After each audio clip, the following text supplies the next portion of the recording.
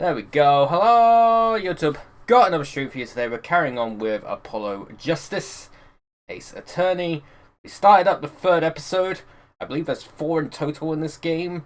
Obviously, we're going to do the other 2 games in due time, because of course we've got the whole trilogy to do.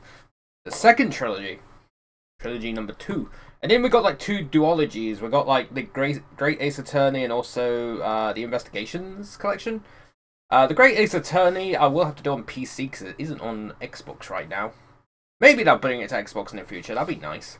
But Investigation 1 is on Xbox. I'll see if I can pick that up maybe in a sale later on down the line.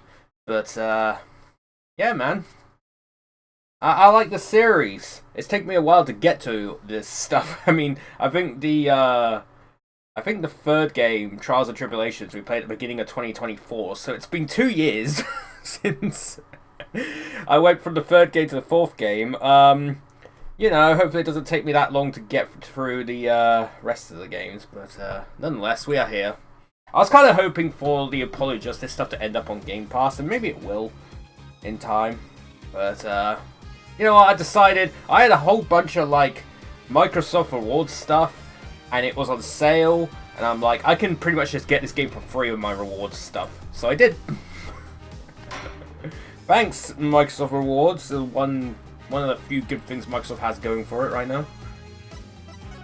There is a lot of shit with Microsoft, we know that. There's a lot of doo-doo. Also, chat, if you're wondering, I am still following an achievement guide, as always.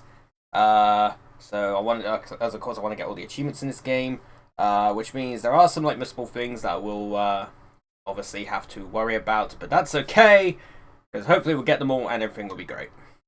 Anyway, we're going right into the courtroom. Court is now in session for, how do I say that? Machi Tubei, Your Honor, the Pixie of the Arpeggio. Right, his trial. Court is in session. Defense is ready, Your Honor. The prosecution is A-OK, Judge. Very well, Prosecutor Gavin. My opening statement, yeah? No, actually, there was something else I wanted to ask you about.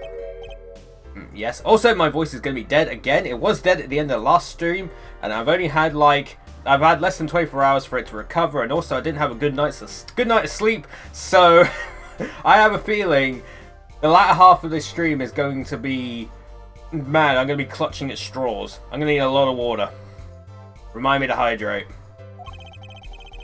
Say you're going to visit someone in a hospital with an incurable disease. What do you say to them? I mean, you wouldn't say get well soon, right? You'd only be kicking them when they're down. What are you talking about? Actually, I'm going to visit someone who is terminally ill. Right after this trial, the Chief Justice's son. Chief Justice? His son is afflicted with a most terrible disease. He doesn't have long, it seems. I like how the judge is just getting his personal stuff out on the court. He thinks the court is freaking Twitter and he's just venting. Well, that's not really venting, but you know, just laying out all his issues. Before I go pay him a visit, I thought saying something moving might be the order of the day. Why don't grown-ups ever just say what's on their mind instead of pretending? He's looking at me with something like disgust. Hey, what are you looking at me like that for? Yeah, in any case, I'm a bit busy today, so let's wrap this up quickly. Prosecutor Gavin, your opening statement, briefly. You're in luck here, Judge. I believe you'll be going on your hospital visit sooner than you think. First, to review the victim in this case. Romain Latos, age 35. I will say, they arrested this kid on suspicion of murdering this guy with a .45 caliber pistol or revolver. A .45 caliber revolver, which to a normal adult would injure them quite considerably. It would dislocate their shoulder. So somehow, if this like kid or whatever ends up being like the killer, he somehow like got the strength of a fucking ox.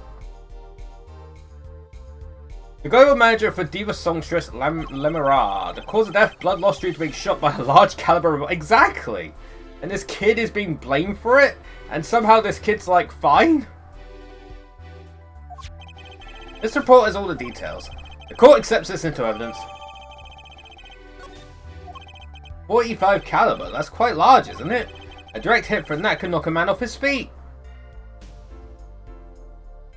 Amazing they even survived after all that. However, the bullet struck him in his shoulder. The damage to the body was slight, death was not immediate. Sadly, his blood loss was such that he could not be saved. I suppose the victim's condition could have been much worse considering. 2 shots were fired. 1 shot missed, the other penetrated and passed through the victim's shoulder. Both bullets were found in the wall at the scene. Observe the diagram. Yeah, we did see that. This is where the bullets hit. I see. The court accepts this evidence. If we're talking about a 45 caliber revolver, we must assume that the killer was adept at the weapon's use. Really? Yeah, apparently weapons that size have a powerful kickback. If, say, the judge tried to fire one, it would break every bone in his body. The feds will take more care choosing examples. As I was saying, the victim was shot backstage in a dressing room. This dressing room has only one entrance, this door. It does seem to be the case, yes. However, there were witnesses who heard the gunshots. Talking about you and Emma, huh? Yet when the witnesses entered the room, it was empty, save for the victim's body, of course. But that's impossible! Wolfsback! Exactly! This murder was impossible. For all but one person. One person? That is, of course, the defendant, Machito Bay. Only this defendant could have committed the crime? But how? It's quite simple. The circumstances of the crime scene make it clear. Very well, I assume you have testimony to back up this claim. Please show the witness to the stand. It's Emma. Your name and profession, please. Emma Skye. I'm a detective for the police department. I was on security detail at the concert forum that night. Emma seems tired somehow.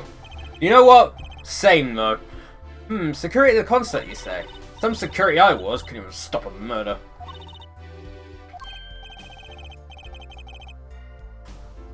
Now don't blame yourself, things like this happen. I made even bigger mistakes in my career, you know. I'm sure that makes her feel much better. I want to hear about these bigger mistakes. In any case, because you were on security detail, the crime was quickly discovered. And we were able to identify the killer. You may give the court your testimony, if you would. Describe the circumstances of that day and your discovery of the crime, please. Alright.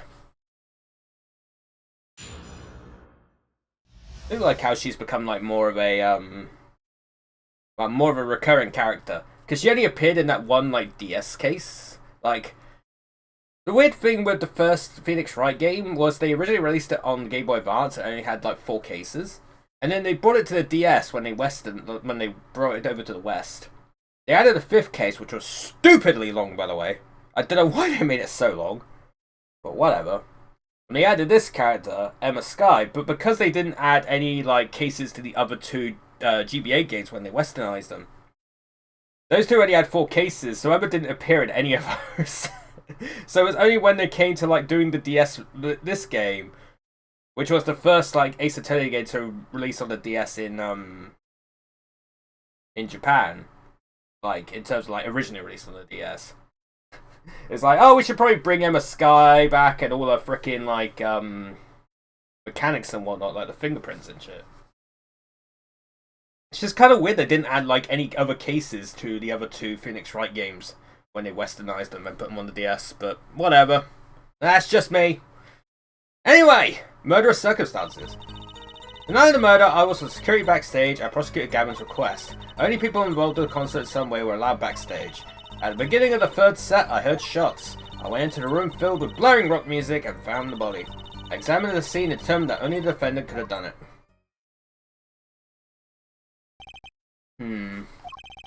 It was lucky that a detective was the first on the scene. That door was the only way out of the room, right? Yeah, pretty much. And I don't get it. How can they say that Machi did it? Well, looks like we need a bit more information. Very well. Defense may begin the cross-examination. Press her. Press her hard. Hold it! The night of the murder was the night of the concert, yes? You were there! That's right. What was the detective doing on security detail, might I ask? If it was only a concert. My thoughts exactly. But orders are orders, even when they come from rock gods. Prosecutor Gavin? Yes, allow me to explain. I smelled something that day, you might say, the stench of conspiracy. That day at the concert hall. Conspiracy? Wolfsmack. I do like that. It wasn't obvious, my keys. That whole morning, no, the whole day was ruined. I like how he doesn't smack the desk, he smacks the wall. And it's all because someone stole my keys. I couldn't ride my hog to the show. I couldn't open my guitar case. There he goes again. Isn't it possible he simply misplaced them? Misplaced them? Misplaced items don't just wander into a murder victim's hand on their own. Sis, Prosecutor Gavin, if your keys are in the victim's hand, that makes you a prime suspect. Oh, sick riff. Love, slow acting and new. I can't talk. Atroquinine is waiting for you. He's singing something. Does everything with this guy have to be so over the top? The killing happened in the middle of my concert. I was like a sailor, adrift on a sea of sound. Anyway, I didn't want anything else stolen, so I put a detective with the most time on their hands on the task. Oh, cool, I had several rewards points. Hell yeah. I see, I can accept that. Well, I can't! What do you mean, time on their hands? Please, the testimony. Hold it! We were let in, though. I didn't know about that. I certainly didn't invite you. I gave the Fraulein special permission to be there. I wanted to see her again. Oh boy, did you hear that? We're officially involved now. Gee, great. Some other hangers-on tried to get backstage, but I drove them off. But no other outsiders were there then. And then... Hold it! I believe we were having a chat when we heard the shots. You were the one chatting. I was eating snackoos. Hey, no snacking in court! And you're sure the shots came from Lambroir's room? Yes, absolutely. Hey, I'm the one being cross-examined here. Also, we were like right next to the room and the bullets hit the wall. We were nearly like caught in a crossfire, man. Here, this will keep it quiet. Katonk. Thanks. So much. How about it, Munch, Emma? You were right, Munch. There. Had to be mistaken about that, Munch. Please, either talk or eat, not both at the same time.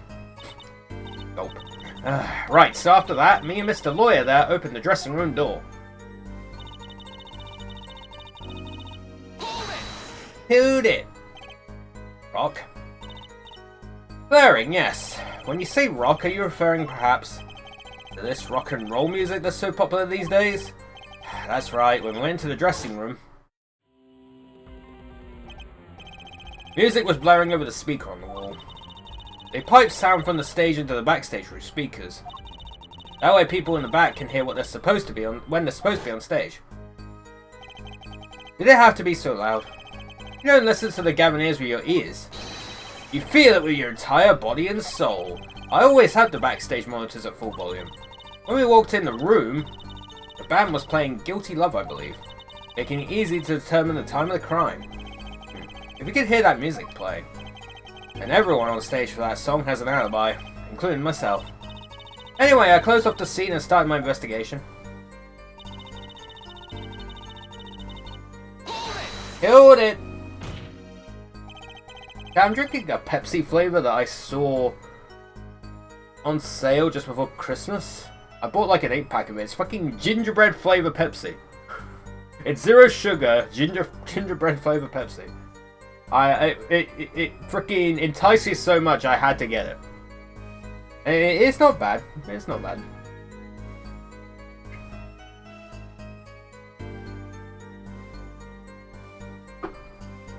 How could you know something like that? As I said, it was clear from the circumstances. Listen, you know there was only one exit from the room, that door. The small window only opened a tiny crack, and I was standing in front of that door. So how could the killer have fled the scene? There's only one possibility, the air vent. But that air vent was too small. Who could possibly... Exactly. There's certainly no way you could get through, nor me. The only one who could fit through was a child. A child? Remember, access to those rooms is limited. Only those involved with the concert were allowed. And of all the people involved with the concert, only one is small enough to be considered a child. The defendant? The pixie, the arpeggio, flitted up towards the sky and disappeared from the scene of the crime. But that's just conjecture! Oh, there was no other way out of that room. You were there. You should know, Hair Forehead. And there is another vital piece of evidence. Evidence? What? Marks were found on the egg vent grill. Traces that had recently been opened. Wait, what? And something else was found, quite clearly. The defendant Machi Tobei's fingerprints. What? What? Order! Order! Order! What's that? That air vent was the only way out of the room. The defendant's fingerprints were found on the grill. Well, Hair Forehead, what fairy tale does this suggest to you? Oh. Only one can pass through that vent, that doorway to heaven. And that one is our pixie. Are you looking at me, Apollo? Hey, I was out whooping up in the audience. This was his decisive evidence. Quite decisive indeed. I believe that's enough of that. The prosecution has a rather convincing case. The only way in and out of the crime scene was watched, making the defendant the only one who could possibly leave the scene. Simple and decisive. I believe we've heard enough to determine our verdict, even if I wasn't in a hurry to make the hospital visit. I'm sure the Chief Justice will appreciate the gesture. Unfortunately, we have no direct witnesses. Fortunately, the criminal left decisive evidence for us. That will have to be enough. It can't be over already! Very well, I believe this trial is finished. The defense has no contradicting evidence. The prosecution has presented our proof clear and plain. If you have contradicting evidence, it better be clear and plain. Apollo, they got us on the ropes already! We better come up with something quick. I know. Think, what could get us out of this? We need evidence, or a witness that can prove Machi is innocent beyond a doubt. Without that, nope. Justice? Do you have contradicting proof that can overturn the prosecution's case? If you do, you better tell us about it now. Is it? And so soon? If I mess this one up, it's all over. The court wants contradicting proof. Court witness, right? It'd be Lanois. Prosecutor Gavin, you claim that there were no witnesses to this crime. Are you absolutely sure? Absolutely. I'd swear it on my career as a prosecutor. And on my million-seller hit song, Atro Quinine, My Love. There he goes again. That's too bad, because there was a witness. Oh, really now? But how did you come to possess knowledge? The prosecution clearly does not. Because I am the only one in the world who knows this. What's going on? I just talked to him and now... He's alive. Mr. Latouche, can you hear me? Cold. So cold. Witness. You're cold? Don't worry, you're going to be fine. Help is on the way. Can't see. Hang in there, Mr. Latouche. Tell me, who was the witness? The witness is Siren. What? The victim said this before he died? Perhaps he did, and perhaps he did not. What do you mean by that? All we know is what Hair Forehead says he said. It's no testimony, especially since it comes from the defense attorney himself. But it's the truth, he said it. I even told you about it. But apparently you ignored me completely. It's my policy to fully investigate everything I deem relevant. Clearly this rookie lawyer thinks he can tell me how to do my job. That's enough! Mr. Justice, we need clear contradictory proof from you. This witness of yours unknown to the prosecution. I hope you're right. Failure carries a stiff penalty. Perhaps a stiffer penalty than usual is called for? Oh, there's no backing out now. Let's hear the name of your witness, Mr. Justice.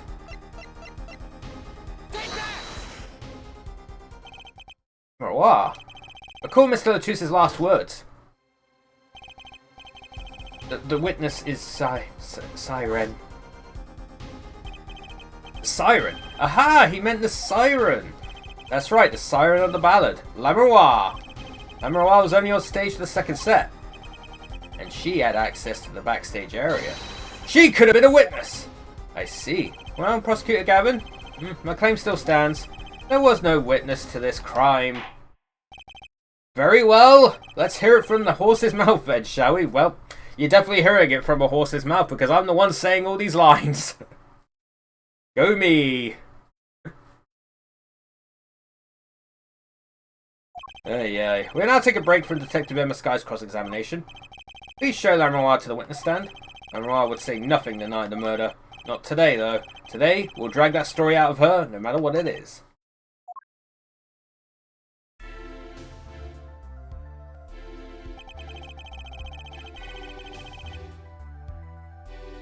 It is my distinct honour to welcome the Siren of the Ballad to our courtroom. You are too kind. You can speak English? Yes, I can. Though I'm not very good. There is much I do not know. You speak so well. Have you spent time here before? Actually, I do not know how I came by my knowledge of your language, nor where I studied it. What she means she doesn't know. I too thought to call her as a witness, but I did not. I had a reason, of course. What's that? Lamroir suffers from amnesia. Amnesia?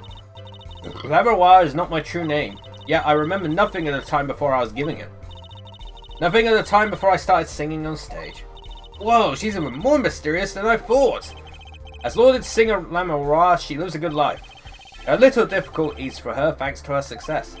Yet, I did not wish to subject her to unnecessary stress. I see. I care surprisingly little about people's past. Thanks, man. You have nothing to fear in this court, Lamroir. Oh, thank you. Yet there is something I do not understand. I am being called as a witness? What might I say? No one will tell me anything of what happened. Lamroir, let me be frank. I did not want to ask you up here to testify. Yet, that young gentleman with the wide forehead over there was adamant that you stand. Oh my. Congratulations, Apollo, you're the bad guy. Well, now that you're here, please give us your testimony. If nothing else, the sound of your voice is welcome. Tell us what you saw the night of the crime. Testimony. What I saw. As for what I saw nothing. That night I was invited to sing on stage, and this I did. I did not return backstage after the second set. Then I was led by the police to Mr. Gavin's dressing room and told to wait there. That was where I learned that something had happened, but I wasn't told the details. The brooch, yeah. I must say, you sound wonderful just testifying. I hope you was too distracted to hear what she was actually saying. There you have it, she saw nothing that night. Now we can only pray that the defense has the sense to admit defeat, and refrain from detaining her here longer than need be. Wow, you just got badder, Apollo. Way to go! Very well, Mr. Justice. Keep it short and sweet. Lamroir wouldn't talk to me the night of the crime. You must know something, and I've got to find out what. Well, yeah, the brooch. She said she didn't return backstage, but the brooch!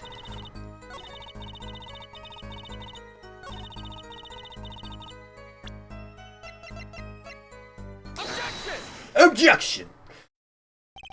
I'm sorry, Lamroir, but I'm having trouble believing you. You remember this brooch, do you not? Why, that's Lamroir's. She was wearing it for a song. Care to add that to the testimony, Prosecutor Gavin? What? This brooch was found after the murder took place, at the very scene of the crime. What? Lamroir, how did your brooch get backstage if you did not go there yourself? And as Prosecutor Gavin has just told us, you had been wearing it during your performance that night. That was funny. What is the meaning of this? Lamroir, please explain. Lamroir? Oh, wingdings. He says English is quite difficult. That trick's not going to work here. Your forehead may be large, but you are a lawyer, truly. But you have missed one important fact. What now? Dude, the fucking wingdings are back. In fact, at the time of the incident, I went backstage, but only for a moment. But what? Think back to the moment of the crime. You know whereof I speak. Is she really saying all that? What's she talking about, Apollo? Right when the incident occurred. Is she talking about that? Watch this room for me. I have to call for backup. Right, understood. You want me to make sure no one comes in, right? Mr. Latouche, can you hear me? cold. Still killed. Witness. You're cold? Don't worry, you're gonna be fine. Help is on the way. Witness is the siren. Yeah, we get it. Siren? How could a siren witness anything? Yipes! Emma? What was that? What? Who's there? What's wrong? Emma, did you see anyone just now? Huh? No. I could have sworn I heard a door close. I bet there's a hidden fucking door. I looked into the room. Just a glance, mind you. That was when your brooch dropped. That explains that. And it does. There was no other time I could have dropped it. That's ridiculous. You only looked in for an instant, but you dropped your brooch. Or slam. Forehead. She has raised a possibility. The only thing that can counter that is evidence. So she looked in at the crime scene. Actually, I intended to go into the dressing room. I knew nothing of what happened, of course. But the moment I opened the door, I heard a horrible voice. Forehead shouting, "Who's there?" no doubt. A horrible voice indeed. I closed the door immediately. Well, that explains the brooch. Let's return to your testimony. That's too convenient. She's hiding something. I mean, why? You did look into the room, though, right? Yes. Testify as to what you saw. Oh, very well, though it was only the briefest of glimpses.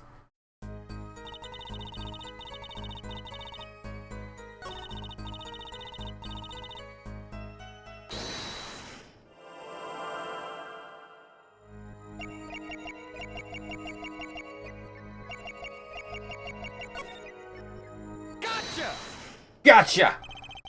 You may have seen the world, but I've seen your heart. You were flustered during your testimony just now. I do not understand what it is you are saying. Perhaps this is a joke in your culture? He doesn't seem very flustered to me, Apollo.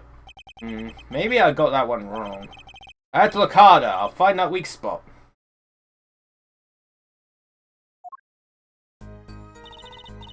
Definitely perceiving.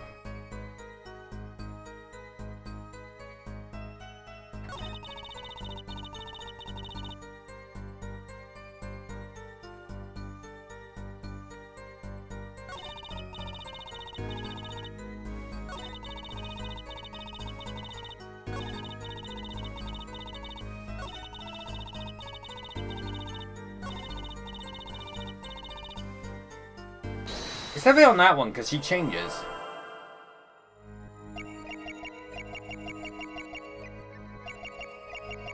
Oh, I see it. Gotcha!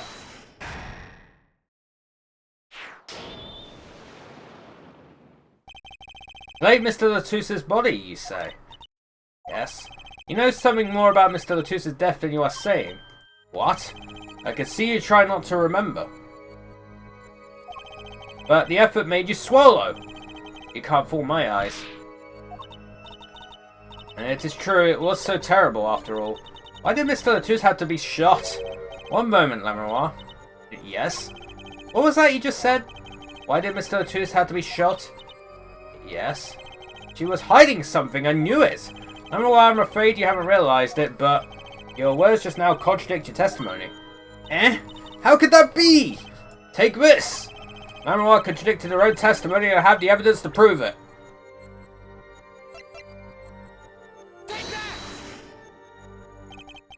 Tell me, Lamenoir, how did you know he had been shot? Well, immediately following the incident, a gag order was placed on the scene. This is a document proving that. In your testimony, you told the court, no one told me anything about the incident. Furthermore, you testified that you had seen nothing. Yet you knew that Mr. Latus had been shot! How could you have known? Yark! Dun dun dun!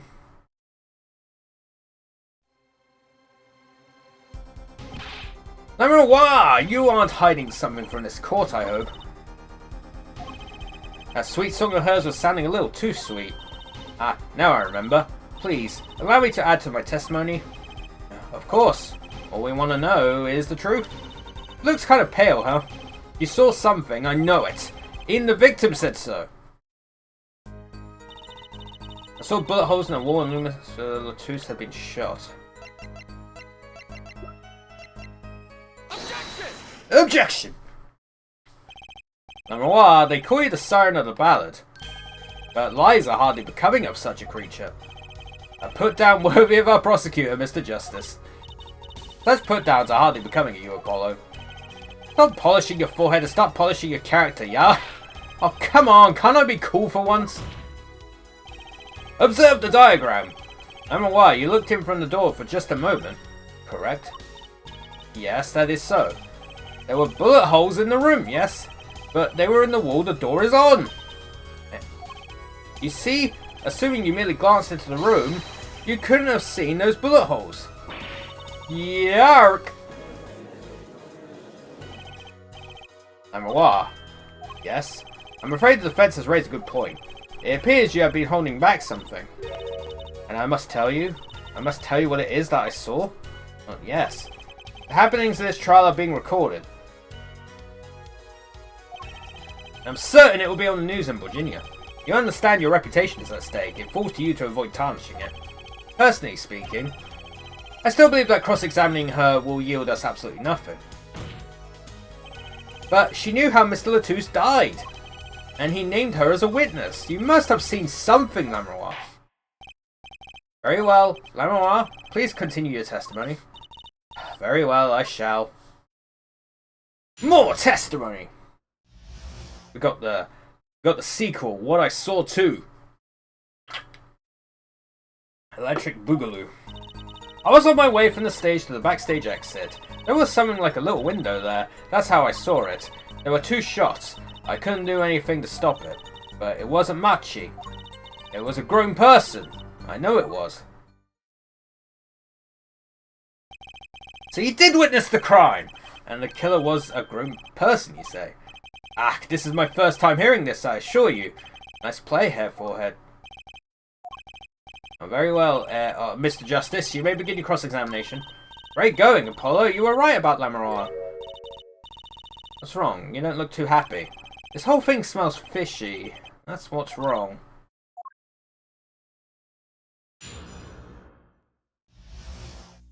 Oh my word. I can't believe all these witnesses are lying. You're meant to tell the truth. You're meant to, like, swear on your freaking grandkid's life or whatever. Like, you're meant to, like, be truthful in court. And all these people keep lying, man. Why are you always lying? A grown person? That's a little vague. I'm sorry. My skill with your language is lacking, I know. And I certainly could at least see whether the shooter was male or female. It was a man, a young man.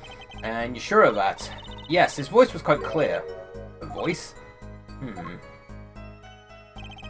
Looking at this diagram, it seems the dressing room was quite cluttered. It does seem likely that you would have had a clear view of the shooter.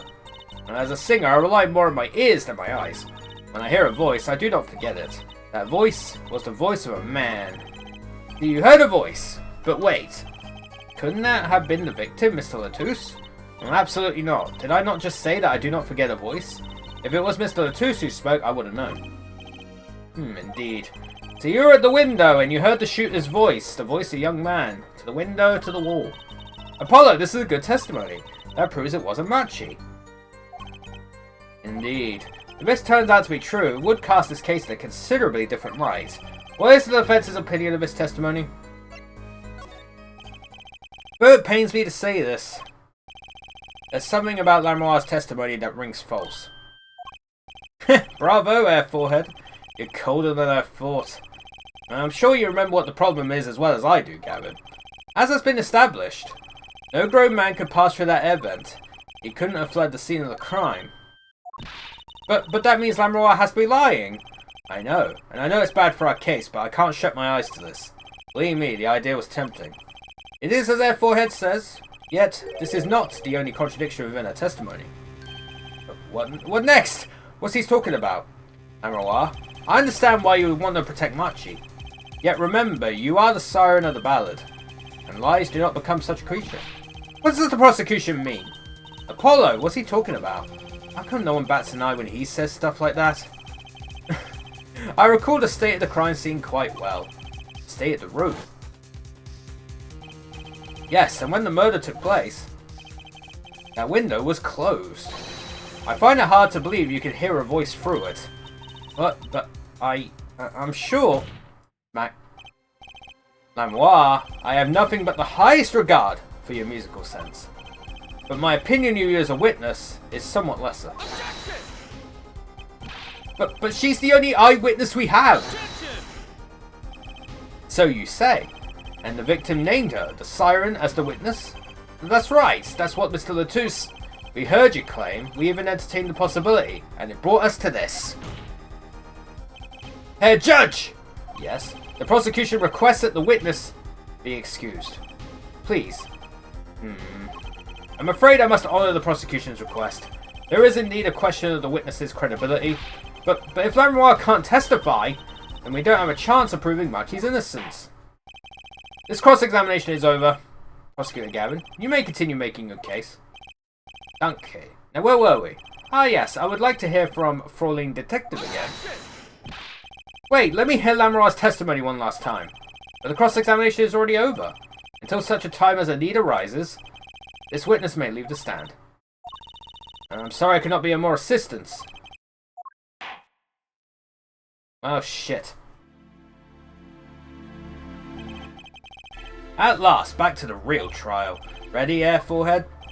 I hope I didn't just miss my only chance. Fraulein Detective, how far have we got until we were so rudely interrupted? Don't ask me. I dislike saying the same thing twice, and I never repeat a song for an encore. If you would, Miss Sky. I believe I was saying that the only way Mr. Latouche's killer could have escaped was through that air vent on the ceiling. Ah yes, there was only one door in the room, and a witness, you, was standing in front of it. That air vent isn't very big, see? Kinda limits the people who could possibly get through. I certainly would have a difficult time. You sure would. Not that you would have been there in the first place, though. Remember, the whole backstage area was off limits to people not involved with the concert. The only one who meets the conditions for our killer is the defendant. A virtuoso performance. I couldn't have put it better myself. She does state a clear case. Though, reading the report, something caught my eye. Oh, what's that? The circumstances of the defendant's arrest. The circumstances? Again? Hey, that's right, Apollo. Remember when we found Machi? That was bizarre. She's right. Why did Mr. Latouche's body disappear from the room and end up on top of that stage tower? Holding a guitar, no less. A perceptive observation, Herr Judge. Thanks, it was kind of an accident, really. But you work in this job long enough, you get a nose for things. The judge sure seems pleased with himself. Very good, Fraulein Detective. Perhaps you could tie it all together for us. Why was the body moved? And how does that lead us to the killer?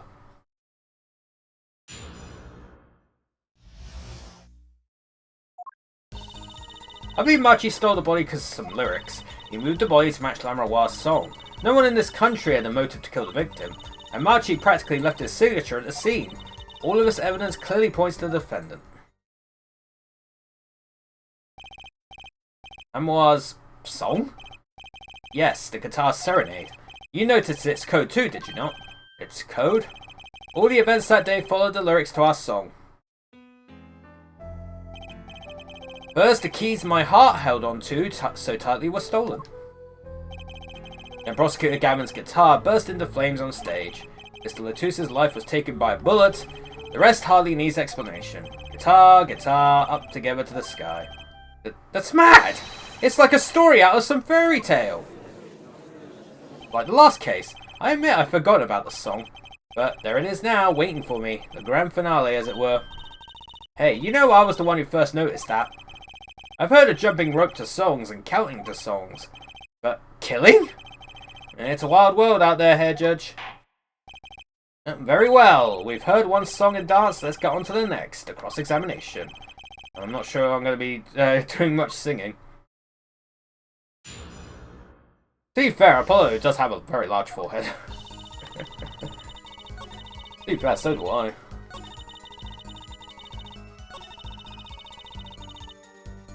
What even is his signature? What do you mean by his signature? The bullet holes in the wall, of course. The bullet holes? The revolver was fired twice. One shot missed and left a hole in the wall. But there's two holes. And that means what exactly? That dressing room isn't exactly spacious. Picture the shooter facing off with the victim in there. They can't have been more than 5 feet apart. It would be difficult, almost impossible to miss at that range. Difficult to miss, you say? Very. Assuming the shooter could properly aim. No, you can't be serious. Machi, he can't see. That's why he missed. And it's the only explanation that makes sense. He used sound and other senses to fire the gun. Poorly. That reminds me, the monitor in that room was blaring at the time, yeah? Hardly ideal conditions for tracking by sound. Blind shooter. No wonder he missed. I knew those bullet holes would come back to haunt me. Think, Justice, what do I do now? Sure, there were bullet holes left in the wall. But that doesn't prove the shooter couldn't see. Oh, how so? Well, there could have been a struggle with the victim. That's certainly possible. And it might have been the revolver's fault. A revolver? The revolver's a very large caliber, correct? If the shooter wasn't used to firing such a large weapon, it could dislocate the shoulder. Exactly. The defender, Machi Tobei, is, as you can see, tiny. It's not so hard to picture him firing the gun and missing entirely. The kickback alone would throw off his aim. A convincing argument, to be sure. Haha, take that, smug prosecution. Apollo? Huh? What? A bit about Machi being tiny? And the gun throwing off his aim? Aren't you kind of, admitting that he did it? Oh. It does not matter what he missed. What matters is that the shooter was, without a doubt, the defendant. In the defense seems to agree on that point. Yerp! Cripes, I really put my foot in it this time. But let's get the facts of the matter on the record. If you would, Fraulein Detective. Very well, the witness will add this to her testimony. Well, she was a witness.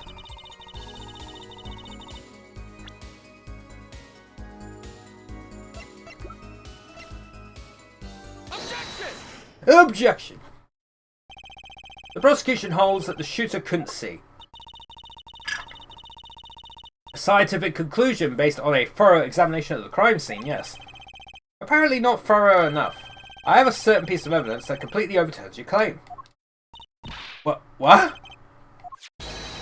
This is the evidence! The photograph of the crime scene. I don't care much for the smirk on Prosecutor Gavin's face, but this is no time to think twice. Time to press on. Yes, Your Honor, the crime scene. There is something in here that decisively contradicts the prosecution's point. And perhaps you best show us this something. Get your finger out of the breeze and put it to good use, yeah? Very well, show us what you're talking about, Mr. Justice. The contradiction in the scene of the crime is...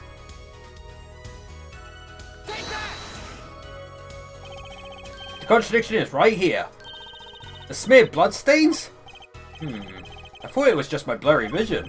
But it really was blurry. The way the victim's hand is raised above his head. Much like a gesture I've seen many times in this court. Almost as if he wrote something. Aha, I get it. At least I think I get it. Get what, Fraulein? When Mr. Latouche was shot, he tried to write something. And what would he write but the shooter's name? And what would he write it in but his own blood? Pretty good, huh? We've seen this before. Thanks for making my point for me. Yes, in fact, that's what I think happened here. That does seem to be a distinct possibility. The victim wrote the killer's name. It's certainly a logical conclusion. Drat, I just wish it wasn't all rubbed out like that. Of course it's rubbed out. Why, if I were a killer, I certainly wouldn't want to leave my own name behind. Neither would I.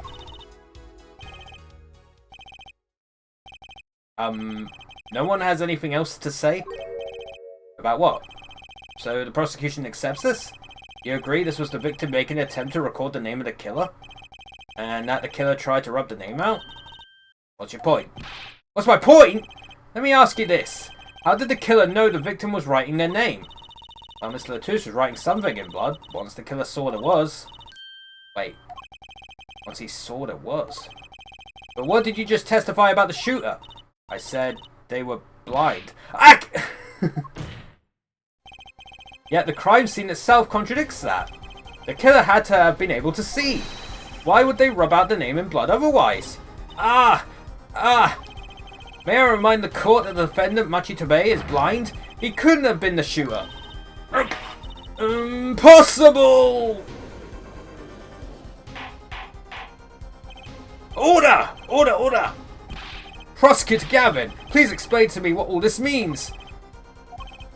I mean, looking at this photo, it seems quite clear that the shooter could see. Yet, up until now, it seems I owe the court an apology. The Gaviniers are a band with law enforcement ties, yet a murder occurred during our concert. Apparently, this caused some confusion over jurisdiction. As a result, some reports were not filed in an entirely timely manner. I'm not sure I'm like the vibe I'm getting here. Hey, Apollo, look at him. Why is Prosecutor Gavin all relaxed and smiling like that? Like he knows something we don't, and he's about to tell us. I got an idea. Let's rock! With these documents. But before that, I have a question for the Fraulein detective, if I may. Fraulein. What? Tell me, why do you think that Machitobe is blind? Huh. What did he say? What are you saying? Of course he's blind. Of course? He's the blind pianist, right? So he's... Doesn't Lanois lead him around by the hand all the time? No way. I have a report here on the defendant, Machitobe. According to this, Machitobe can see perfectly well. What? His blindness was merely a publicity ploy by those clever Borginians. He can see quite well. But you said... What did I say exactly? Herr Forehead, not once in the course of this trial have I claimed the defendant was blind. The only one who did was Fraulein Detective. But that's a significant fact, yes. Consider, Machitobe sees, and he was the only one who could have fled through the event. I like how he just pulled that out of his ass. I see no problems with this. But what about the bullet holes in the wall? Yes, the bullet holes. I believe Herr Forehead neatly explained those for us. He didn't miss because he couldn't see. It was the kickback from the .45 caliber revolver. A simple accident, in other words. How's that? I'm afraid your objection has just flown off for brighter skies. This is where the real fun begins, Herr Forehead. Yarg!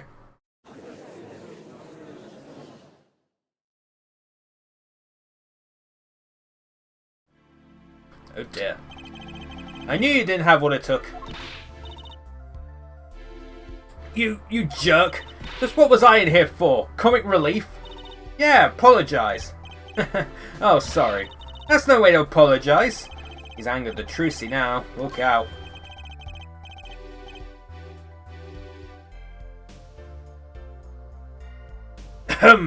If we could please end the bickering now. Oh, whatever, I'm not leaving. I can't leave like this. I'll come up with some clue to solving this case if it kills me. But your testimony has already given us enough to convict the defendant. Ah, don't say that. Ah! Aha! Aha, what? There's bloodstain. The criminal tried to wipe it off, right? And that seems to be what happened, yes. We might be able to find out what was really written here. Really? You can do that? That's right. With this. It's called luminol. Perhaps you know of it. It's a chemical that reacts to blood. Yes. Have we done those tests yet? As if I'm going to tell you. The bloodstains covered a section of the carpet. In order to perform blood tests, that section was removed and submitted. Perhaps we should request it here in court now. Right, go for it, Apollo. I have to do the test? You just have to spray luminol on it. Simple. A chemical that reacts to blood. I've heard of this somewhere. Yes, I believe analysis is called for. Have at it. Right, ready? It's easy as pie. Just press A to spray an area. Here, give it a try. The eyes of the entire court are focused on me. Apollo, your hand's shaking. Let's do this. What the hell?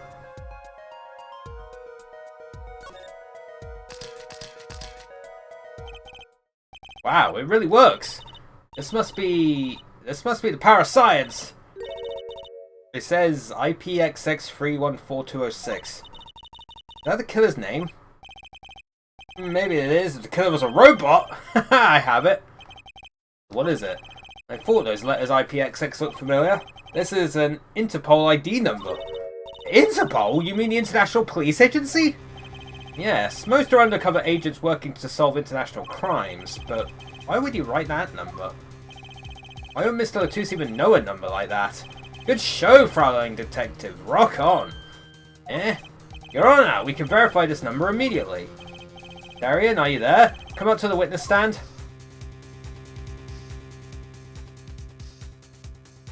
I love what he's wearing in his hair. Darian, you heard what we need. Go check into this Interpol ID number. Your thing, give me 30 minutes. No, give me 27. That's very specific. I'm not sure what to think of all this. The prosecution's case is airtight, or so it seems. Yet this number is really that of an Interpol agent. Oh, wait, I know. What if Machi Tobey is really an undercover Interpol agent? That would be a possibility. A possibility, yes, and one that would mark him as the killer for certain. Why did Latus know an Interpol ID number? That's what I want to know. Well, we have some time while we await Darian's report. Let's work on unraveling another mystery, shall we? A curious mystery concerning Machi Tobey. What are you talking about? Fraulein Detective, please accept my apologies. I received word that the defendant could, in fact, see just before the trial began. It seemed too much of a bother to tell you. You had me until that last bit. Does this not raise a rather straightforward question? Sure. Why did Machi pretend he couldn't see? Exactly. It makes little sense. What do you think, Air Forehead? Me? Machi Tobey pretended he was blind. Do you know why? How can he know? Wait, Prosecutor Gavin knows why, doesn't he? He's known from the start of the trial. He's been leading us on the whole time. Something wrong? Do you think perhaps this is all some kind of game? Know that the moment I heard that report, I knew why. I suppose people who have sold over 1 million records really are something else. What's that have to do with anything? There was a reason why Machi Tobey pretended to be blind. It wasn't for his own sake. Getting the picture now? It wasn't for himself. Well, Mr. Justice, can you present evidence that shows us why the defendant had to feign blindness? Machi had no reason to pretend he couldn't see, which means... No, it couldn't be. Good show, Air Forehead. It seems you thought of something. Why can't I figure these things out on my own? I hate having to take my cues from this guy. Very well, look at this. This is why he was pretending he couldn't see. That is... Lamoire? Lamoire and Machi Tobey. Recall their relationship. In particular, their unique arrangement over the years before visiting our country. Lamoire and her pianist. They would always walk together, she leading him by the hand. Even when they got on stage, she would lead him to the piano. She would walk all the way over there with him. That's right, because he was blind. She led him at all times, never let... please tell me it's the other way around. Please tell me that the fucking... she was blind. She led him at all times, never letting him go. All times? Yet we have just learned something that makes their arrangement peculiar indeed. Machi could see. Why did they have to keep up this act the whole time? Wasn't it part of their performance? I think there's a simpler explanation. Machi did not need to be led by the hand at all. That could only mean one thing. The other way around. Really? Really? It was all the other way... Yep. It was the other way around. She's blind. It was all the other way around. The one who needed to be led by the hand was Lamoire. What's this? So you mean to say that Lamoire is... She's... Yep. Yes, Your Honor. Lamoire is blind. What? What? Oh, that's crazy. Order, order, order! This is crazy, Prosecutor Gavin. Is it now? Please, please shed some sanity on this madness. The defense has made an outrageous claim. The only thing outrageous I see about the defense is his vast forehead. Yeah, I see it is not vast in vain. This time. He's quite correct. But that makes no sense. Yeah, wasn't she supposed to be the landscape painter in sound or something? Fact. Well, since we have her here, why not ask Lamoire herself? I believe she is still in the witness waiting room. Apollo, what does this mean for our case? Don't ask me, I had no idea she couldn't see. I hadn't even imagined it until now. Bailiff, bring in Lamroir.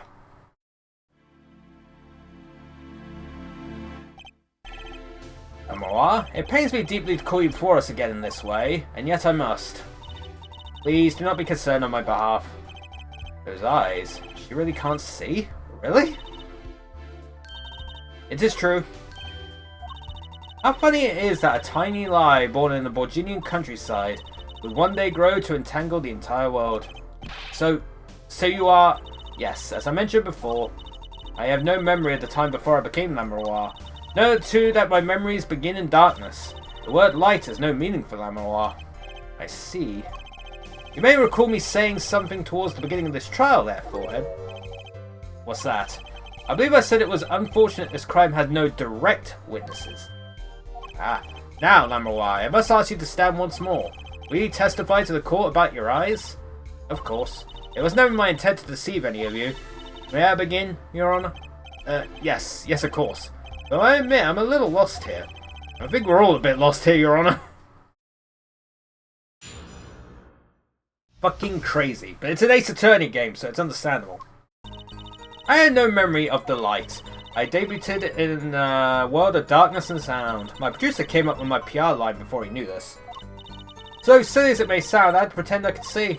Everyone on my staff knew, of course, but no others. But this is a murder trial! I apologise, it was part of my contract, you see. I was to keep my blindness a secret no matter what. Music is everything for me. I never imagined something like this would. She told us the truth in the beginning, when she said she saw nothing. Very well. Does the defence have anything to add? I'd like to cross-examine.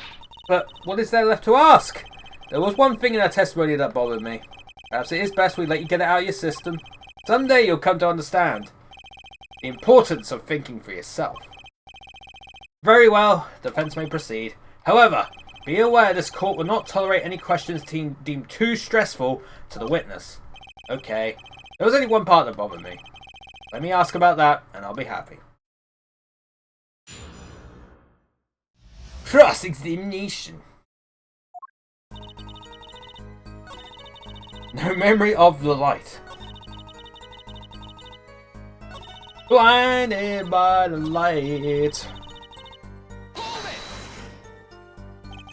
When you say your staff, do you include Mr. Latouche? Of course, he was my manager. Though he knew, and that's what's been bugging me. Something the matter, Mr. Justice? I believe I know what is bothering our young defense attorney. You are thinking of when you discovered the body, yes? Is he right, Apollo? Yes, I was. Nah. He's alive. Mr. Latouche, can you hear me? Cold, so cold. Witness me. You're cold? Don't worry, you're going to be fine. Help is on the way. Can't see. Hang in there, Mr. Latouche. Tell me, who was the witness? The witness is Siren. When he said can't see, I wonder if... Mr. Latouche told me to ask the witness and he named you. Why would he do that? He knew you were blind. I don't know. Tisk. What did I just say? You need to learn to think for yourself. Meaning what? There is no mystery here if you recall everything he said. Think of his last words once more. The witness, Siren? We've heard him many times, along with a little play acting by our defense. I remember them well myself, but that statement is not to what I refer. I mean what he said before that. Can't see. Before? What came before that? Ack! That's right, he tried to tell you. When he said can't see, he wasn't talking about himself. He was talking about the witness! I see. Too bad the defense did not. Well, Forehead, try relaxing and looking at the facts first next time. Urk!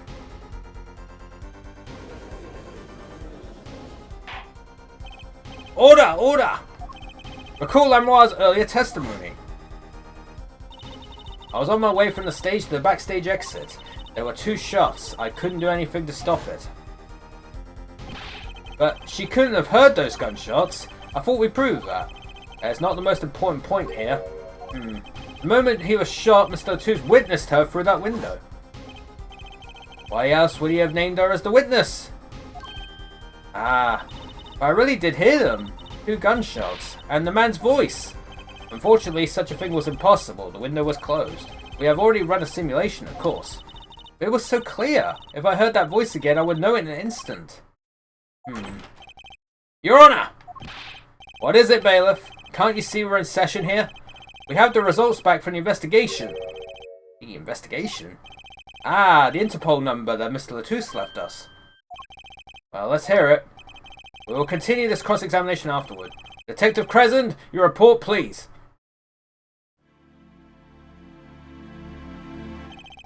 I asked Interpol about that number. I'm sure you'll find their answer intriguing. Quick work as always, Darien. Well, tell us about the number. Is the defendant a secret agent? IPXX 314206. The agent registered under that number was Romain Latouche. What? Our undercover Interpol agent was Mr. Latouche himself! He was apparently in the middle of an operation. So when he wrote those letters, he was trying to tell us his own identity, and a cautious killer tried to wipe him away. Latouche was an undercover Interpol agent. So him being Lamoire's manager was just a cover, most likely. There's one other important detail I found. Well, out with it. It concerns that .45 caliber revolver, the murder weapon. Apparently it belonged to Romain Latouche. He had an Interpol permit to carry firearms, and the registration number on the revolver matched. So the victim was killed with his own weapon, which makes sense. It's hard to imagine someone who wasn't an Interpol agent with such a large revolver. So the victim was an Interpol agent on an undercover op. I wonder how that ties into everything. It's got to tie in somehow, you think? Yeah, somehow. Thanks for looking into that. Into that for us, Detective Crescent. It's a great help. Oh, no problem at all, Your Honor. I'll be heading out. Hold it! Oh, wait. Lamoire, is something the matter? That voice just now. Darien? Mr. Darien, is it? It was him. I am sure of it. It was him? You aren't saying. That voice I heard, talking to Mr. Latouche, when I heard the gunshots fired. It was him! It was Mr. Darien! Is this some kind of a joke? What? No way. Holy shit. Courtroom fell in such a chaotic state the trial had to be suspended temporarily. I've never seen that happen before. Of course, it's not every day that you get an accusation like that one. Lamoire fingering... I get what it means, but it's just... I know what they're saying. I know what they're saying. It's a term used in courtrooms. Fair enough. But, dear God. Did they really need to use that word? Oh my God. Lamoire fingering Darien Crescent. Not only is he a guitarist, he's a detective. I get that using that word means you're accusing someone. Fair enough. But still.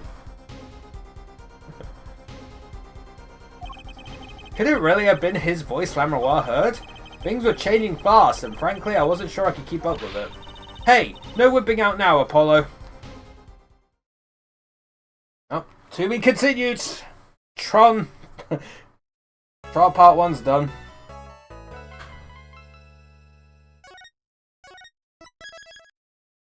Alright, on to the next part. Oh, I gotta talk to the plant again. Hey, Apollo. What? Well, you know, actually nothing. I mean, something. Or maybe not. Out with it! The suspense is giving me an ulcer.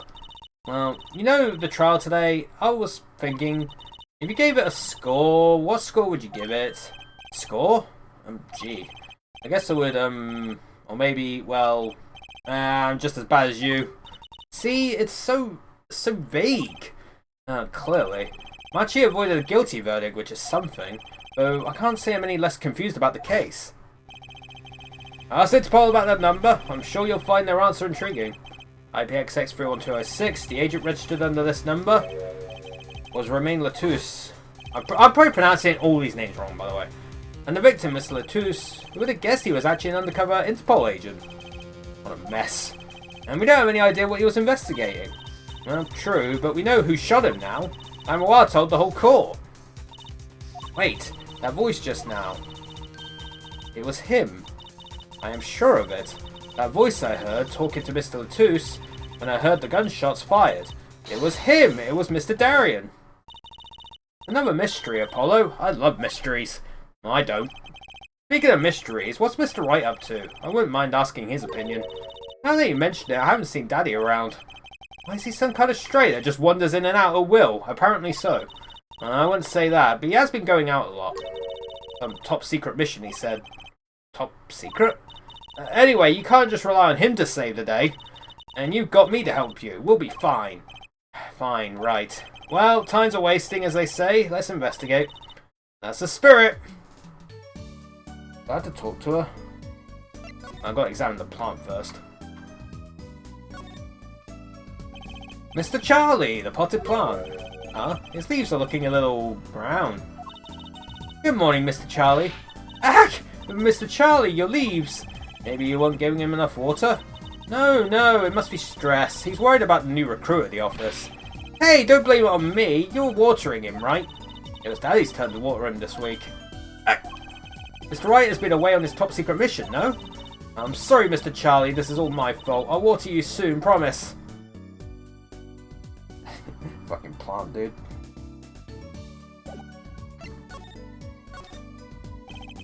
Lamoire dropped a bomb in court today.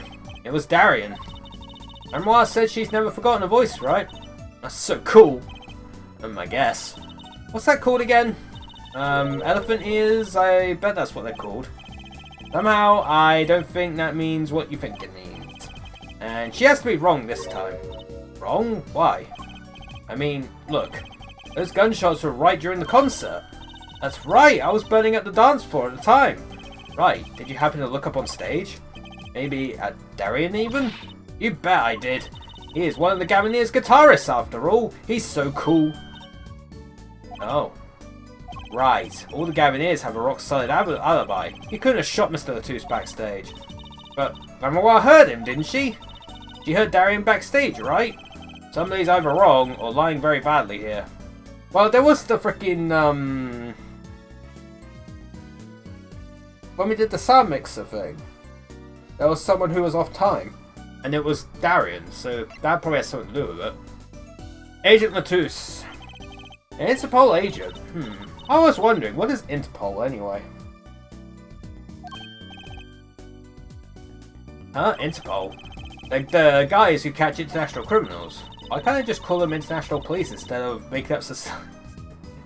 It's a shorthand. Yeah, anyway, you think he was investigating Lamoire? What? Why would anyone do that? She's not a criminal, she couldn't be. Don't be fooled by appearances is what I'm saying. But remember, I'm a magician, Apollo. I can spot a palmed coin at 50 paces. If only it were that easy. In any case, we know he was working on something. I wonder if it was something that has something to do with something. As something being our case, the last something, I mean. Yeah, something like that. Frankly, the whole thing is making my head hurt. What's Mr. Latouche up to? Ha ha ha ha ha! Trucy, was that another one of your tricks? It wasn't me. I can't even make Mr. Hat laugh like that. Who the fuck are you? Wherever the mundane gives way to miracles, a word is whispered. Grammary? Hey, the other day. Him again. Eek! Who's there? Who the fuck are you? We didn't just imagine that, did we? He was wearing a silk cap. Friend of yours? Hardly. We meet again. Nice to meet you. Who are you? And could you please stop smirking like that? It's you, Uncle Valant. Uncle Valant? He's your uncle? No, silly. It's the great Valant Grammare. The Grand Magician. Indeed, it is I, the great Valant Grammare, as seen on television. Grammari. And could... Valant Grammari. We'll call it that. And could you please stop smirking like that? It's been a while, Miss Trucy. 7 years to be exact. My, how you've grown. Good to see you again, Uncle Valant. You look exactly the same. I hate to intrude, but what is a great magician doing paying us a visit? I believe it was you who wished to see me. So be quick with your questions. And do not quail, quake or quiver, I am quite tame. Though my stardom may sear the sight, I'm quite down to earth when need calls. He does have a certain aura to him, it's true. My man's aura farming. Let's ask him about the case, Apollo. His aura sure isn't lost on our magician in the making. He's practically drooling with enthusiasm. After all, Uncle Vallant's one of Daddy's best friends. That's why I call him Uncle. What? Daddy? You mean Mr. Wright? No, I mean my real daddy. Lucy's real father? Yep, she's adopted. Troop of Gamma-Rai. Wait, Apollo, don't tell me you don't know about Troop Gamma-Rai. Troop Gamma-Rai, huh? No. It does sound kind of familiar. Oh, lost life, lamentedly listless lad. Nice alliteration, man. Do not know the greatest troop of magicians on the planet? Valant Gamma-Rai, the name began to surface in my mind. It was a name I'd heard on television as a child. You bet you've heard the name. He made a cruise ship disappear and blew up an amusement park. Oh, and he made all this gold disappear from a safe. And then escaped from a high security prison. You said he is a magician? I open the locks to hearts chained by mediocrity. This is the true miracle of Troop Gamma-Rai. Wait. What, Apollo? I do remember seeing you on television a long time ago. Weren't you with someone else, like a duo? A duo? Yeah, you had a partner. Something Gamma-Rai. Gamma-Rai. I'll call him Gamma-Rai because that's how Apollo pronounced it. Yes, Zack Gamma-Rai. A masterful maker of magic, a capable crafter of shining showmanship. Why is everyone so quiet? Daddy? Daddy? Oh, no way! Yep. Once upon a time, Troop Gamma-Rai included 2 Grand Magicians. Myself, Valant Gamma-Rai, and my partner, Zack Gamma-Rai. And this Zack was? He was my real daddy. I knew she was adopted. Lucy's father, a magician? I guess it makes sense. I had no idea. There wasn't much point in talking about it. Not now that he's gone. Oh, I'm sorry. No, it's okay. I'm not lonely. I got my daddy after all. And you make me laugh, Apollo. Glad I'm good for comic relief at least. Not that I see Daddy around much these days. I've been remiss in remembering my reasons for my visit. Reasons? 2, in fact. The first being, of course, to see you, Miss Trucy. You don't know how happy I am to see you again, Uncle Valant. And I'm sure you are. Not one for modesty, are you? When I encountered you at the Colosseum the first time in 7 years, I could fain not contain my emotions. I wept oceans. And to learn you now defend that poor pianist, that blinded boy, 'twas a hot topic of talk amongst the staff, you know. And defend him you did. Well, it wasn't all my doing. I'm his defense attorney, actually. My other reason for coming here today was this. That's a videotape. Quite so, a recording of the concert, no less. I brought it for you, Trucy, on behalf of Troop Gamma-Rai. Will you watch it?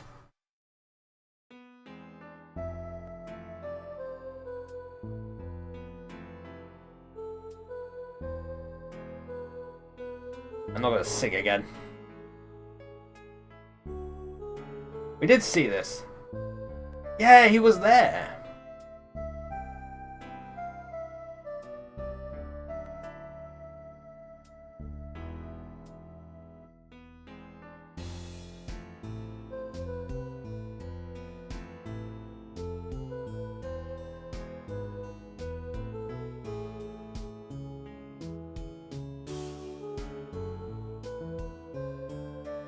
Oh, something.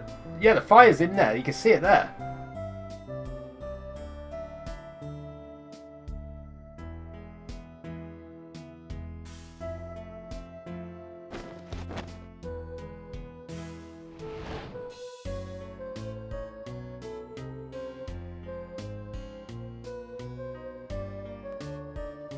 Yeah, there's a fire.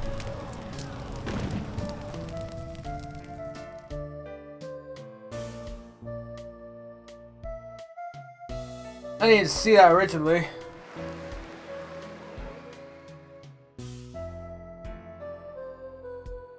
That's a cool trick, though.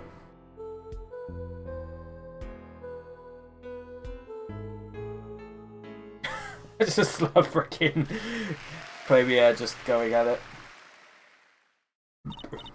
Wow, it's almost as good as it was live. So, what's the word? Mysterious. There are more mysterious things from our song going on. Way more mysterious. Ha ha ha ha. This Valant Gramarye has good reason to be here today. I wonder what his reasons were to be at that concert. Fuck you, I'm presenting your own videotape to you. So, I was wondering, that stunt in the middle of the song there. I didn't see a stunt. What about Lammermoir vanishing and reappearing? Oh, that? I guess I was so used to seeing that happen I didn't even notice. So young to be so jaded. A simple sleight of hand. Petite prestidigitation. Prestidigitation. A modicum of magic from me to you. So that's why you were at a concert. Yes. I was there to watch my trick take to the air. So you're the one who knows how it was all done. Of course, I am like a deity, but the stage is my domain. I suffer no mystery upon those floodlit boards not grasped tightly twixt my fingers. It is a potent, primeval power I possess. Well, do you think you could tell me how it was done? Hey now! Lucy, that's like totally against the rules, Apollo. Not during a murder investigation, it's not. Reign on, for my illusions are mine alone, monsieur. Also what? Recall that the terrible occurrence happened later. Well, after my illusion entranced the audience. Oh. Don't even ask. I won't answer. Too bad for you, Apollo. Whose side are you on? I, Valant Gramarye, now make my leave, Miss Trucy. There's no need to rush, Uncle Valant. You should stay a while. I'm afraid I cannot. I may not. I shall not. I have been asked to assist with an analysis, and so I shall slink back into the scene. So, you'll be at the concert venue today? Correct. If you would call on me, come to the Colosseum. See you later, Crocodile.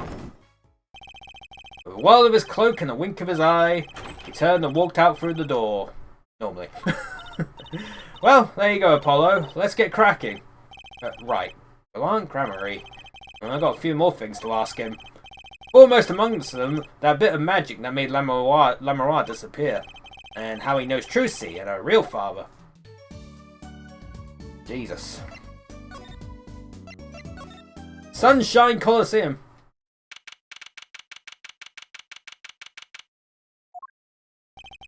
Machi may not be guilty, but he's still a suspect. But they don't have any decisive evidence. Yeah, but only someone as small as him could have gotten out of that room. Right, the air vent. And he lied. Lied? Machi Tobey can see. Ah, Machi! Speak of the devil. He looks like he's doing okay. I forget. Why did we come here? Not like we could talk to him or anything. Words are overrated. Feelings are what matter, Apollo. It's kind of hard to build a court case on feelings. But since we're here anyway, might as well get what I want to say off my chest. If you need someone to complain to, I'll listen. I think she's actually worried for me.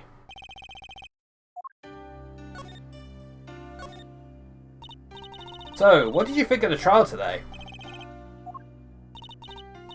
Phew, I'm glad he doesn't understand English after all. If he did, he would have been scared out of his mind by that trial. Hey, all's well that ends well. You have to be more goal-oriented. If he's innocent, we win. No, if he's found not guilty, we win. Machi might not understand English, but I bet he gets that better than you do. Huh? I'm glad Lammermoir testified. What a great person. She even got Machi off the hook by naming another suspect. Arian of the Gaminiers, the detective. I wonder if Machi knows what happened. I mean, if he could follow how the trial went at all, if no one told him there's a new suspect, how would he know? Hey, what is it, Apollo? No, it's nothing. I must be imagining it. Imagining what, Apollo? It's just, I couldn't help but feel that, I don't know. Machi, he doesn't understand what we're saying, right? How could he? He's a young Borginian, he doesn't speak English. Yeah, but my bracelet is reacting to him. Oh, maybe it's malfunctioning. Or scared because you keep making those "I'm so mad" faces. Lie that bad? Machi lied about not being able to see. But what if that's not all he lied about? If you're curious about it, there's only one thing to do. You should ask him. I think it will take something big to get to him. Some kind of undeniable evidence. We'll be back, Machi. So, Machi, you can see, right? I think he actually understands English. Machi can see and Lammerwa can't. The whole world's gone topsy-turvy. Sorry, Apollo, I don't think we're going to get any information out of Machi. Which makes sense. Yeah, I guess it does. I do think he actually,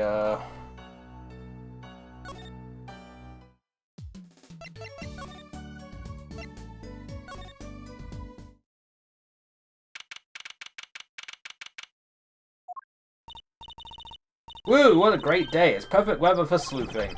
The weather matters for an investigation. Don't some days just feel like magic days or defense days? Sure, let's get started, shall we? Right on, show us your stuff, Apollo. What stuff? Your voice training. This is the perfect place for it. I did enough at home, thanks. There's no need to be shy. Keep that up and you'll never make it on the big stage.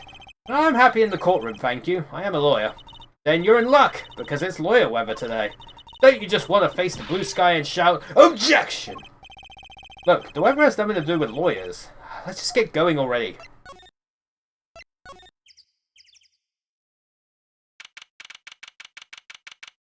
Backstage hallway. Oh, hello. Ah, Mr. Attorney. Lammerwa. I'm sorry about today. There's nothing you need to apologize for. You were merely defending Machi.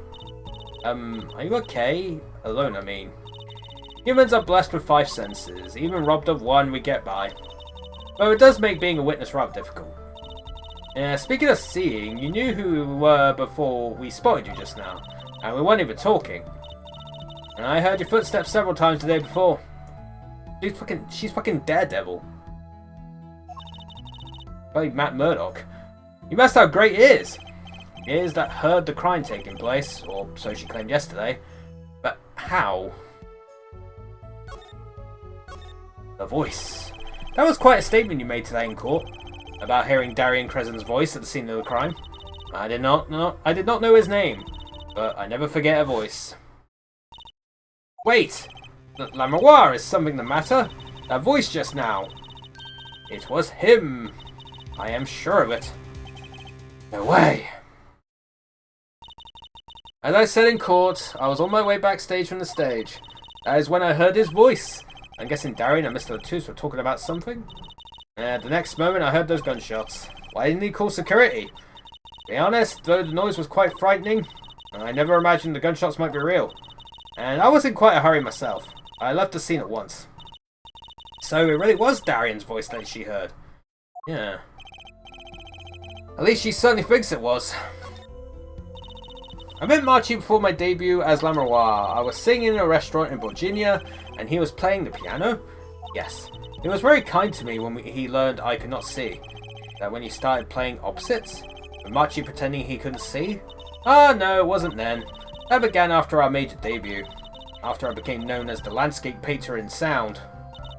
It must have been tough for Machi, pretending he couldn't see and all the while acting as your eyes. We held hands always. He would write with his finger on my palm to signal to me things I should know. He is a smart, gentle boy. I think I see what she's getting at. Machi would never harm a soul. Mr. Latouche. About Mr. Latouche. Yes, he was an Interpol agent, I hear. So you had no idea? Of course not. No one did. I guess that's what it means to be undercover. But someone was after him. They had to know who he really was. Why did he pose as my manager? I do not understand. You have no idea? I can only assume that he was investigating me, but why? What makes you think that?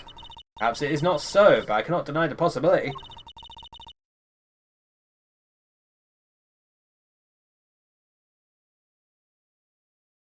Because of my condition. As my present is veiled in darkness, so too is my past clouded from memory. Clouded, right. Darkness that I fear is not the darkness that I see whenever I open my eyes. Real darkness lies in my heart. Your heart? I had no memory of the time before I came Lamawar. I woke from darkness into darkness, you might say. I was singing in a restaurant those days. What was it that she said about not being able to remember the light? I do not know my past. Perhaps I committed some terrible crime in my past. Everything before becoming Lamawar is lost to me. But I don't think you... I can think of no other explanation. Why else would an agent of Interpol approach me? Do you think your past might be related to this case? No way! That seems really unlikely to me. I mean, you're such a sweet person, Lamawar. I thank you, Machi too tells me this often when I fear of who I might have been. Well, I guess I gotta present the videotape now, right? We took a look at your performance again. It was even better the second time. Oh, thank you. That reminds me. That was an incredible illusion you pulled off. Illusion? When you teleported from one stage to the other, remember? Ah, yes. Apparently they hired a professional magician. Valant Gramarye. I was wondering, do you think you could tell us how it was done? I'm afraid I cannot. Mr. Gramarye made me swear to never tell a soul. And I was afraid of that. Hard to be a magician if you can't keep a secret, you know. Ah, I am reminded that I wish to speak to you about something. Yes? When I was walking this hallway before, I stumbled upon a small device of some kind. It was lying on the floor. Device? Maybe you mean this? That's been lying there since the day before yesterday. Might I touch it? I thought as much. What? What did you think? This is one of our headsets. Everyone on staff wears one during a concert. I wonder whose this is. We use it for communication. It would be quite inconvenient should it go missing. We'll hold on to it for you then. We'll give it to Prosecutor Gavin when we see him. Yes, that's best. Thank you. So, can I put it on? Attached? I'm not some kind of robot, Apollo. Everyone on staff was wearing one of these headsets. This might warrant some further inquiry. Can I ask you about this headset, Lamawar? You said that all concert staff were wearing one. That's correct. You need them to communicate across such a large stage. Everyone on the staff had one, of course. And all the band members too, I should think. The Prosecutor Gavin and his lackeys had them on too, then. They're quite helpful, though limited. They only work within 30 feet or so. After all, they're only for use on stage. And a stronger signal would interfere with the sound system. That makes sense. You'd think someone would notice if they dropped their only communications lifeline. Why was this one lying here? All concert staff wore one, yeah. Interesting. We have so much evidence. Present the attorney's badge.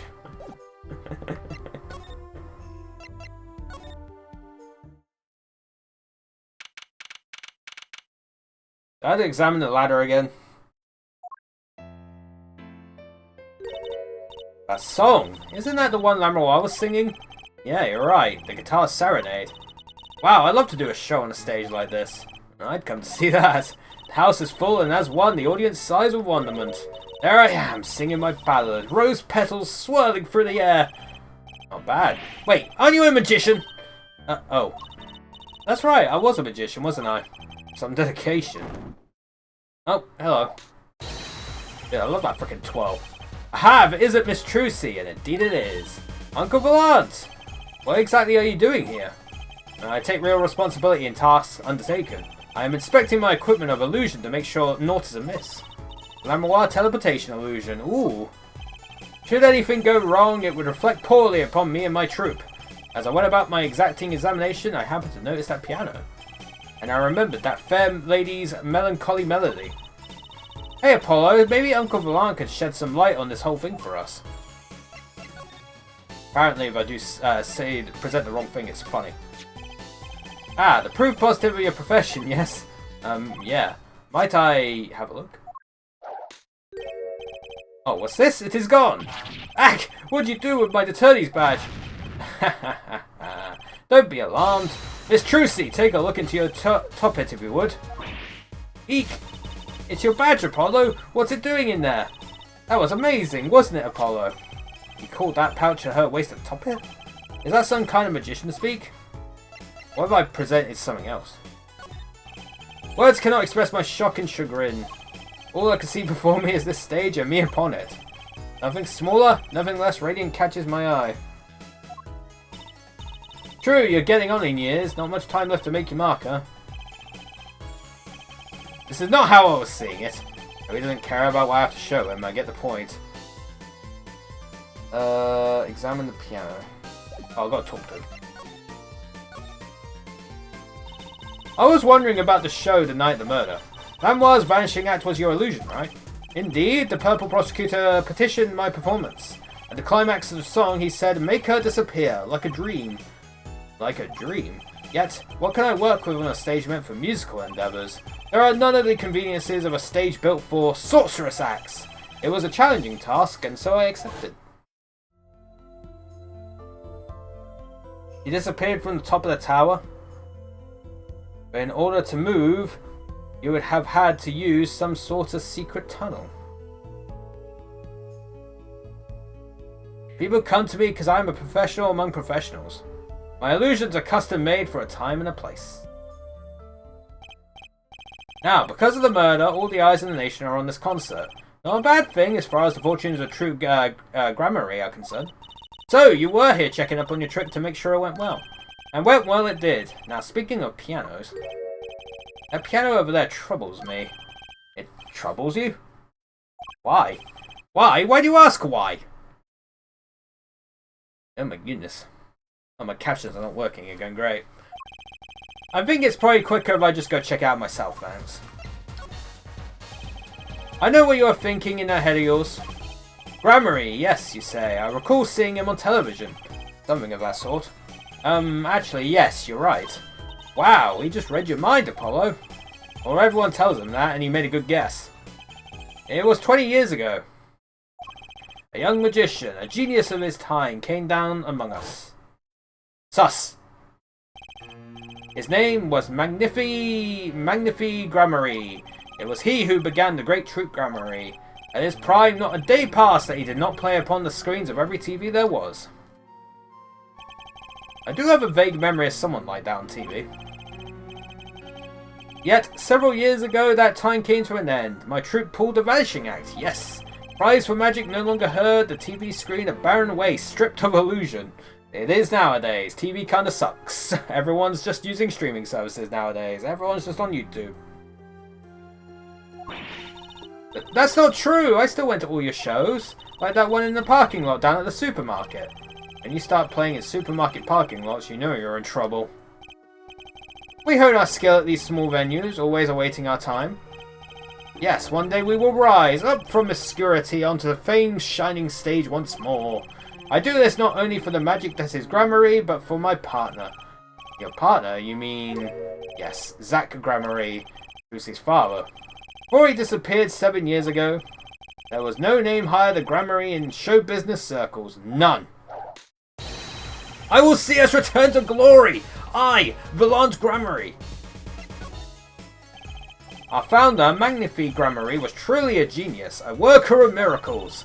I'll never forget the one I saw when I was little. How he made that whole jumbo jet go... What happened to the jet again? Apparently someone doesn't remember as well as they thought. Of all the would-be magicians who came to his door, only Zack and I had the talent. In no time at all, Vaillant and Zack were the shining stars in the Gramarye crown. Cool, huh? And Zack Gramarye was my daddy. Now that Magnifi and Zack are gone, I have but one wish. Let it be I, Vaillant Gramarye, who brings the Gramarye miracle back to the big stage. I'm rooting for you. Miss Trucy, you cannot grow up quick enough. I need your skill by my side. One skill coming up. How do we manage to get off the topic of the case so quickly all the time? Piano. That's one big piano. I've never actually played one. You should get Mr. Wright to teach you sometime.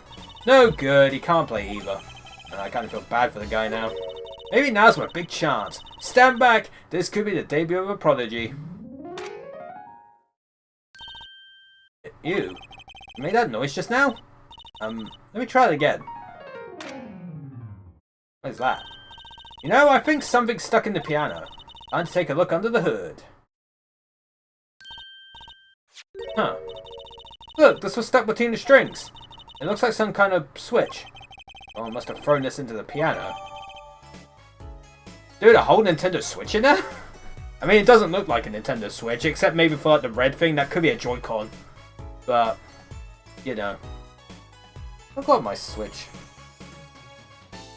I'm thinking about getting through all the games I have on Switch and maybe just selling it now that I've got the Steam Deck. Because I don't really have much interest in those Nintendo games at this point. But I still got to play like through... I still got to finish Breath of the Wild, Tears of the Kingdom, stuff like that. And besides, don't tell Nintendo, but all their games I can just, you know, emulate on the Steam Deck and the PC. So, you know. Don't tell Nintendo that, though.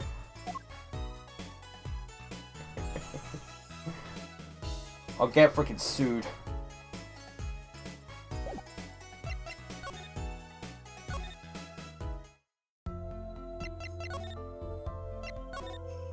To the scene of the crime! Again. Oh! One who's here. Uh-oh. There's only one person I know who can munch with such venom. What are you doing here? Hello, Emma. You're looking as grumpy as ever. Oh, am I supposed to be happy? You give me the second degree in court and Prosecutor Gavin makes it look like a fool.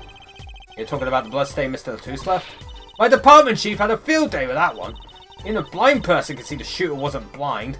Funny guy, huh? But that bloodstain helped uncover the biggest mystery of all. Now we know that Mr. Latouche was really with Interpol. We wouldn't have found that out without you. I suppose. Maybe that's why the chief gave me these after he was finished chewing me out. So that was my reward. Are chocolate snackoos popular down at the precinct or something? Munch, munch, munch. I was hoping we could check out the crime scene again. Be my guest, you're not going to find any clues in here. But I did find something strange. Something strange? Trial today! I met my embarrassment quota for the year, that's for sure. Well, that's a good thing, isn't it? How? I mean, think about it. Now you don't have to be embarrassed about anything else all year. If only it worked that way. It just bugs me to think that little kid outsmarted me. And it makes him even more suspicious now that we know he can see! He could have seen the air duct and he could have shot the revolver. But that's not how it sounded in Lamoire's testimony. You mean her saying she heard Detective Darian's voice at the scene? That's right. Why can't we have a normal, straightforward killing once in a while in this country? Because you're in an Ace Attorney game, nothing's ever straightforward. I'll pretend I didn't hear that. Was that true what you said in court today? You know, about the case? About how everything was happening according to those song lyrics? The Guitar Serenade, you mean? I found the link, you know. First, Prosecutor Gavin's heart-shaped key ring was stolen, and Lamoire flew through the air. Then Prosecutor Gavin's guitar caught on fire, and in the end, a bullet took Mr. Latouche's life. And he went up into the sky with a guitar. Well, 15 feet up at least. Yeah, close enough. It is kind of hard to chalk out to coincidence. Oh, I know, and I found it. You think the same person did all of this? Don't ask me, I didn't do it. Neither did I! I couldn't fit through that air vent anyway. What? You all think I did it? Sometimes I worry about that girl. Something strange. What did you find? It's so little I must have passed over it yesterday. I found it under the sofa. What is it? Part of some device, I think. I haven't a clue what. Bit sticking out from the end looked familiar, so I had it examined. Turns out it's an antenna. Oh, like on a Beetle? Like on a cell phone. This device must use an electronic signal of some sort. Electronic signal, you say? I wonder if we have something that might relate to that. We do. Do you think you could take a look at this? A small device. Looks like a transmitter. Transmitter? Press this switch here and it sends out a signal. No idea what it's for though. Signal? You mean electronic signal? What is it, Apollo? Hey, Emma. You know that strange object you said you found? Oh, this? Let me try pressing this switch. Yow! It's on fire! Emma's device is on fire! What's the big idea? Ack! Well, now we know what this is, an igniter. This part here must work like a lighter. It nearly lit me up, that's for sure. Hey, don't look at me like that. I didn't do it on purpose. I suppose. At least we're getting somewhere with this case. Hey, Apollo! Let's ask Emma more about this switch, now that she has some first-hand experience. Alright, fine. What are you trying to do? Burn me alive? Oh, come on, it was just a few sparks. Says you weren't the one holding it. There's enough sparks flying around here just for you two talking. Anyway, now we know this is a remote for an igniter. Let me see that for a second. Well, this is definitely a little transmitter. The signal's weak, probably only reaches 30 feet. Transmitter, huh? Remote trigger. Incidentally, if you look at a cross-section diagram of the stage area... Let's see. 30 feet from Lamara's dressing room. That covers the backstage completely. It also looks like we'll cover the stage. It kind of seems unlikely anyone would use this on stage. Guess I'd best be getting on my investigation. We're off to look for more clues elsewhere then. I feel better just knowing what this thing is now. I'll have to look into igniters a bit more later. Good luck! I'd like to know a bit more about igniters myself. Okay. Examine the speaker! A speaker for monitoring the stage. It was blaring at the time of the shooting. And it's a pretty old model for such a nice place. And I guess they don't care about sound quality back here as long as you can hear it. Not that a loss of fidelity could possibly make that music worse. Good speakers must cost a lot. You have any idea how much a nice one that size would cost, Apollo? Probably a good 10 years of your allowance, give or take. What? But that's almost $600! $5 a month? Poor Trucy. Wait till she finds out you need to buy 2 speakers for a stereo. Hey, chat, we got another achievement. Trucy's woes, for having learned about Trucy's monthly allowance. Oh dear. Good lord. Poor Trucy. Sunshine Coliseum.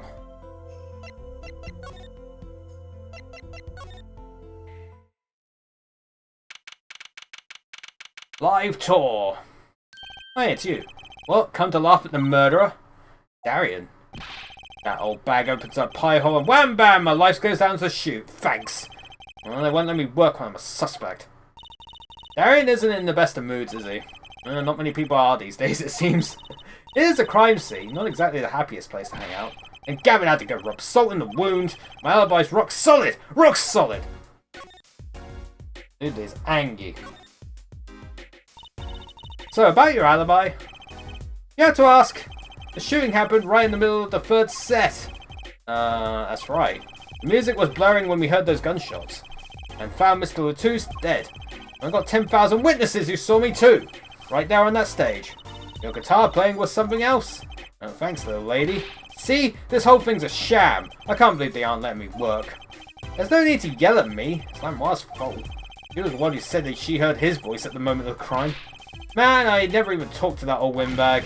How could she possibly identify me? They won't let you work. He won't let me work. Gavin says I gotta lie low until the suspicion is cleared. What suspicion? He could be such a stick in the mud. Mr. Gavin, a stick in the mud. He may look all flashy and showy, but he's straight as an arrow, man. Except when he's depressed. You hear him whining about it the other day? Oh, you mean the thing with the mixing board? And then there was that performance just now. What was that all about? This part is off. Which is that? Second guitar. Ah. It was you, Darian! He's just a perfectionist is all. Not a bad guy, really. Well, I think the Gavin ears are the best. I have all your albums. Band's fine too. Gavin can write a good tune, I'll give him that. Come to think of it, I haven't seen Prosecutor Gavin around much. Oh, him? He's down at the prosecutor's office, most likely. The prosecutor's office? I've never been there, have I? The data on the victim should have come in from Interpol. Normally I'd be down there dealing with it. Normally. Apollo, let's go check it out. I've always wanted to see the prosecutor's office. Maybe that's not such a bad idea. Right on! Say hi for me, okay? Oh, and screw you. I'll make sure to mention that second part. Tell him I went into that crime scene. We'll be going now. Hey, wait. Yes? What do you really think happened? Really? You don't think I did it, right? Well... Great. Way to instill a guy with some confidence. Just remember, I was ripping it up on stage when it happened, okay? Ripping! Then get led astray by some siren song, eh? Get this one wrong and you'll be eating humble pie for a year. I'll bake it myself. Let's not talk to him anymore, alright? Detective Darian Crescent. He's one stone I'd leave unturned if I had a choice. Dude, Gavin's office?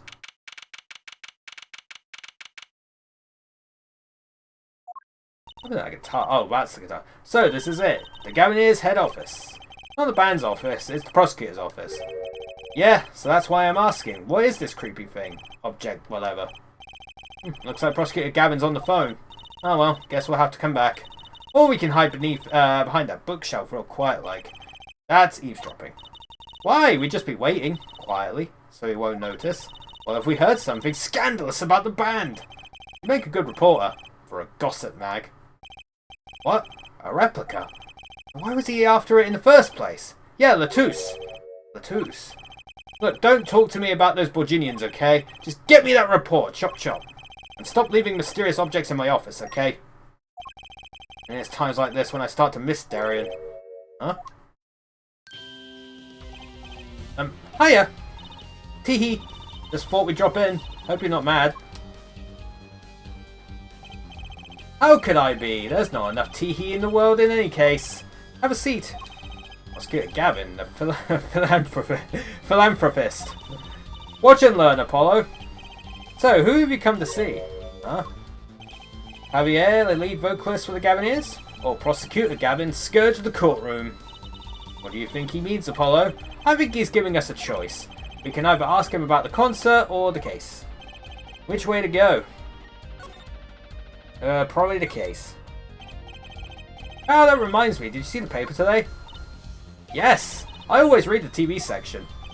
Good girl. How about you, Forehead? I read the funnies. Then you will not have seen this! Concert of Tragedy, the prosecutor's deadly song. Ooh, is that a new show? I haven't heard about that one. It's not a show, it's an article. News, you know. Oh, does this have anything to do with the case? Since getting back from the trial, my phone has been ringing off the hook. How does it feel to take a man's life with a song? Have you ever hummed a man all the way to death row? Do you think you could sing for me over the phone? It's endless. Endless! Thanks to the case you made today, of course. Oh, that was all Apollo's idea. Hey! That newspaper over there too? Ah, yes, the Borginian Daily Bugle. Go ahead, take a look. Thanks, but I can't read Borginian. Oh, that's right. Suffice it to say, this is big news over there as well. Though they didn't go so far as to mention the lyrics to my song. Probably no one in Borginia could believe it. It's probably seen as just a theory at this point. A game theory! The journalist didn't see the need to mention it. That makes sense. I hardly know what to think of it myself. Bruh. Lamoire's testimony will probably be in the evening edition, I imagine. Which is why I've had Darian step down from the investigation for now. Yeah, we ran into him moping in front of the Colosseum. Lamoire was my invited guest, so it is a rather delicate situation. You understand how much I want to solve this case? Quickly, if possible.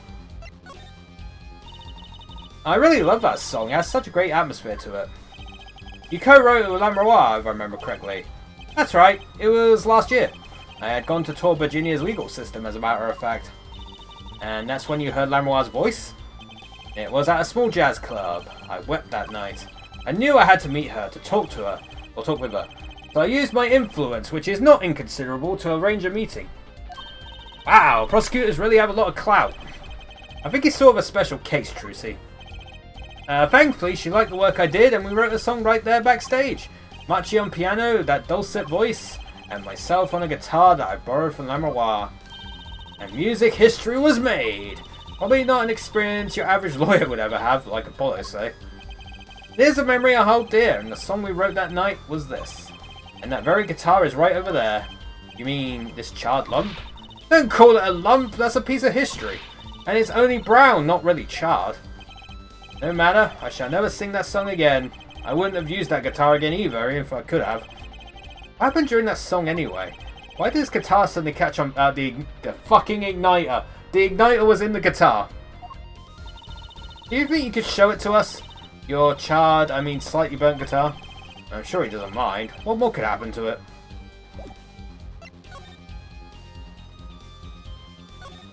The igniter had to be in it. That was an impressive bit of pyrotechnics that did this. That's the guitar from the concert, isn't it? I thought it was one of the staff playing a gag on me. I never guessed that wasn't the end of it. I had a specialist analyze the guitar incidentally. Oh, did you find anything out? He didn't have a lot of time, so it's still unclear. But the results he came up with were intriguing. Intriguing? How does that guitar tie into everything that went on? Sounds like something we should ask about. I agree.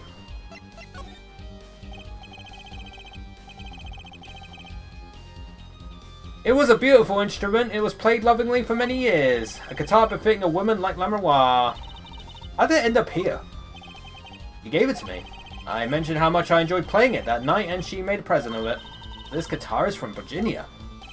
And it is. We couldn't carry it on the plane. Changes in air pressure and humidity ruined the wood. So we vacuum packed it in Lammermois' studio. I used a special shipping service available to me for transporting evidence. They brought it right up to my office for me. Pristine and untouched. See, prosecutors do have a lot of clout. I still think he's a special case. Such a valuable guitar. It's too bad it got burned. What was it that you were saying earlier? Something about intriguing results from an examination of the guitar? That's right. What was that all about? Well, you know how guitars have a round hole in the front? It is called the sound hole. Ah, so that's what it's called. Very, very forthcoming. Well, they found something attached to the wood just inside the hole. A broken device of some sort. A broken device? Yes. This, in fact. The examiner is busy with evidence for the case now, however. So he'll be checking this out once he's finished with everything else. Odd. That device looks strangely familiar. It's because we have one! It has to be one of these. What is it, Apollo? That device that was found in your guitar. Take a look at this. Like, that looks like the same thing! What is it? It's an igniter. Another one? It was at the crime scene in Lammermois' dressing room. Detective Sky found it, actually. At the scene of the crime? What could that mean, I wonder? I wonder as well.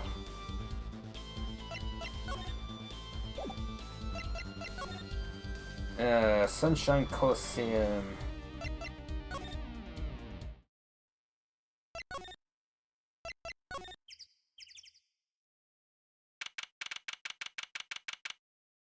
Backstage hallway. The space is deserted. I wonder where Lammermois went off to. I'm sure she's okay on her own. She seems resourceful, I guess, but I can't help worry about her a little. Ay.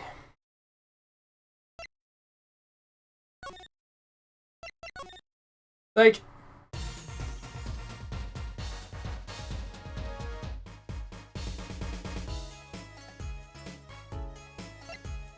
Oh, I forgot something. Hold on. I'm dumb. Oh, that's the wrong thing. I need to go back to Cameron's office.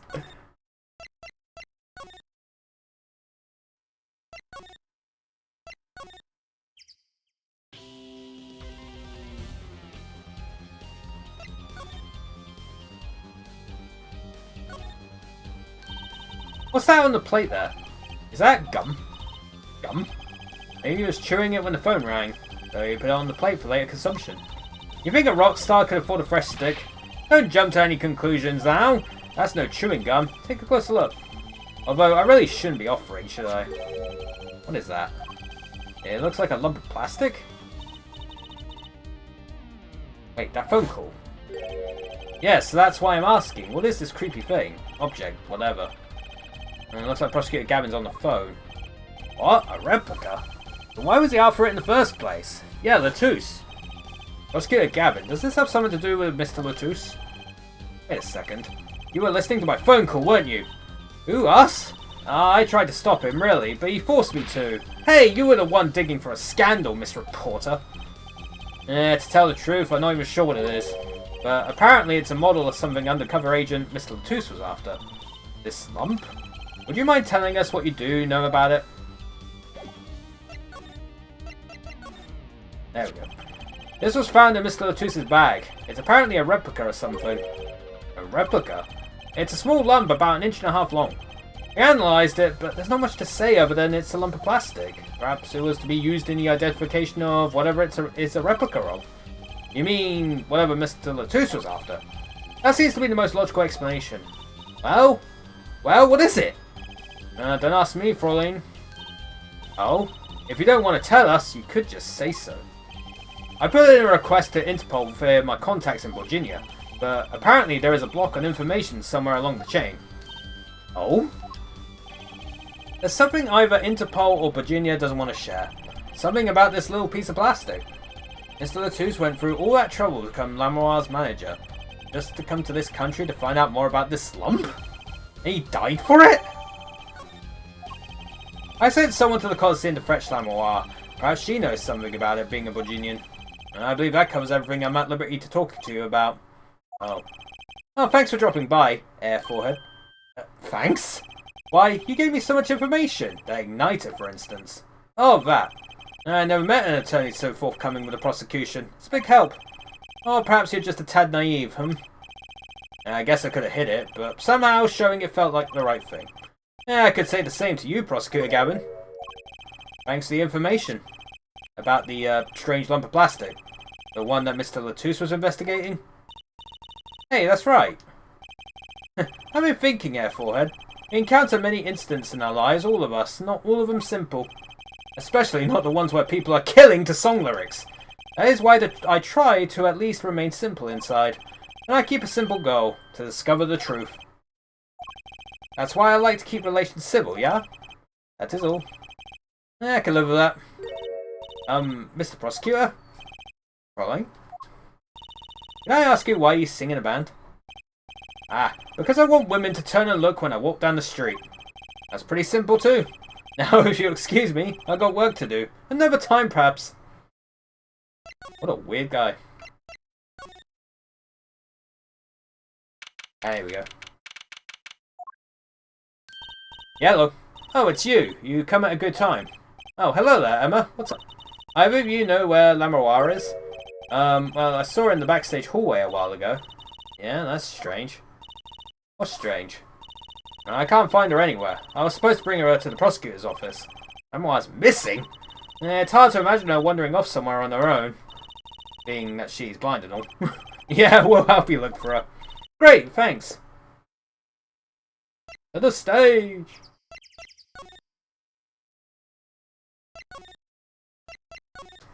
Now we'll go to the stage. In the wings! Huh? The stage is pitch dark. Power breaker must be off for this section. Oh, great. I'll go get someone. Yipes! It was really dark out there. Dark. That's all Lamoire has when you think about it. What would it be like to live in a world of darkness? Hey, Apollo? What? Doesn't something about the stage seem different to you? Like, something's changed? Changed? I haven't put my finger on it, but it's bugging me. Now it's bugging me too! What she's talking about! I think I've got to do this, right? Hey, that case! Wasn't that open before? I guess someone closed it. Wait. Look, where the case closes. Something's sticking out! That doesn't look like an instrument. You don't think it's... Let's open it, Apollo. What the fuck? Eek! Lamoire! Lamoire! Emma! We have to get Emma. Lamoire was taken directly to the hospital. Emma ran around, barking orders, making phone calls. She usually just clung to my arm and cried. And me? I was still in shock. 2 bodies in 2 days is too many.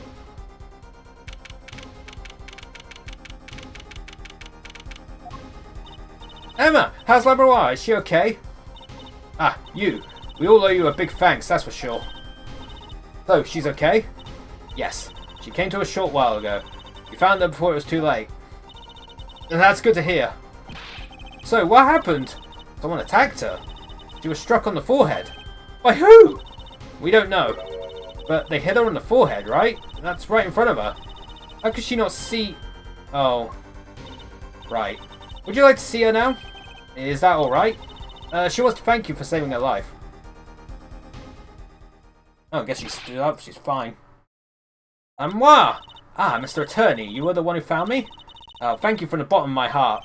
I'm just glad you're okay. Tell me, what happened? Hey, watch out, while I'm doing this, while we're here, I'm gonna go make my lunch, because it's about that time. And I'll get something to drink as well, so I can recharge my voice. Very good. And then I'll be back, and then we'll continue on with this case, because this case is getting very interesting. And it's kind of wild, because it's the third case, and I've heard of third case syndrome in this game. There's actually, well, in these games, but it's actually quite fun. But, yeah, chat, I'll be back momentarily.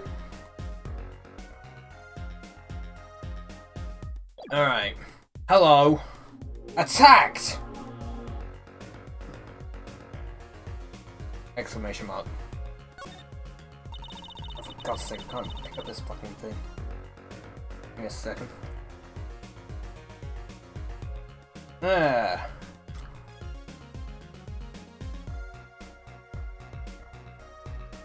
It was after I spoke with you in front of the dressing room. I sensed someone approaching. I thought it might be someone coming to see me, but they said nothing. When I went to return to my dressing room...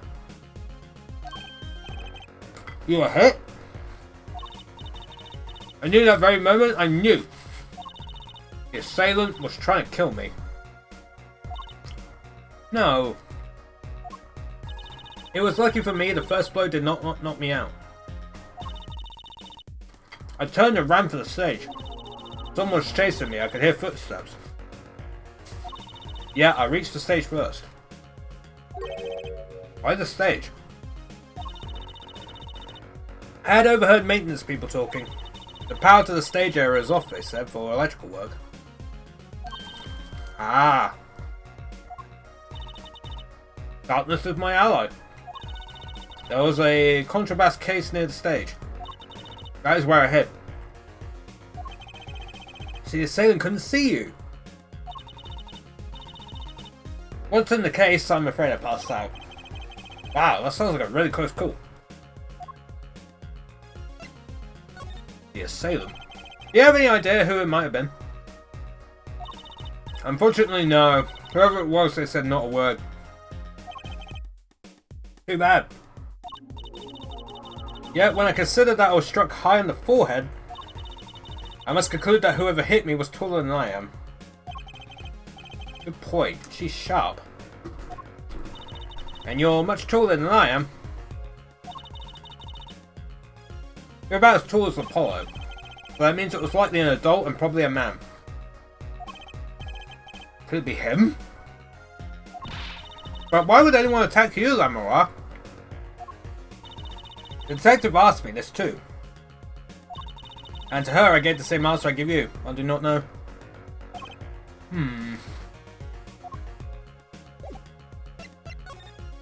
I might have an idea. Ah, Lamora, I wanted to ask you about this. Do you know what this is? This is what? Mr. Tooth was carrying it. It's a replica of the thing he was after. He was after? You know, in his secret identity. As an undercover agent. That's what he was doing. You mean you know what? Yes, I know, of course. This must be a Borginian cocoon.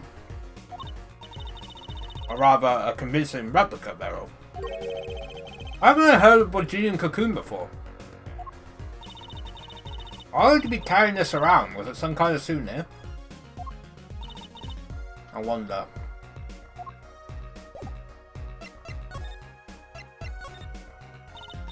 Well, they call it Borginian. It must only be found in Virginia.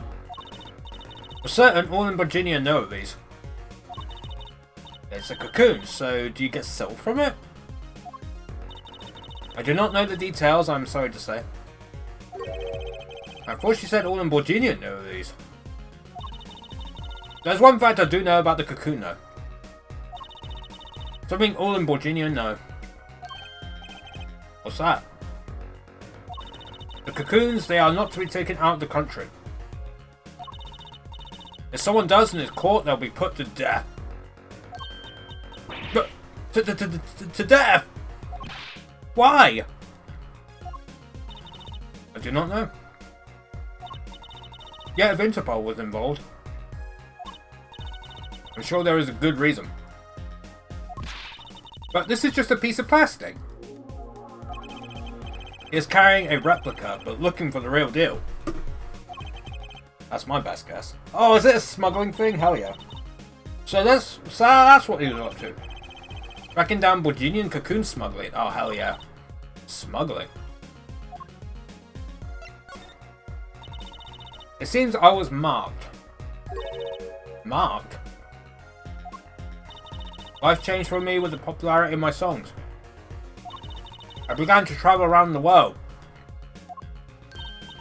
Ah, so you could have brought those Borginian cocoons with you. On my trips, yes, that was probably the suspicion. And Mr. Latus was placed as an undercover agent to look into it. Virginia is a small sheltered country. Not many of our people venture into the world outside. Is that why they suspected you? But Mr. Latus wasn't a Borginian, was he? He was an Interpol agent, which means... What, Apollo? There must be some reason why Borgia doesn't want these cocoons getting out. Something scary enough to get Interpol involved. Huh? Like what? How could such a tiny ball of thread cause such a commotion? Cocoon smuggling. And Mr. Latus had Lemoire marked. It couldn't be her. Huh? There's one other person I need to talk to. It's the fucking... the other guy. Thank you for talking to us, Samurai. It was the least I could do. Actually, I have another request. If it is within my power, I need an interpreter, someone who speaks Borginian. Apollo? Would you come with us if you're well enough? I see. Yes, of course. I shall accompany you. Huh? Where are we going? Come on, Trucy. We're about to get to the bottom of this.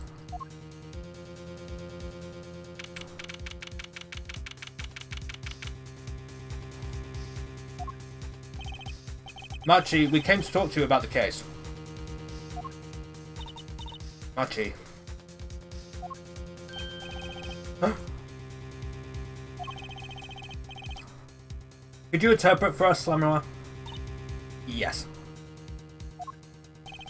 Machi, I'd like to talk to you about when we first met. When we still thought you were blind.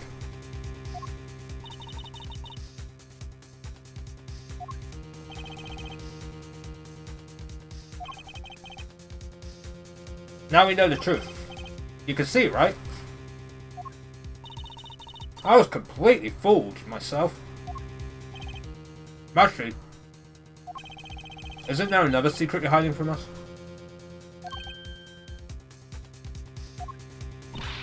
Wait, Mr. Attorney! What do you mean by secret?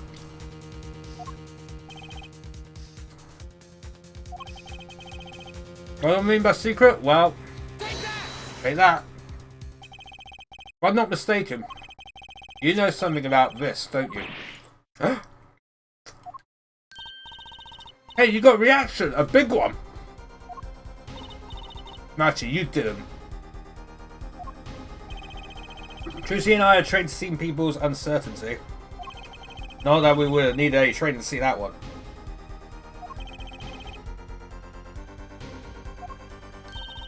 Mr. Attorney, please tell me what this is all about. Lamoire, please interpret. Very well. I know you know something about this spy reaction. If you won't tell me, I might have to give it to the prosecution. And have them look into it.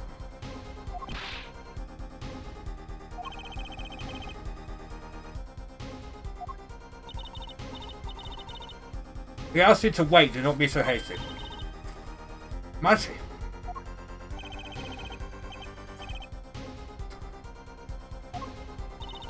Do you know everything? Yes, everything. Well, sort of. Have him tell us about it.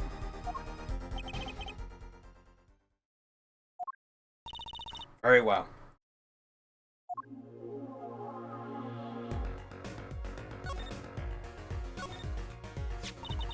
What is this cocoon anyway?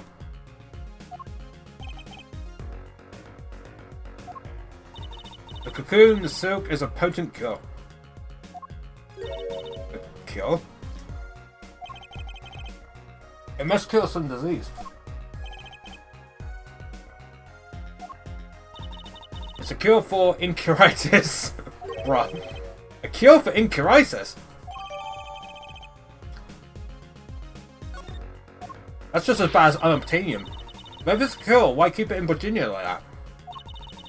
Just think of all the lives they could save by sharing the medicine.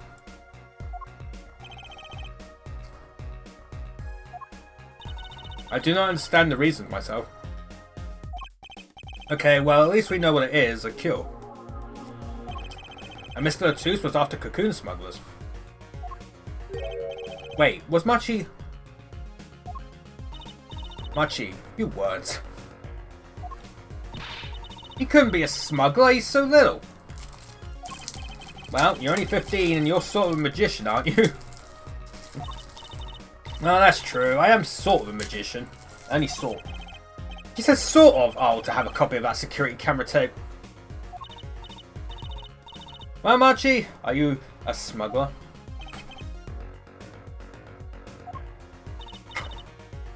Oh no.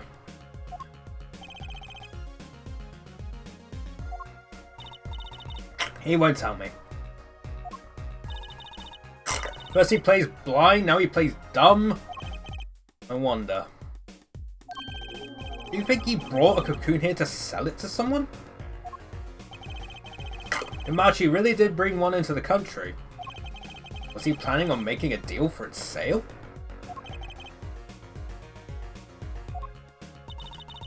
I can't go home. Can't go home?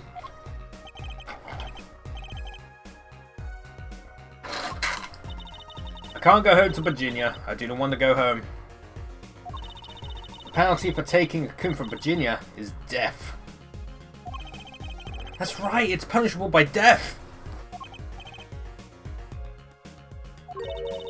About the case? What about the case? He wants to tell us about Mr. Latus's death? This meeting's over. Darian? What do you mean? Visiting hours aren't over yet. There's a call for Machi from the Virginian embassy. This meeting is over. Sorry. Give us 5 more minutes, we can call him back after that. Sorry, no go. Come on, piano boy, we're leaving. Darian, wait! I never liked you. Either of you. Huh? Darn it, we were so close, he was about to tell us. Hey, Apollo. You didn't want us to hear what Machi had to say. Apollo! And there can be only one reason why. Why is everyone ignoring me? Oh, sorry. Oh, this is it. I know who I'm after now. It all happens tomorrow. In court! Hell yeah. Chat, we're going back to court, baby. Oh boy. It all comes down to this. July 10th, 9:49 AM. Apparently these games like actually take place in like the 2020s. from what I've read. Well, give me a second. I think it actually like literally takes place in like 2020 something.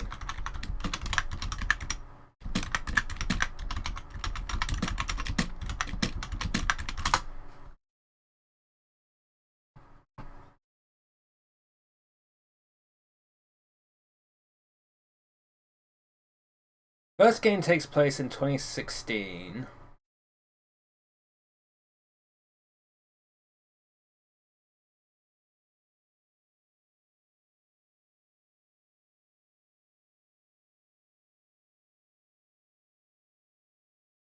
Ace Attorney 1 takes place in 2016.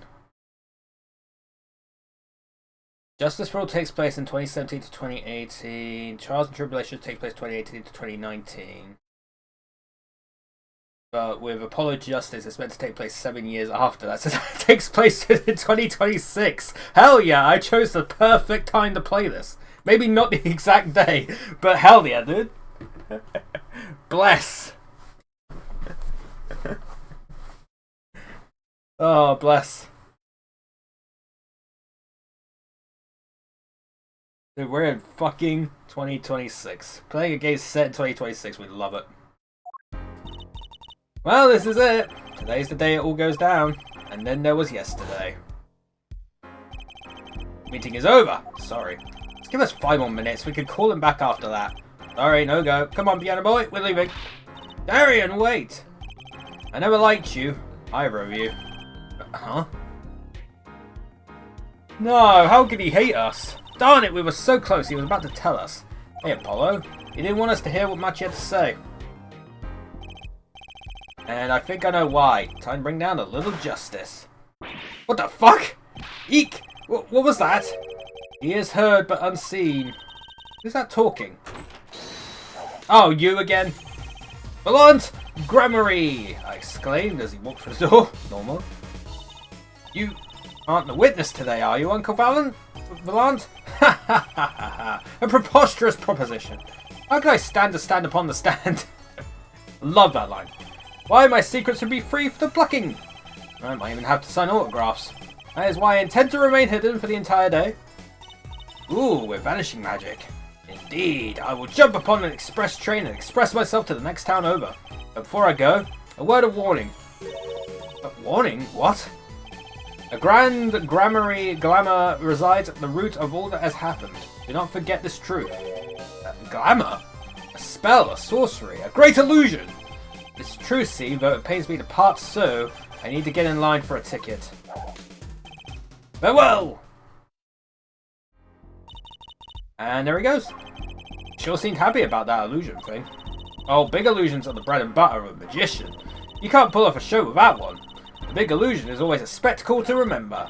Usually it involves cutting up things like people or elephants, or the Eiffel Tower, anything really. But he was talking about what we saw at the concert. Grimoire's disappearing act, and Prosecutor Gavin's exploding guitar. I wonder what he meant by it being at the root of all that has happened. Well, it's about time. Shall we go?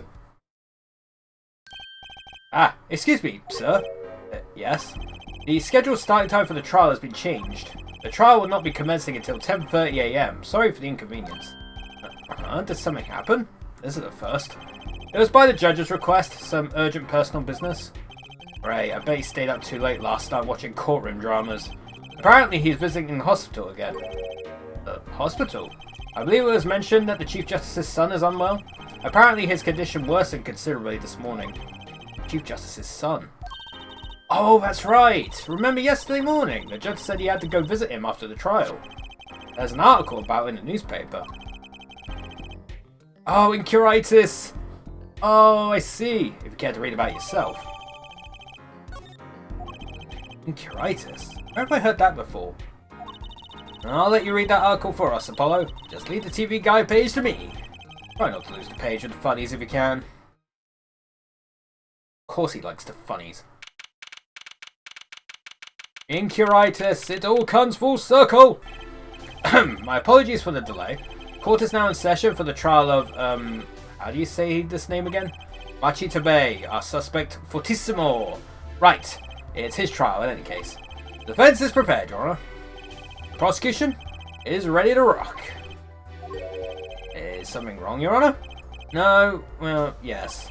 It's just that I've been friends with the Chief Justice since we were students. It pains me to see him going through such a difficult time. Incuritis, was it? The article said there is no known cure. Judge, let me say, with all honesty, I feel your pain. But now is not the time for tears. Now is the time for law. Indeed. We left off at quite the juncture yesterday. I asked Interpol about that number, IPXX314206. The agent registered under this number was Romain Latouche. Thanks for looking into that for us, Detective Crescent. It's great help. Oh, no problem at all, Your Honor. Well, I'll be heading out. In case you missed it like half an hour ago. Well, actually, it's more than half an hour ago. Wait! That voice just now. It was him! I am sure of it. It was him? That voice I heard, talking to Mr. Latouche, when I heard the gunshots fired. It was him! It was Mr. Darien! No way! Why a sensational ending? Who would have thought Darien would guest star in the season cliffhanger as a suspect? I asked the prosecution to look into this matter. Please tell the court your findings. Darien Crescent is a member of my band, the Gaviniers. He is also a detective, making the current charges serious indeed. Yet, after investigation, I have found no cause to alter our case or file any charges. And your reason is?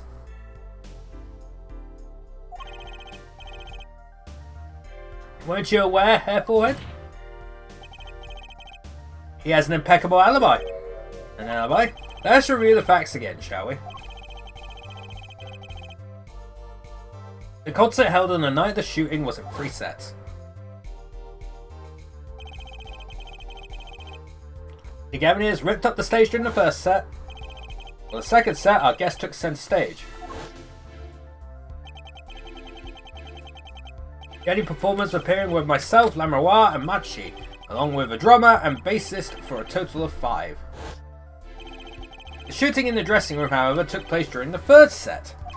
Lamroir and the defendant, Machi Tabe, had left the stage at that point, and the Gaviniers were already rocking.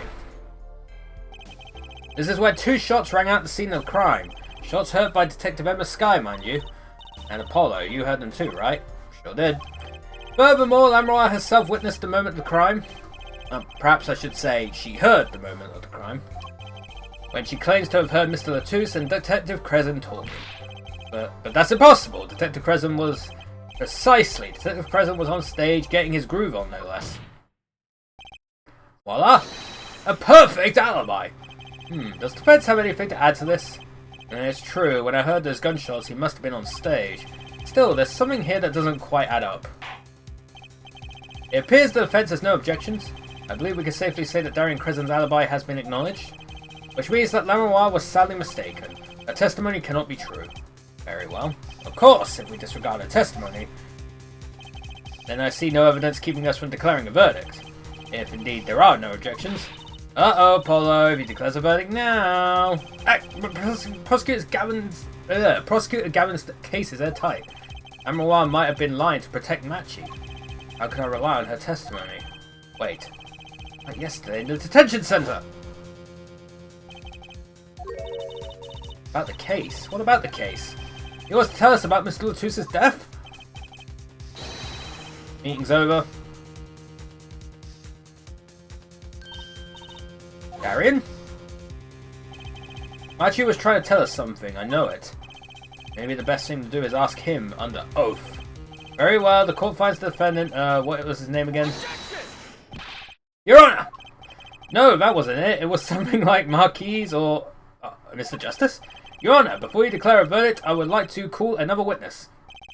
Exactly who else do you need to hear from? A witness who, until now, has not been given a chance to speak in this court. Because he doesn't speak English. You don't mean... I do. The defense calls defendant Machi Tabe to the stand. What? But he doesn't speak English. We'll use an interpreter. Interpreter? I'm afraid you'll have to look elsewhere. I only speak a few phrases such as I love you and where is the toilet? The defense would like to request Lamroir as their interpreter.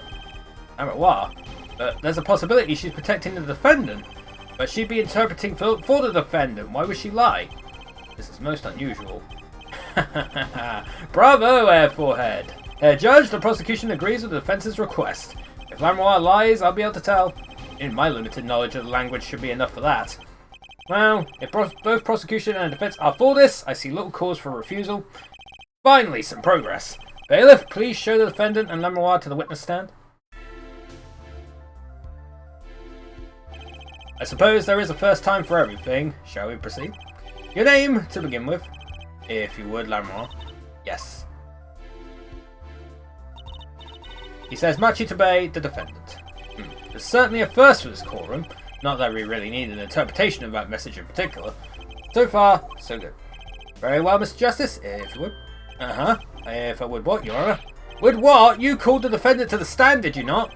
What would you have him testify about? I don't want him to testify about. I hadn't thought that far yet. Apollo!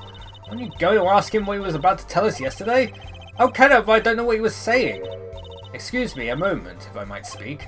Yes, Lammermois? Just now, Machi said there is something about which he wishes to testify. Machi wants to testify about something? What could it be? What sort of testimony is he talking about? One moment, please. The suspense is killing me. What? What? Well, Lammermois? According to Machi, he has proof of his innocence. What? This is a surprise. Yahoo! Victory Apollo, we did it! This sounds too good to believe, and I know what that usually means. Well, if that's true, then this is vital testimony. Machi, please testify to the court. Very well. Holy shit. Proof of innocence. He says that word of Mr. Latus's death came as a great shock, but if the killing truly followed the lyrics of my song, that is, he could not have done it. He says that because the lyrics are in English, he does not understand them. I think he does, though. I see! He wouldn't have understood the English lyrics to the song. That would prevent him from following them so closely. I wonder what he meant by proof. Why, he would only have to ask Lammermois to know the meaning of that song. Lammermois! You ever explain the lyrics of that song to him? I did tell him generally what the song was about, but never in so much detail, and he never asked. Has my oft-repeated warning already fled that forehead? Lammermois might be protecting the witness. Well, anyway, let's proceed with the cross-examination. Mr. Justice, if you would. Yes, Your Honor. Something's hidden in that testimony, I know it. I'll just have to trust my bracelet to tell me where. It worked yesterday, it'll work today.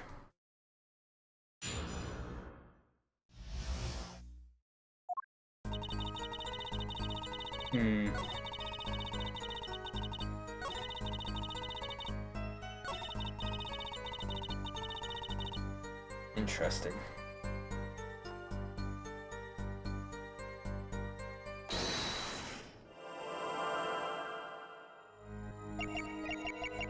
Oh, that's interesting.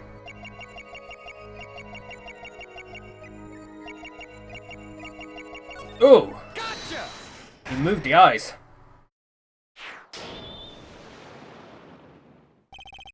Machi, you can't fool my eyes. He glanced towards her the very moment Lammermois said the word English. Why? And don't bother interpreting that, he understands me. Machi, tell the truth, you can understand English, can't you?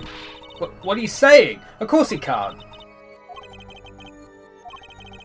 Does he continue this charade? Mr. Justice, Machi says this. I know the word English. Huh? Before coming to this country, he heard me speaking English. He learned the name for this language, and that is all. What? Give me a break. Is that such an unusual word to understand? Do you not know Espanol, for instance? Oh, yeah, but... I'm sorry, but he truly does not understand your language. Well then, explain this! How does he know the crime followed the lyrics? Have you always been such a suspicious-minded lad? It is simple, so simple it hardly requires an explanation. He read about it in the newspaper. The newspaper? Virginian Daily Bugle. You could buy it in this country. You could buy it in this country these days, you know. They have already begun to report about this case in our homeland. I was right. What is wrong, Mr. Justice? Your eyes, they are quite fierce all of a sudden. Machi is lying! Maybe it's time to show them proof that he's lying.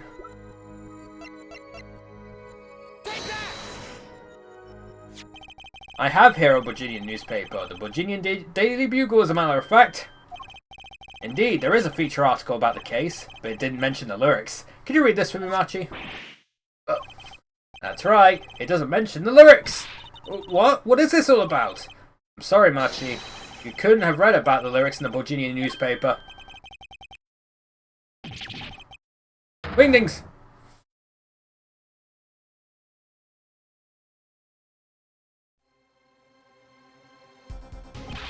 What does this mean? But I don't see how it's possible. Ah, I know. You must have heard the lyrics when the police were doing their questioning. Yes. Not possible. The subject of the lyrics was not brought up in police questioning. I read the full report myself. So, the lyrics weren't in the newspaper and the police didn't mention them. The only place you could have heard them was in this courtroom. In English, no less. The witness will explain himself. Machi says, yes. It is true I read the newspaper, but this is not where I learned of the lyrics. I was mistaken. Now I remember. Remember? 21st night of September? He said he heard the lyrics from me. What?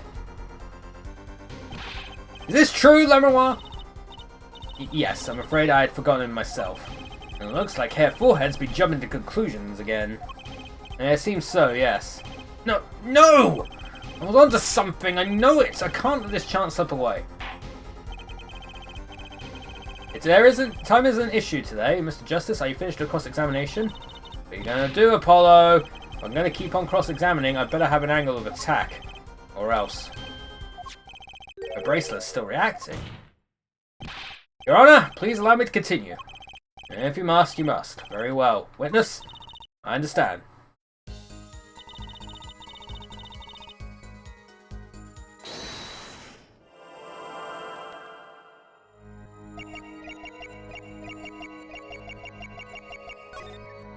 Gotcha! Throw it again. Lemanoir, I'm currently cross-examining Machi. Why should you be uncertain? Me? Uncertain? Yes, you saw at the very moment you told the court. It was I who explained. I see there is little point in trying to hide anything from you.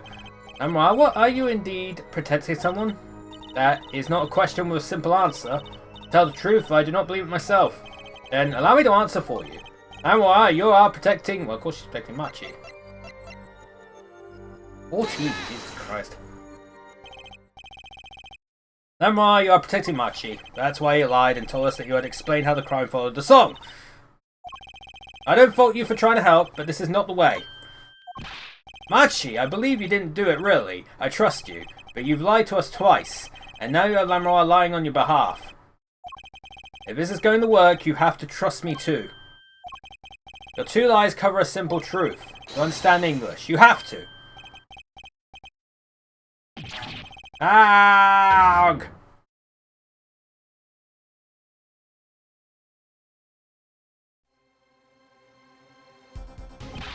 Witness, is this true? Do you understand English? Yes, a little only. What? First he could see, now he can talk. And you did not know about this, Lemanoir? No, I did not. It is quite a surprise. How many secrets is this witness hiding? This is last. Machi, could you tell us what really happened? No shooting! I did no shooting! So you weren't in the dressing room when I heard those two gunshots, correct? Apparently the answer to that question isn't simple either. I was in dressing room, behind desk. Manager, he on floor, which would be after the shooting, right? Then there is voice. Voice? Or voices? Was it you and Emma, Apollo? When Machi went into the dressing room, Mr. Latouche had already been shot, and then we came to the door. Panel high up, I take off. Run away, run away! It was you who escaped through that air vent. Ha ha ha! As the prosecution has upheld all along, no less. The defendant has admitted to being at the scene. Might we take this as a confession? No, he's clearly denied that he did it. I know shooting. Manager on floor. Already on floor. The victim had already been shot, you say? I find that hard to believe. The defendant understood the song lyrics. He was at the scene of the crime. This could only mean one thing. He is the shooter.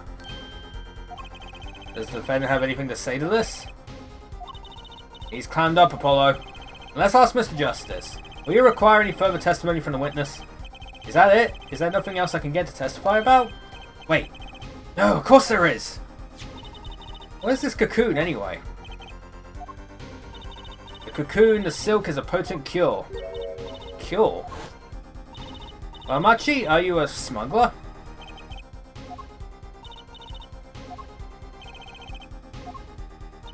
He won't tell me. That cocoon has to have something to do with this. Machi, please, tell us the truth for your own sake. No, no more speak, not to any of you. How much for your precious trust there, Forehead.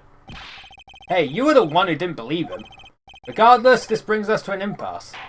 It does seem that the defense and defendant are at odds, and I doubt we are likely to learn anything more of value should this continue. I see no other course but to declare a 5-minute recess. The defense will work things out with the defendant so that we might proceed. Man, this is not good. Then again, when is it ever good? Apollo Eustace. That's justice. Better learn how to say it if you ever want to get some. Believe, I knew shooting. Machi claims Mr. Latus was already down on the ground when he entered the room. Maybe it was a trap and he walked right into it?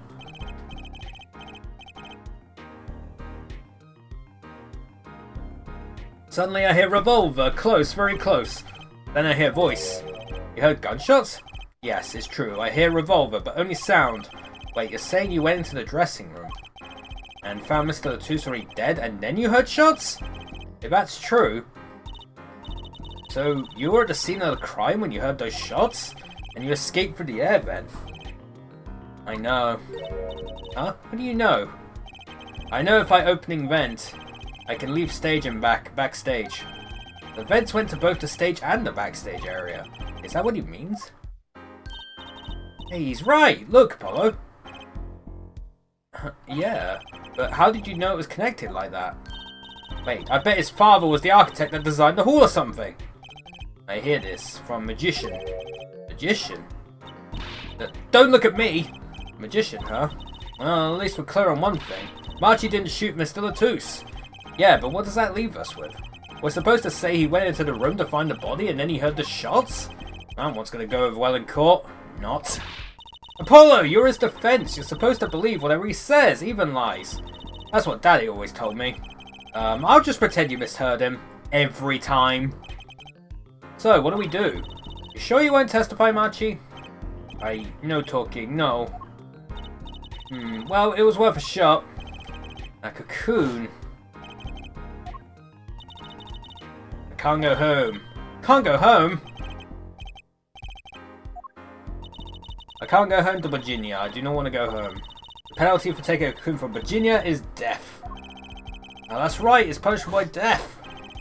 Of course, he's scared. Oh well, I guess we'll have to try a different approach. That's the spirit of Apollo, so what's your plan? If Machi won't testify about it, we'll have to get someone else to testify. Someone else? I think we're out of time. Let's get back in there. Right. Lamoire's testifying again.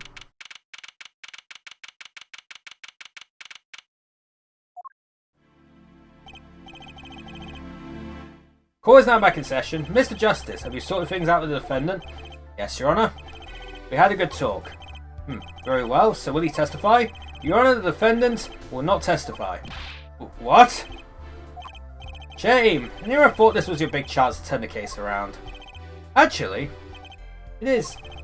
The defence would like to approach this case from a different angle, Your Honour. A different angle? If Machi won't testify, then I know who will. I would like to cross-examine the witness in this case, Lamoire! Lamoire? Smack. What are you up to now?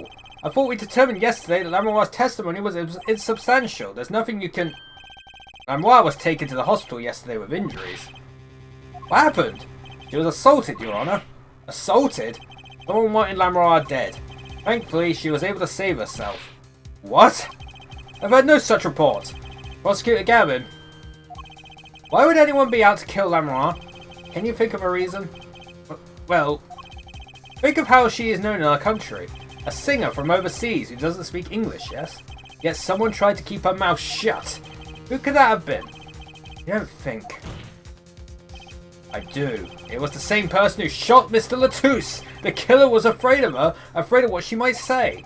The defense believes that something was hidden in her testimony yesterday. Something that the killer doesn't want getting out. So, am I to understand that this is what you are saying? Namely, that there is a nugget of truth in Lamoire's testimony, A nugget we have yet to uncover. Exactly.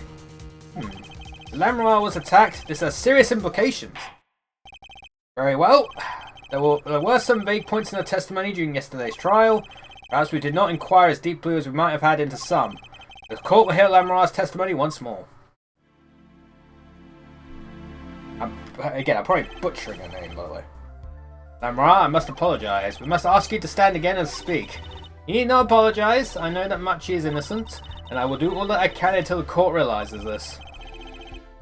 Let's review your testimony from yesterday. You told us you heard 2 gunshots and the shooter's voice through the window, and that the voice belonged to Darien Crescent, yes? That is correct. At which point I proved she could not be correct. She couldn't have heard any of those things. The small window at the scene was closed and was found to be quite soundproof. You have nothing to say to that, Mr. Justice? I don't know exactly what yet, but I do know there's something there. There is, it seems, much you do not know. And yet it is my duty to hear him out. Perhaps the witness will be so kind as to testify once more to the court. Of course, Your Honor. Come on, lady, let's get this on. What I heard. I was on my way from the stage to the backstage exit. That's when I heard them, Mr. Latouche and a detective. I heard the faint sound of a gunshot and stopped. Then I heard another gunshot. There was the smell of gunpowder. I knew I must tell someone, but I was in a hurry, so I kept moving past a small window.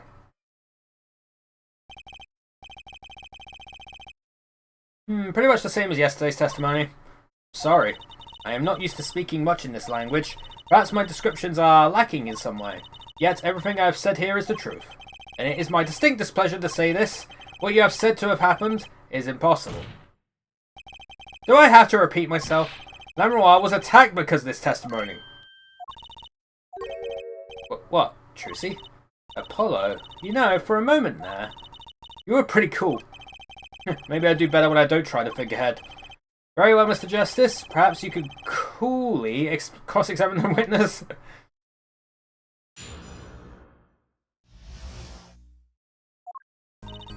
I was on my way from the stage to the backstage, yep. And I heard them, Mr. Tooston. Heard it! Darien Crescent! I did not know his name at the time, but yes, it was him, the one who took the stand yesterday. How many times do I need to remind you? That's impossible! There is no way you could have heard him. Because the window at the scene was closed? Is that why? Well, of course. Apollo, if we keep asking the same questions as yesterday, we won't get anywhere. Yeah, she's right. Maybe there's a different angle I can try. What are they talking about? Amra, do you by any chance remember what they were saying to each other? If so, please tell us. I have given it much reflection, but I was afraid of this. She doesn't remember. I only heard one phrase clearly. A whole phrase? You remember something that was said? Why didn't you say anything yesterday? Though my memory is clear, I was afraid to speak. You see, I do not understand what was said. This could be it, the clue I've been waiting for. But what did he say? It was the other man speaking, not Mr. Latouche. Shooter then, Darien Crescent. Well, what did he say? It's over. Press the switch, now. Switch? And the shooter said this to the victim, Mr. Latouche? I thought it quite strange myself afterward. It is a mystery. What could it possibly mean? Mr. Justice, care to shed some light on this? I mean, sure, I'd be delighted. It's, very, very vital. Maybe we could add that to the testimony. Maybe, Apollo? That'd be the remote trigger. Objection! Objection! Press the switch. There's only one key that can unlock the mystery of those words. Oh? Yet there was nothing at the scene that could be called a switch, save the lights. True, there wasn't a switch at the scene, but it just so happens I have a switch right here. That certainly does look like a switch, doesn't it? Wow, it needs to look more like a game console, but we'll just leave that up to the imagination. The problem is, this was found not at the scene of the crime, but on the stage. The stage? Where the concert was held, yes. This was found hidden there. On the stage. Are you claiming that the voice Lamroir heard was of someone commanding another to press this switch? That's a possibility. Objection! Oh, Herr Forehead, I call that an impossibility. Why? It's hardly necessary for me to remind the court to lay out the concert for him. The stage is quite far from Lamroir's dressing room. Not to mention that the Gaviniers were in the middle of a concert on said stage. We aren't known for being a quiet band. Headsets. You could fucking Xbox Live headsets. You could shout all you wanted and not be heard. The detective's voice was loud, but certainly not a shout. So too have Air Forehead's cries of possibility fallen far short of being heard. Sorry, but you wouldn't have needed the shout. Excuse me? You heard what I said? Or do you need me to shout out for you? It would have been quite simple to be heard on the stage from that dressing room. Oh wait, you like evidence, don't you? How about this? Using this, it would be easy to get a message to someone on stage from the dressing room.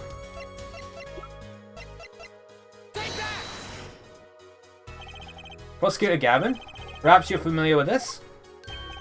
What? Why that's... What? What is it?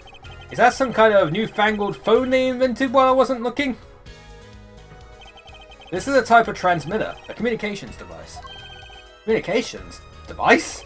From what I've heard that night, everyone on stage was wearing one of these. Isn't that right, Prosecutor Gavin? Yes, actually, they're for talking between band members. We all had one on. So you admit that if you were wearing one of these, talking from the backstage to the stage would be simple.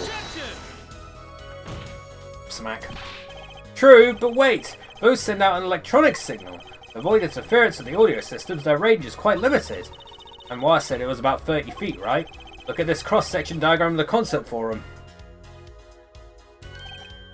Ah, exactly. The walk from the stage to the backstage seems far, but the direct distance is less than 30 feet. That can't be! So, when Lamroir heard the tutor's voice, he could have been talking to someone on stage. Ha! You're claiming this is the switch in question? Why did it have to be on the stage at the time? It could be placed in the pocket and carried anywhere. Someone could have hid it on the stage after the fact. Hey, he's got a point. How do we know where it was when she heard the voice? When the shooter said press the switch? Well, I guess we don't. An unfortunate situation. I'm afraid that until we know where the switch was, there's little point in debating it. Ah! Oh, sure this was the way to go with this. What is this switch anyway? We don't even know what that basic fact. Well, we do actually. Wait a second. I do know what this switch is. And if you follow that train of logic to its incredible conclusion, it ends up in proof that completely changes this case. What's up, Apollo? Apollo? We know about this switch, right? We know what it is. Yeah? Well, think of when it was used that day. Think of what happened. Well, Mr. Justice, if you have no further information to share concerning the switch... Your Honor! Yes, Mr. Justice? I've been remiss in not telling the court this before. I know what this switch is. Well, it seems the defense is set upon linking the switch to the case. Let's see your evidence of the link. What evidence do you have to explain what this switch is? It's the igniter.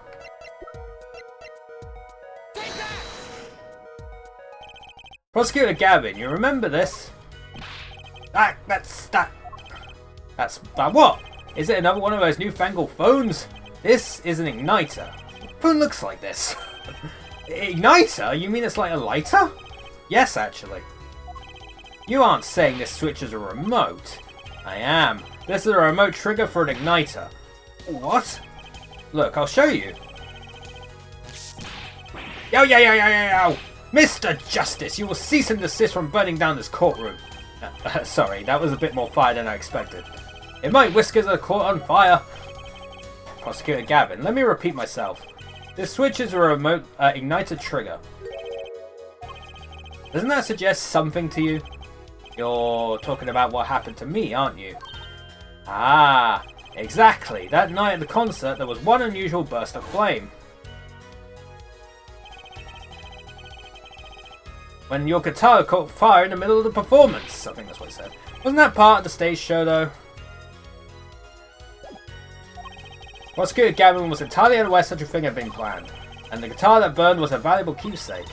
And that's right, he got it in Virginia from Lamroir.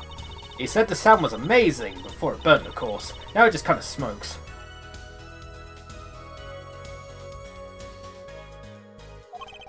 The better the guitar, the brighter it burns. Air Forehead. Yes? Don't tell me you're trying to tie these two things together. Those being the shooter's voice heard by Lamroir and the guitar suddenly catching on fire? I am. It's really simple when you think about it. Mr. Latouche and the shooter were at the crime scene. The shooter was wearing a headset. He ordered someone on stage to press the switch. The switch was pressed and the guitar caught fire. Well, that does seem to make sense, though something about it is bugging me. Can't quite put my finger on it. Really? It seems pretty simple to me. There's no point. Forehead, don't destroy what little respect I have for you. I was expecting something a little more sensible. I guess I was wrong. What's this all about, Prosecutor Gavin? This simple story simply makes no sense. Think, that night my guitar caught fire, yes. The cause may have been this, indeed. However, the guitar caught fire during the second set. That's right, of course. The guitar caught fire during Lamroir's song. Indeed, yet the shooting happened during the third set. The two are utterly unrelated. Yes, that must have been what was bugging me. The whole premise for this is faulty. See, his story makes no sense. Are you sure about that? What exactly do you mean, Mr. Justice? Maybe it's not the premise for my explanation of the switch that's at fault. Maybe it's our premise for the entire case so far. What premise is this specifically? I'm glad you asked. I'm saying that maybe the killing didn't take place in the third act. Banger. Bum, bum. What's this? But Detective Emma Sky heard shots and found the body. All of this happened in the third act. Gunshots rang out, and according to his testimony, Machi was in that dressing room at the time. Where are you going with this, Mr. Justice? Stay with me, Your Honor. He also told us this in his testimony, namely that the victim had already been shot. We all heard gunshots, but no one saw the shooting. This is insane! Just before the shooting took place, the shooter was heard on his headset, telling someone to press the switch. The next moment, Prosecutor Gavin's guitar burst into flame. We know that a remote-triggered igniter was inside the guitar. From all these facts, we could draw only one conclusion. The crime did not take place during the third act, but during the ballad performance, the second act! What? Order, order, order! But that goes against the evidence! What does, Your Honor? This crime was carried out according to the lyrics of that song, yes? He's right. Look, the bullet is supposed to come after the fire. You're thinking about it the wrong way. Huh? Look. Why would the shooter craft the events of the day to follow the lyrics anyway? It's an awful lot of trouble to go through. With little merit for the person doing it. Well, I'm sure whoever it was had some reason. Yes, they did. A reason that made it advantageous to follow the lyrics. You're saying the order was reversed on purpose? Reverse, Prosecutor Gavin. If the criminal followed the lyrics strictly, then yes, the shooting would have had to come after the guitar burst into flame. Yet Herr Forehead has raised another possibility. He's claiming that the bullet came not after, but just before the fire. Couldn't have put it better myself. We were only meant to think that the shooting came after the guitar burst into flame. That was the criminal's objective. The crime followed the lyrics to a point, but that was the ruse. Why else would the killer risk discovery by moving the body?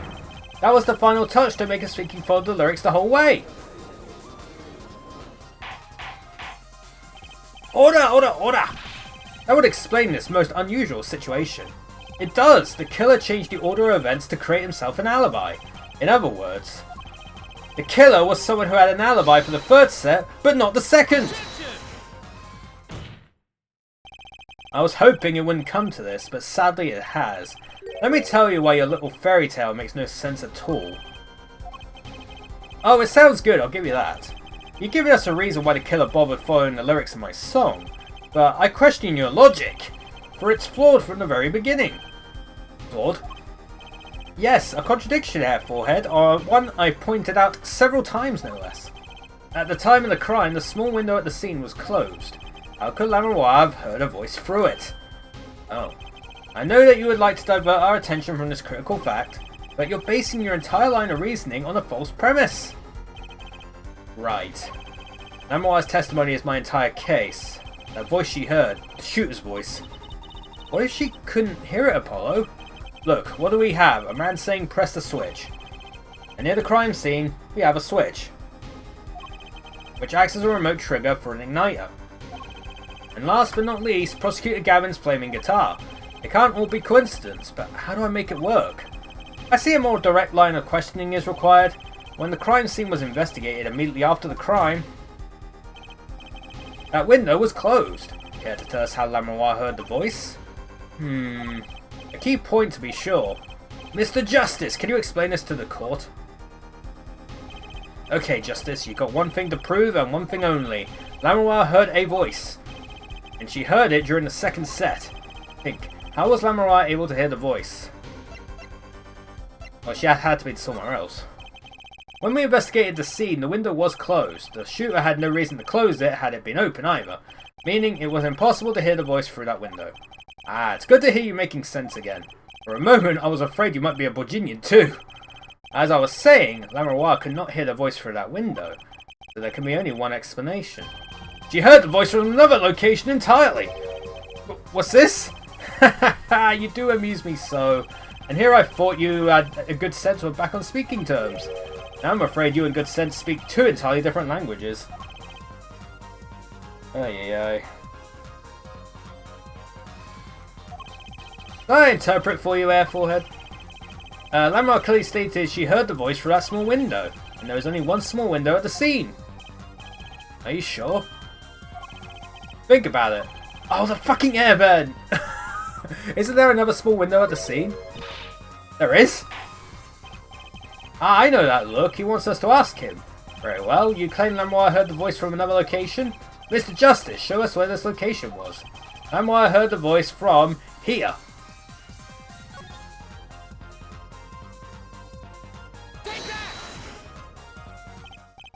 This is where Lamroir heard that voice from. But that's no small window. That's the air vent. What'd she tell us? She said she's a Borginian, unfamiliar with our language. It's not a stretch to imagine she called this air vent a small window. Now you've done it. You've gone beyond ridiculous and into ludicrous. So Lamroir was up in the air ventilation system listening to this man's voice? That's the only logical explanation, yes. Logical? I do not think this word means what you think it means, Air Forehead. Okay, what about it isn't logical? It hardly merits saying. Why would Lamroir be in the ventilation system? Hiding like a rat! No offense intended to her, of course. The explanation for that is simple, Prosecutor Gavin. Isn't it, Lamroir? You have been listening to our discussion here, yes? Yes. I admit it's had me quite confused since yesterday. Yes, the small window was closed, but why should that mean I could not hear through it? I feared our prosecutor might himself need an interpreter. Urk! Problem here is words. Lamroir, this small window through which you heard the voice, was it up high on the ceiling of the room, not low on a wall? Yes, it was up on the ceiling. What?! Oh, it was during the trick. Order, order! I will have order. Yeah, because while she was flying, she must have been in the vent going to the other side. And she heard that during the time, went to the other side and continued her performance. Witness, you'll clarify this statement to the court. Are you in fact saying that you were up above the ceiling of the room? And that's where you heard the moment of the crime? Yes, in fact I was. I'm sorry, I never imagined it would become such an important point. Yes, well, why the heck were you up there? I believe it's time for another testimony. I'm not sure I can't. May I remind you this is a murder trial, we will hear your testimony. Tell us why you witnessed the crime from above the ceiling of that room. Please. Well, looks like I'm on the right track.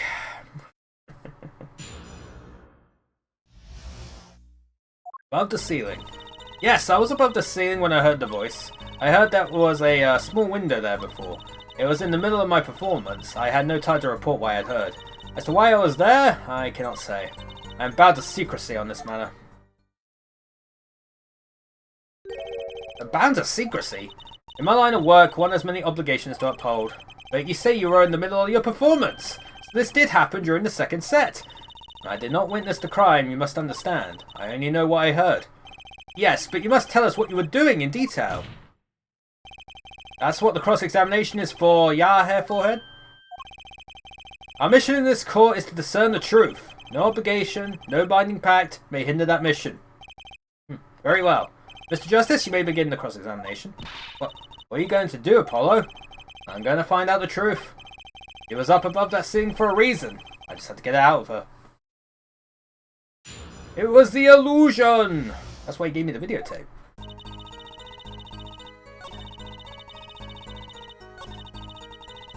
Gimme.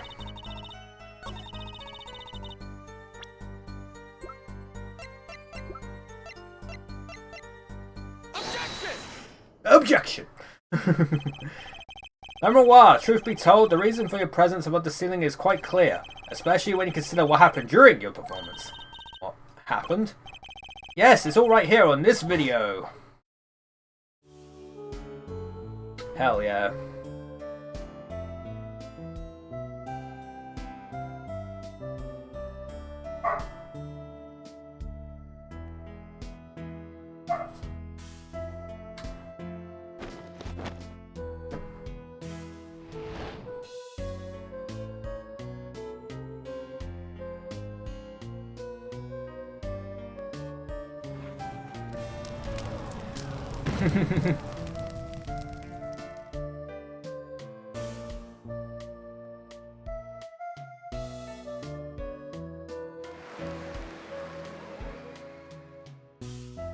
The way it landed on us, fucking crazy.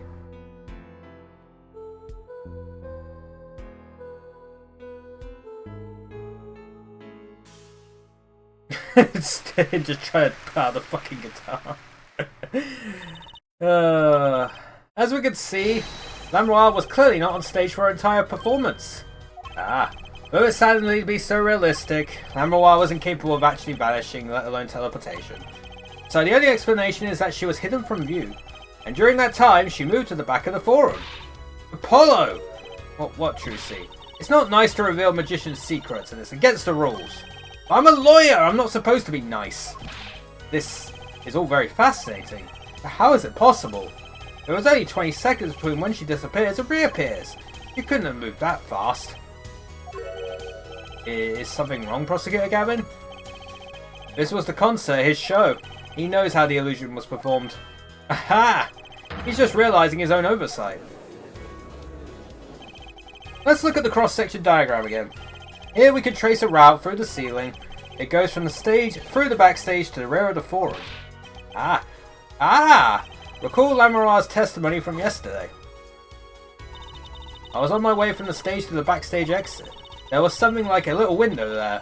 That's how I saw it. He went from the stage to the backstage exit. A perfect description of this route above the ceiling! Lamroir knew of this because of her part in the illusion, but she wasn't the only one who knew. What? Just now in the lobby, Machi told me something. I know if I opening vent, I can leave stage and backstage. He said that? Oh, were you not informed, Prosecutor Gavin? I knew about the Vanishing Act, of course, yet I had no idea of the route that would be used.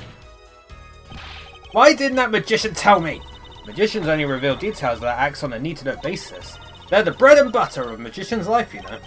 Which is why he bound I can't pronounce it anymore. Lamroir to secrecy. Well, Lamroir? I am impressed, Mr. Attorney. Machi was right about you. So, what does this mean? Are you saying you used this route above the ceiling? I did. Well, that's that. But I'm still a little confused. Why is that, Your Honor? As I said before,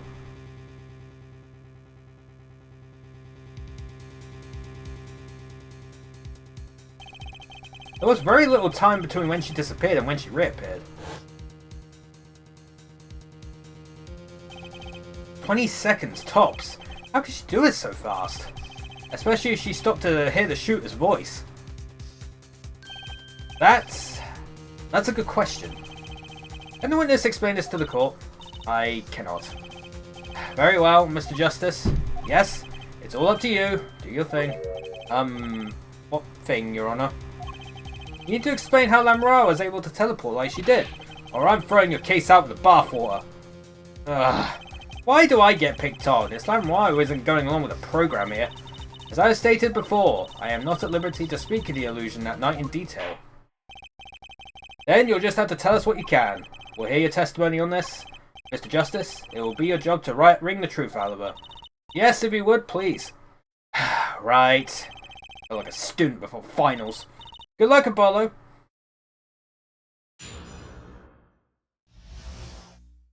The big illusion. I followed the route exactly as I was instructed. There is an emergency exit in the backstage where a stagehand waited. From there, one can enter the forum on the opposite side from the stage. The plan was for me to move there in 2 minutes. I was on my way when I heard the voice. Only 2 minutes? 2 minutes, you say? The mystery deepens! I suppose it was too much to hope that the judge would come up with something. As does my curiosity. Take it away, Mr. Justice. Right, Your Honor. All I have to do is find the contradiction between what Lamroir is saying and what we can see plainly in the video. I figured out already. I am a magician after all. Well, tell me! Not a chance! I can't reveal another magician's secrets. Come on! Hey, you're supposed to be on my side here. It's me against the fucking world.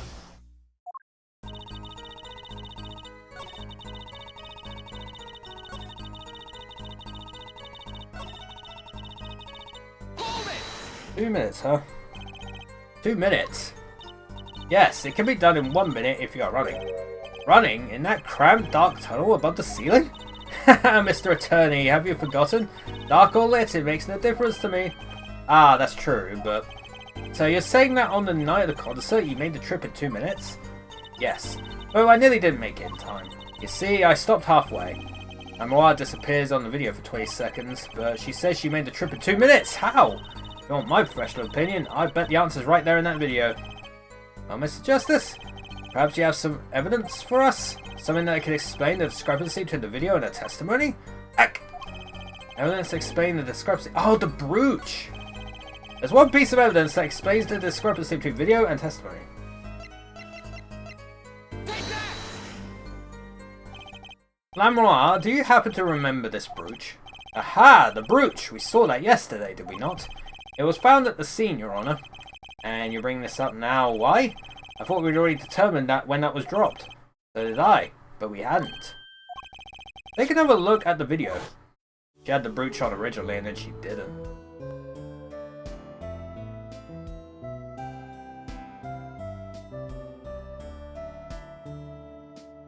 What I'm just wondering is the guitar is on fire. Here you can see she's wearing the brooch. So she is. Let's look a bit later.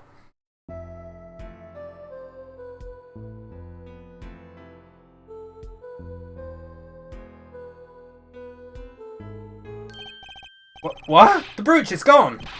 What? Yes. Brooch disappeared in a short space of 20 seconds. It takes a full minute to run from the stage to the backstage. Which means there can be only one explanation. The Lamroir we see before the Vanishing Act and the Lamroir we see after are two different people! What? What? The brooch was found on the floor of this crime scene. And not just on the floor, but on the floor directly beneath the air vent. Lamroir, tell me, did you drop the brooch on your way from the stage to the backstage? At the very moment you witnessed the crime? Yes, I think I did. Order! Prosecutor Gavin! From your expression, I gather you had no idea this was the case there, Judge. I, of course, knew about it. But what? Don't get me wrong, I wasn't hiding it. It just never occurred to me that the switch and the shooting took place at the same time. So, I was right. There was a switch. There was. Just before the stage's tower rose, Lamroir was replaced. While we're on the subject, just who was this replacement Lamroir? Why, the man behind the illusion. Vaillant Gramarye. Ooh. It was Gramarye? That's quite the illusion, but I still don't get one thing. Yes? The switch happened before the tower rose, correct? So you weren't on the stage. That's right. But this fake Lamroir is still singing. And she's pretty good. That's true. Back in track. Come on, Apollo, that's an easy one. They were just playing a recording. The Gaviniers aren't some kind of air guitar band, Fraulein. Oh, you mean I'm wrong? When we play a show live, we play live. No recordings. Perhaps you could explain, Lamroir? Very well. Yes, do tell, and add it to your testimony. I had to keep singing even while I moved. You were singing? Yes. Mr. Gavin expressed a dislike for recordings, so I used this. Wait, so you were singing the whole time? Even when you were crawling above the ceiling towards the backstage? Why should it matter where I sing when everywhere I go is the same darkness? But if you were singing while you were walking, that's right, wouldn't the shooter and victim have heard? She was singing right over their heads after all. That is right. Are you sure? You'd have to be pretty hard of hearing to miss someone singing in the ceiling. Once again, we come back to the state of the scene of the crime. What state? I know what he means. The old speaker, Apollo. The speaker? A speaker was blaring at the time of the murder. Ah, that's for monitoring the stage from this room. Monitoring? It pipes in a real-time feed from the stage microphones. Useful for knowing when your set is coming up. Satisfied? That dressing room was fitted with a large speaker playing a direct feed from the stage. At my request, actually. So Lamoire singing in the ceiling sounded just like Lamoire singing over the speaker. Ingenious! Her voice was hidden by her voice! Ah, Lamoire? I have just remembered something. Do tell. When I heard the noise, the gunshots, yes? It startled me, so I stopped singing. What? I forgot the words I was supposed to sing. The song stopped? Thankfully, it was the very beginning of the second verse, so not many would notice. Forehead! That mixing board I lent you, where is it? Mixing, huh? The machine, Apollo, the one that breaks music into tracks. Oh, this! I'd completely forgotten about it. Let's take a listen.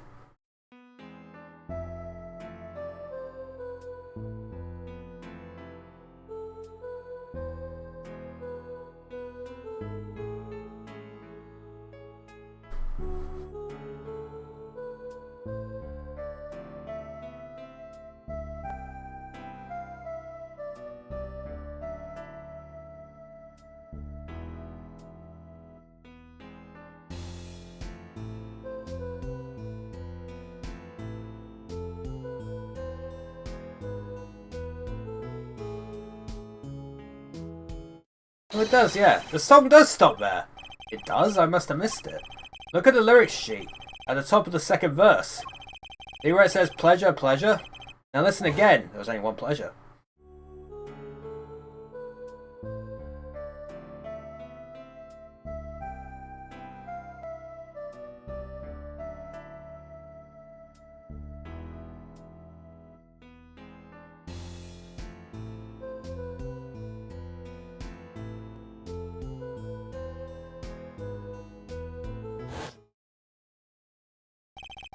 This is evidence indeed. I believe we are guilty of making a terrible mistake. The crime didn't happen during the third set. It happened during the second, during Lamoire's ballad. If that is true, then no one on stage during the second set could have been the shooter. Which means that Darren Crescent could have done it. He wasn't on stage for the second set. Well, Prosecutor Gavin? Fascinating. I don't believe I've ever seen a trial turned around quite so thoroughly. Yet one problem remains. What's that, Prosecutor Gavin? Forehead's theory does have a certain kind of logic to it. Yet it is entirely based upon Lamoire's testimony. Yes, is there a problem with this? Well, it's quite simple, though it pains me to say it. What if she is lying to protect the defendant? But you have no proof! All I'm saying is that the truth is as yet unclear. Until we hear directly from the man himself. The man... You don't mean... Yes. Though he is a friend and man member, Darren Crescent must take the stand. I see no other way. As someone with a new perspective on the case, as a suspect, to be frank. Poor Frank. Finally, the rat's coming out of his hole, and I'm ready to catch him. Darren Crescent, get ready for justice! This is as good a time as any to pause for a brief recess. The prosecution will summon the witness, have him here and ready by the time we begin. And the last man who needs to be reminded of what his duties are. Very well, court is adjourned for a 15-minute recess. Oh my god. How long is this last part? We need a save point here. Jesus.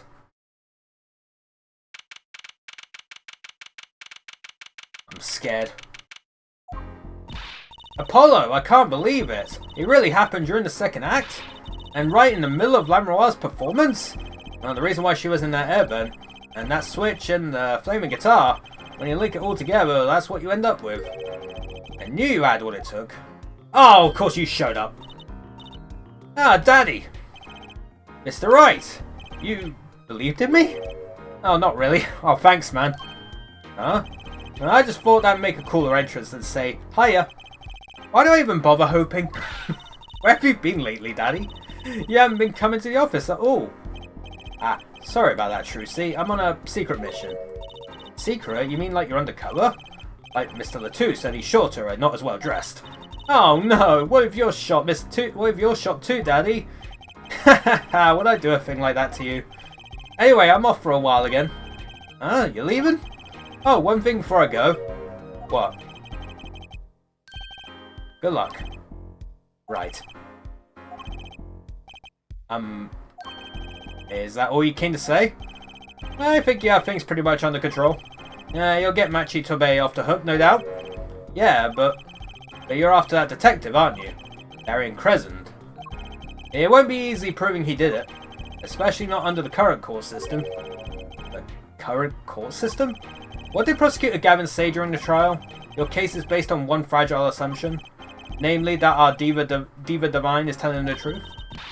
But what about all the proof? The brooch and the switch. A piece of jewellery and a lyrical blunder. There are plenty of other ways to explain these things. The flaming guitar too. All because you lack definitive proof of their connection to the case. But if the sultry songstress is lying, your case melts like butter in a frying pan, leaving behind a faintly singed scent of failure. So what do? Like I said, good luck. And be aware that it would be impossible to prove his guilt by conventional methods. Ugh. Oh, that reminds me. I have something to give you from our detective friend. Detective Sky. Emma? Let's see. This bag of snacks here was meant for me. Ah, here it is. What are those, Daddy? They don't look like very good snacking material. They were found at the scene. Analysis of the fragments revealed traces of gunpowder. Gunpowder?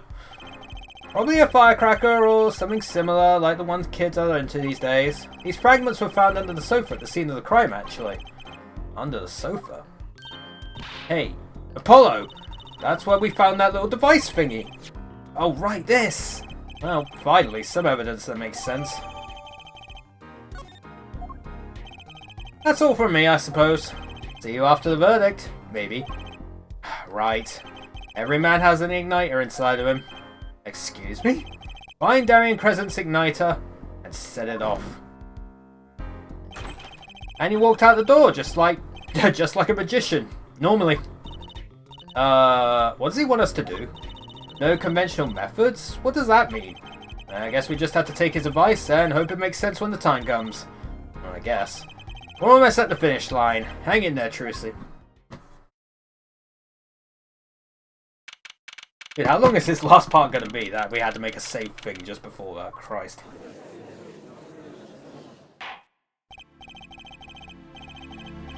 Alright.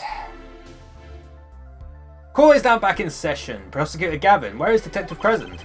In the witness lounge, ready to be called at any time. Very well. Might I add, I don't believe any of this.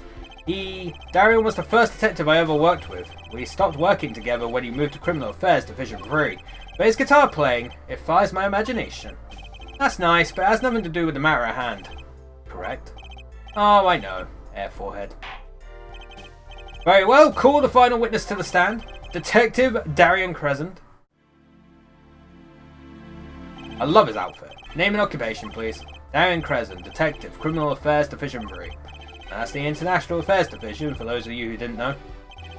And I'm a guitarist for the Gavineers. Maybe you've heard of us. Do you fully understand the circumstances under which you stand before us today? Yeah, I understand, Your Honor. What I don't understand is how you let this happen, partner. You gave me your word I wouldn't be standing here. The situation's changed, Darian. And don't call me partner. So much for old friends. I see what you're doing, Darian. You're pressing the prosecution. Your Honor, if we could begin the trial. Yes, it's high time we did. Let's hear your testimony. You may begin with your response to Lamroir's testimony, if in fact you have anything to say about it. Oh, I got plenty to say. Lying must be a national pastime in Virginia. And wherever you're from, Mr. Justice. Conventional methods are out the window, huh? Here goes nothing.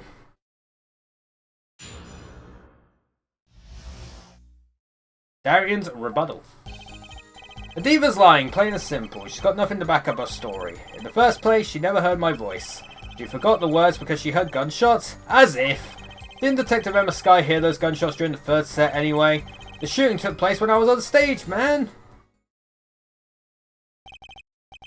So you claim Lamroir's testimony was a lie? Hey, don't get me wrong, I dig what she's doing, trying to protect that kid. And she's got the court eating vague statements out of her hand just because she's blind. You go too far, Darian. Look, all I'm saying is, you've got a reliable witness. Why not listen to the detective? Detective Skye? I see. Mr. Justice, you may begin the cross-examination. You didn't waste any time finding our weak spot. I can't do this with Lamroir's testimony alone. I had to find some other way to prove that when the shooting took place. Blah blah blah blah blah.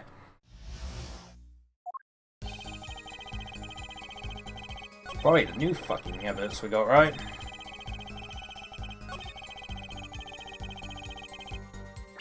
Doing the third set. Objection! Objection! Some things were found at the crime scene after yesterday's trial. What things? The first was this small device. That's the remote trigger igniter. Correct? And one more thing. What are those? The remains of something burnt? Not another guitar, I hope. Traces of gunpowder were found on these fragments. We have a report that it was something like a firecracker. Eh? How did Gavin know about this? What, you think Detective Skye works for you? I received a report this morning before coming here. That's when I made my decision, actually. What decision is this, Prosecutor Gavin? I registered Darian as a witness in today's trial, just in case. This raises another possibility. Those gunshot-like sounds during the first set could have been two firecrackers rigged to go off by remote control. Haha! You got an active imagination, don't you? But you shouldn't say every little thing you think. Your explanation there seems a bit too convenient to me. How so? So you're saying these firecrackers just happened to go off right when two witnesses came walking by? Ha! Well, that's right. Darian was out on stage when it happened, Apollo. How would he know someone was backstage right then? If a firecracker goes off in the forest and there's no one there to hear, you get my drift. Why go through the trouble, man? Irk! How do I explain this? You may not look it, but Darian is a gifted detective.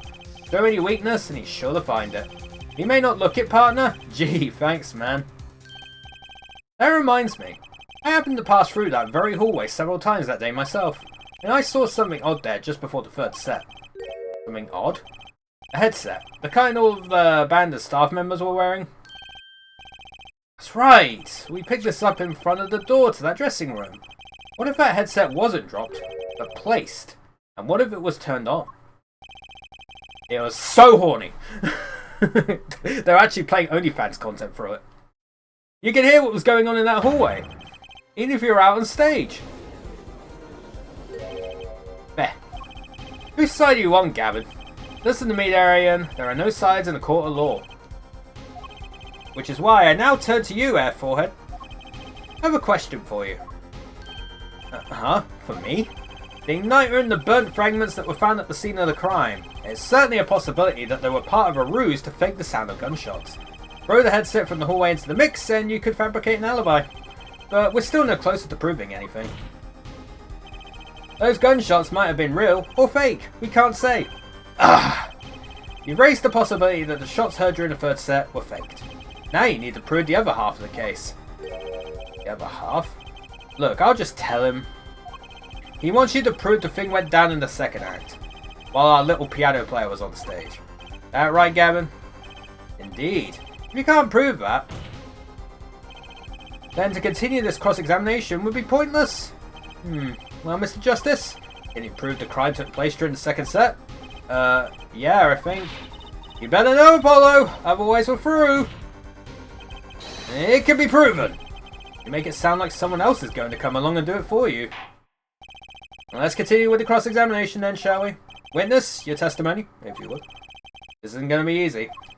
I need some decisive proof, and fast. You ready, kid? Because I am.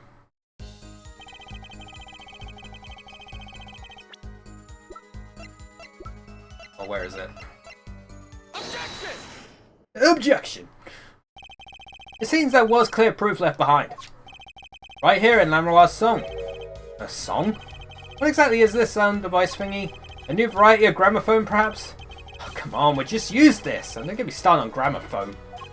This device was used to record the performance part by part. Part? You move the sliders to adjust the volume. Each instrument is adjustable separately, Lamroir's voice included. Oh, but what does this prove?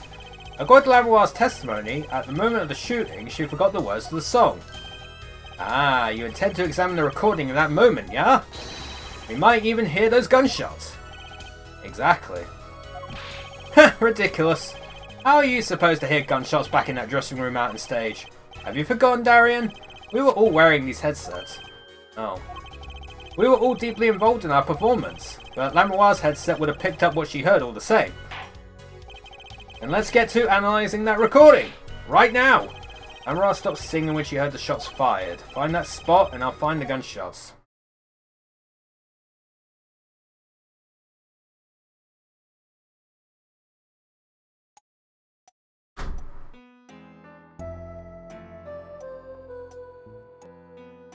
Look at it's definitely a thing, right?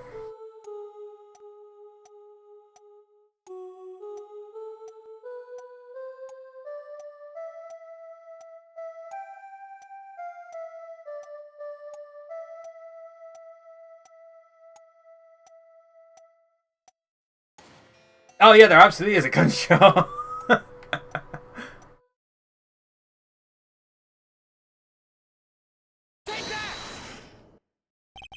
Your Honor, listen closely to this part. This is the track of Lamroir's vocals.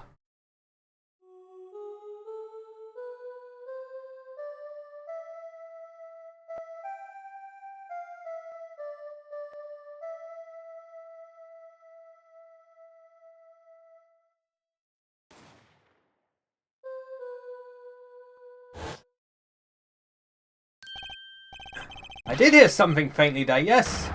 Why, it sounded like a gunshot. What? This has to be some kind of mistake. I believe a case has been made.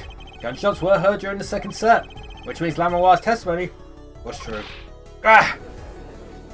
Well, it doesn't really say it would. They don't really say it's true because it could have been the firecracker. So she was telling the truth about what she heard. Then again, I guess there would have been no need to have set off in the second act. So she was telling the truth about what she heard. It was the other man speaking, not Mr. Latouche. And what did he say? It's over. Press the switch now. Just after that, there was a gunshot, and then the guitar caught on fire. Detective Crescent, you weren't on stage during the second set.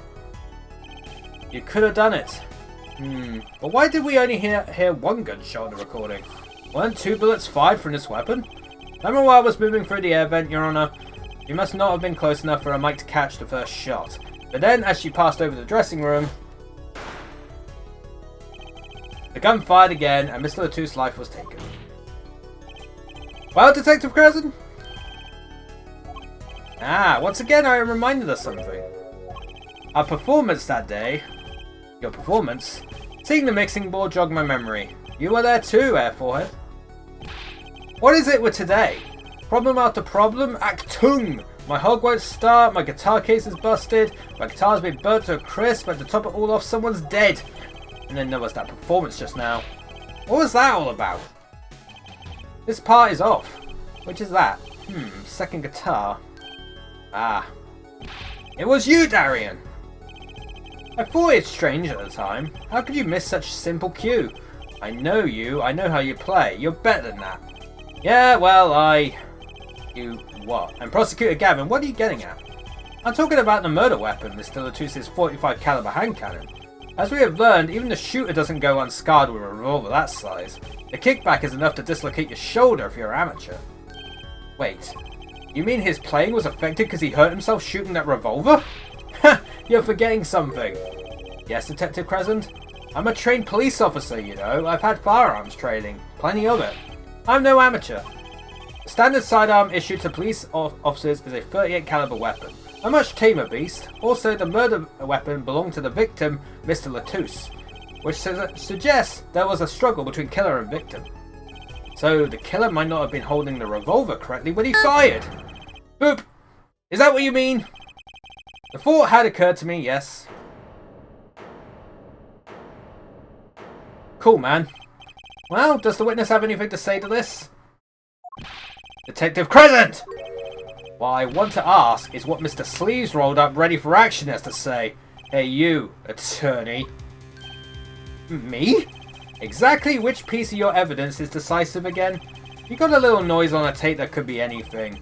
And you have an alleged guitar cue miss due to a .45 caliber kickback. I weep for this case, Gavin. I really do. You can line up your little weak pieces of evidence all you want. I didn't shoot that manager. And that's the obvious truth. The witness has a point. The defense's arguments, while persuasive, are not decisive. I believe we should hear what the witness has to say in response to the case so far. Your testimony, please, Detective Crescent. Tell us your reasons why you couldn't have done it. He just produces like a piece of paper just saying, I didn't do it, man. I have a warrant. Come on, why would I even want to kill that manager? You want a reason? Easy. I got no motive, man. This was that diva's first trip to this country, right? How could I possibly know her manager? If I didn't know him, why would I want to kill him? I think he does know him. A simple reason indeed. Prosecutor Gavin, is it the case that Mr. Latouche had not been to our country before? According to our records, yes, not even once. I see. Very well. Mr. Justice, you may begin the cross-examination. Great, now I need to find a motive. Don't worry, I'm sure we will.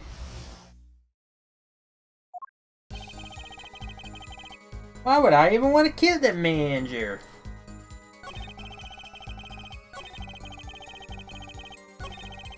How could I possibly know her manager? Maybe you did. Objection! Objection! Your Honor, take a look at this. What's that? Looks like candy. It's not. Don't look at it, please. Detective Crescent, ever seen this? Looks like a piece of candy. Ooh, piece of candy. What it is evidence. Don't lick it before you try it. Specifically, this is a replica of a cocoon. It was found among the victim's belongings. A cocoon? Never seen one that colour. It's a variety only found in the Republic of Virginia. Nowhere else. Alright, but what is this cocoon replica doing in my courtroom? Surely this has nothing to do with a motive for killing Mr. Latouche. Does it? It does! Wait! I think it does. You don't sound so confident, man. A cocoon. Is it one of those silky cocoons? The kind that you can make, well, silk out of?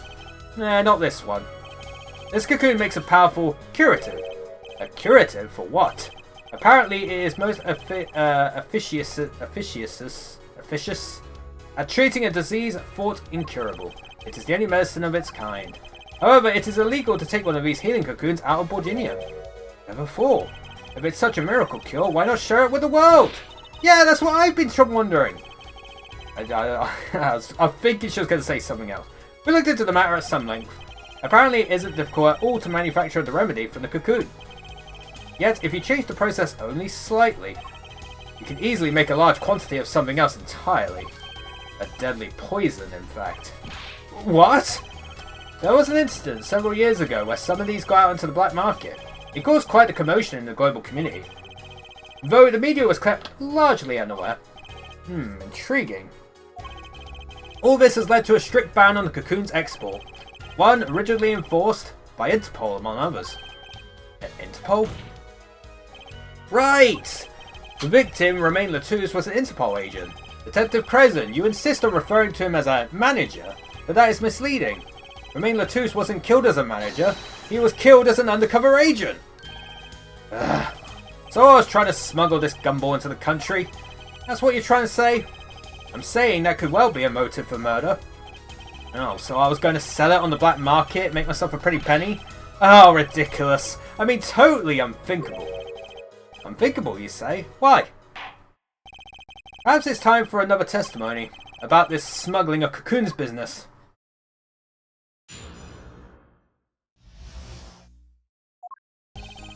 International Affairs got a memo about these cocoons. Interpol's all hot and bothered about them.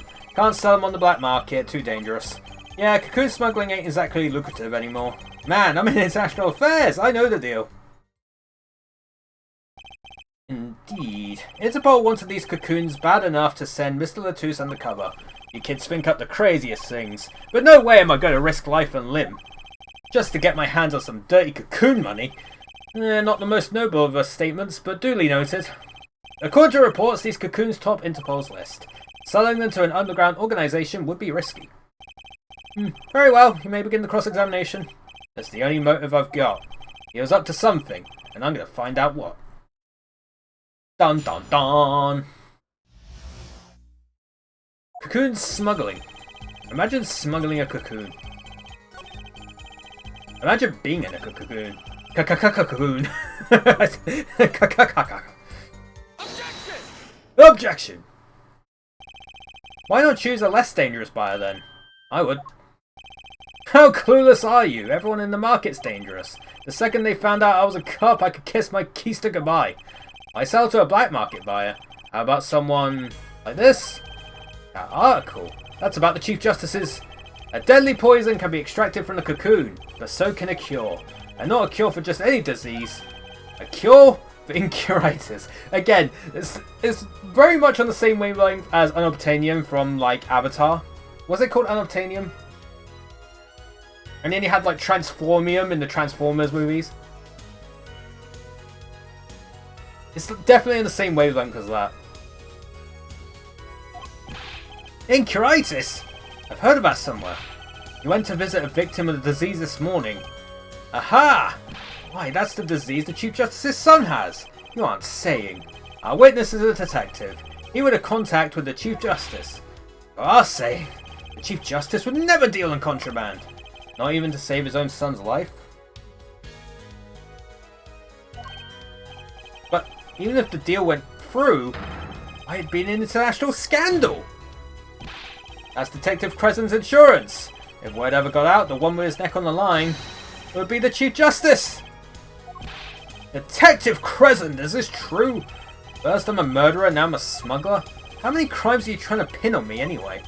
Distasteful as it is to think about, if the Chief Justice were the buyer, why a seller couldn't hope for a better deal. A very cowardly seller. Don't let sleeves over there trick you. So I made a deal with the Chief Justice. Where's your proof? Well... Oh yeah, and you're forgetting one other important thing. Do tell. Interpol isn't the only ones out there watching this. Virginian Customs barely sleeps, they're so worried about cocoons getting out. So we were informed. Let's continue with the cross-examination. Very thorough, everything and everyone gets checked. But what about... Oh, the guitar! Actually, there is one way. What? One way to get something out of the country, no checks. What is it? You become a prosecutor. A prosecutor? I don't believe it. Believe it, Prosecutor Gavin.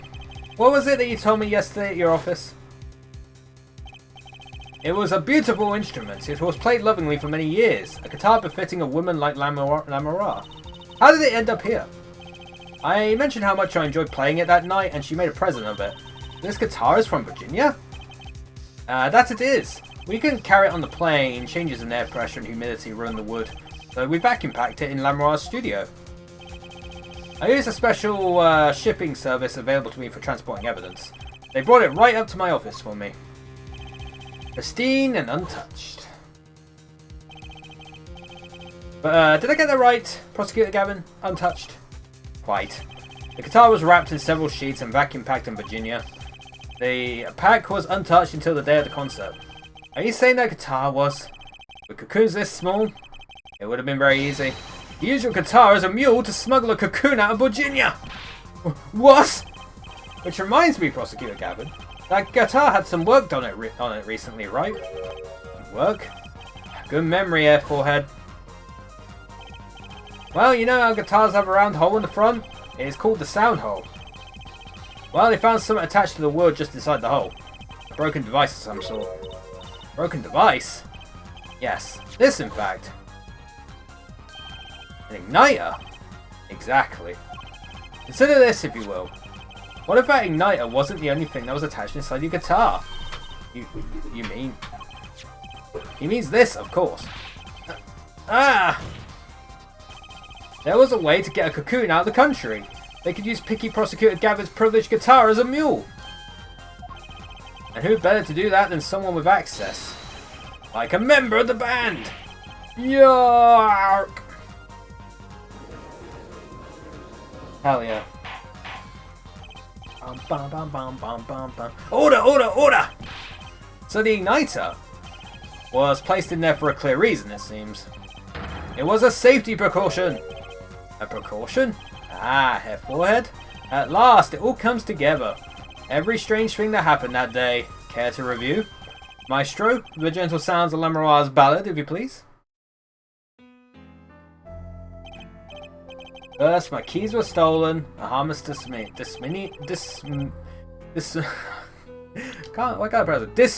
misdemeanor.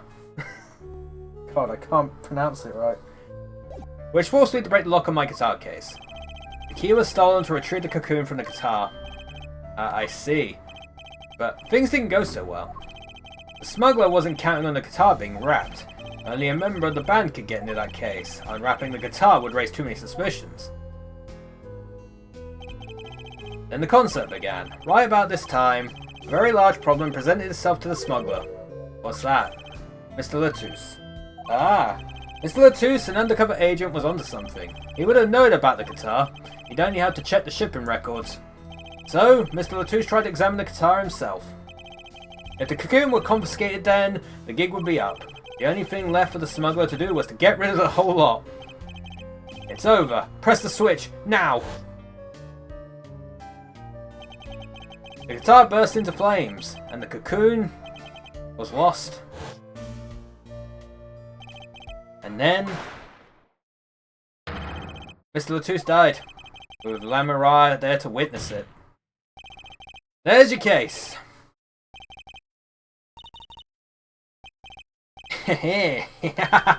Brilliant, man! Detective Crescent? I gotta know, you make all that up on the fly? For a made-up story. It makes a great deal of sense, Darien. Fair. The Republic of Virginia? Sorry, man, but I haven't even been there. True, you haven't. Let's see you make up a story for that, kid. How'd I hide the cocoon in the first place, huh? It's not so hard to imagine. You had help. A Virginian accomplice. That's all. That you had an accomplice was clear from the start. The voice Lamoroir heard proves it. Over, press the switch now. It was in the piano! You made this transmission from backstage, while your co-conspirator was on stage. But who was it? This is it, the coup de grace. And for once, I know what I'm doing. There's only one person who could have helped him. Let's hear what Mr. Justice had to say then. But be warned, with a great accusation comes great responsibility. Make up your answer on the fly, as it were, and you'll be harshly penalised. Are you ready, Mr. Justice? Who was the smuggler's accomplice? There is only one person who meets all the requirements of the accomplice. And that person is the defendant, Machi Tabei. But Mr. Justice, he's your client! A defense attorney accusing his client? That's a new one. I assure you, no one is more unhappy about this than I. But I am here to defend him in the murder of Mr. Latouche, and I stand by my statement earlier that he is innocent of that particular crime. Indeed, the defendant is Virginian. He does meet the basic requirements to be the accomplice, but what if it was in fact Lamoroir? It couldn't have been. Well, you seem sure of yourself. The reason is electronic signals, Your Honor. Electronic signals? Recall that this remote only works to a range of 30 feet. Beyond that, it's useless. Yes, that's true. Now think back to the testimony. When the shooter made his transmission, Lamoroir was in the air vent, right above the dressing room where the shooter stood. Let's look at the stage diagram. This is the area that the remote could reach from the air vent. Well, looking at this, it seems like Lamoroir still could have done the deed.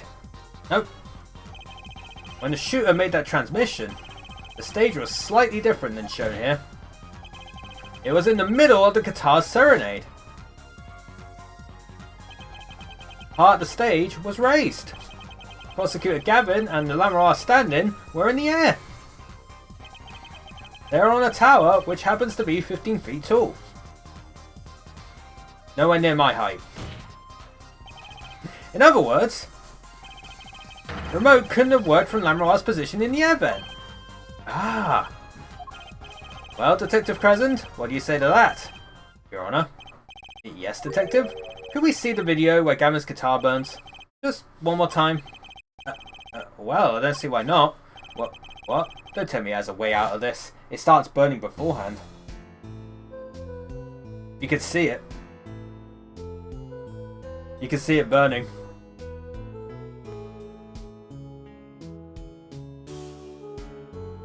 There it is, right there.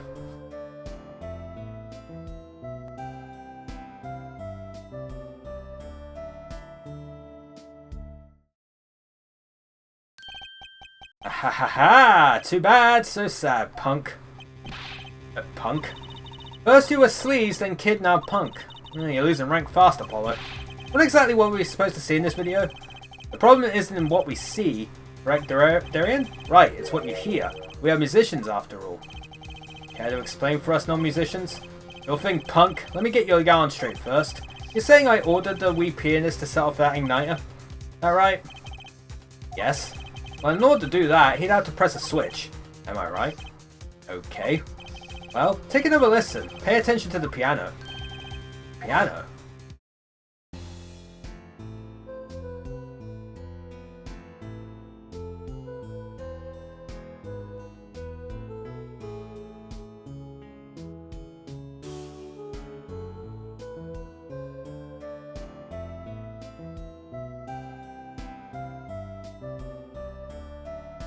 I can't hear it. What seems to be the problem there? The piano sounded just fine. And that's the problem. Oh, there wasn't a switch. That's the problem, man. You still don't get it? Oh. Yeah, how's he supposed to hit that switch if he's playing? You got Miss Diva, the guitar, the bass, the piano, and the drums. Oh, no, wait, but the switch was inside the piano. The only one with her hands free was the Diva. Oh, according to you, she couldn't have been the accomplice, could she?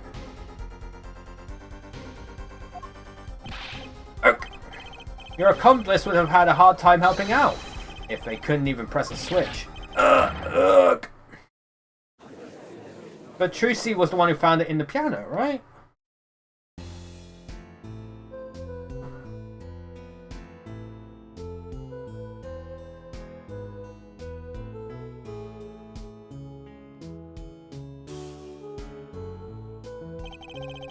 Piano plays non-stop.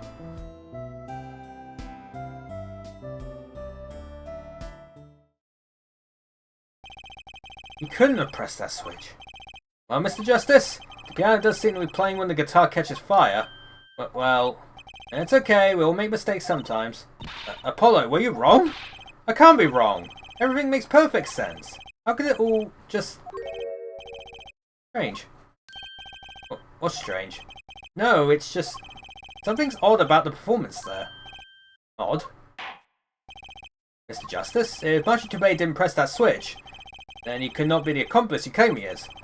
But everything points to it! Every fact says he's the accomplice. You got the facts wrong, man. Here are some facts for you. Gavin's guitar is on fire, but the pianist didn't press that switch. In other words, your story is full of holes. Mr. Justice, let's hear your final opinion on this matter now. Was the defendant Machi Tubei the accomplice? Your answer will reflect on everything you've said here. Give it some thought. Apollo, if Machi's not the accomplice, then our whole case is ruined. I know that. It has to be him. He was the only one who could have helped the smuggler. He had to have pressed that switch. Well, you better find a way to prove it. Ark! What do I do? What do I do? There has to be something that doesn't fit. Something odd. Something odd. Wait a second. What? You thought of something? What was Gavin saying just now? Strange. What's strange? No, it's just... Something's odd about that performance there. It's not much to go on, but it's all I got. What exactly did he hear that was odd? Have you come up with something, Mr. Justice? May I remind you that everything rests on this? Can you prove Machi Tabei press that switch? Let's hear your final answer. I go for option D. Who wants to be a millionaire? Yes, I can prove it. I don't know if you call this proof per se, but I can prove it was possible. Then, as prosecutor, it falls to me to ask you to show us evidence supporting this. Forehead, you sure about this? Accept it, there's no evidence, man. Let's see your evidence, Mr. Justice. What do you base your claim that the defendant pressed that switch? We're going back to the mixing board, baby. The basis for my claim is music, Your Honor.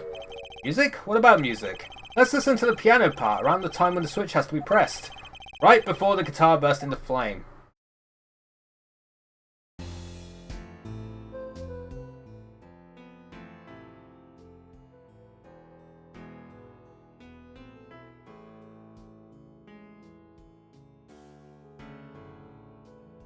Oh, there was a switch! I heard it.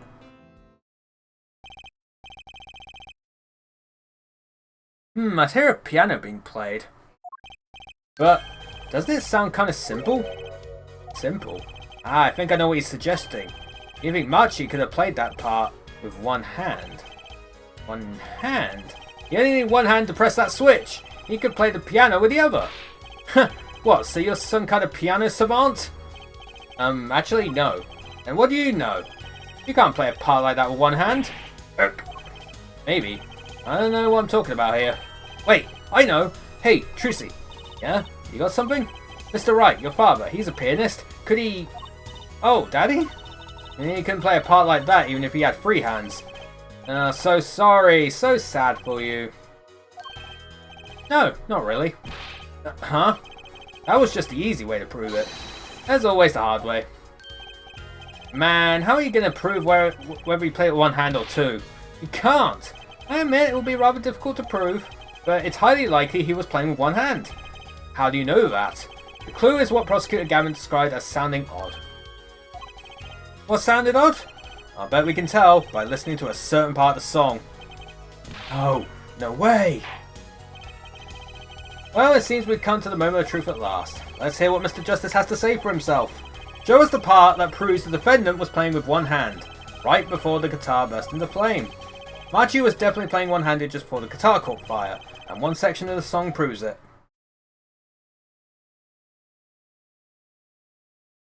Well, let's put it on track 4, because that was the piano. Oh wait, hold on, let me put that one.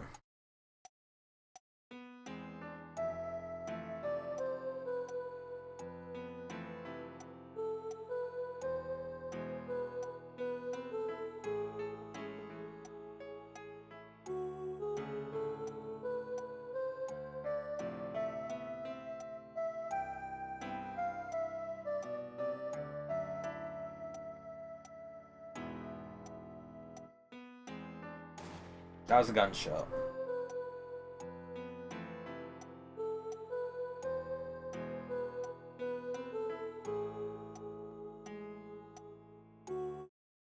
If I go... Let me go to the first section, right? Prosecutor Gavin, I'm sure you realise by now just what it was that sounded odd to you. As I'm sure you realised it yourself, Forehead. Realise what? I'll demonstrate. Let's listen to the part in question again, shall we? Pay particular attention to the butter fleeting melody phrase.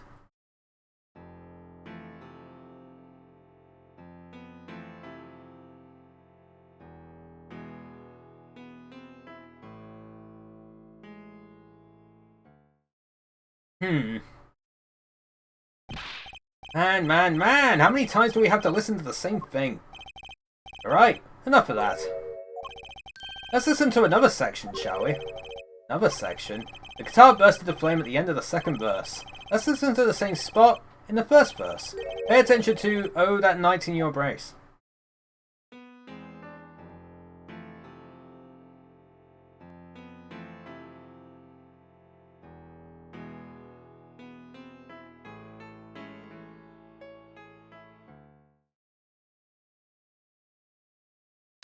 It's all high notes. Play verse 2 again.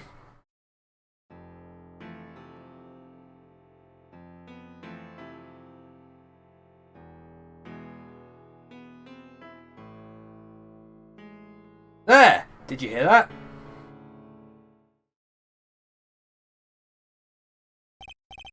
They feel the same, true, but they're clearly very different.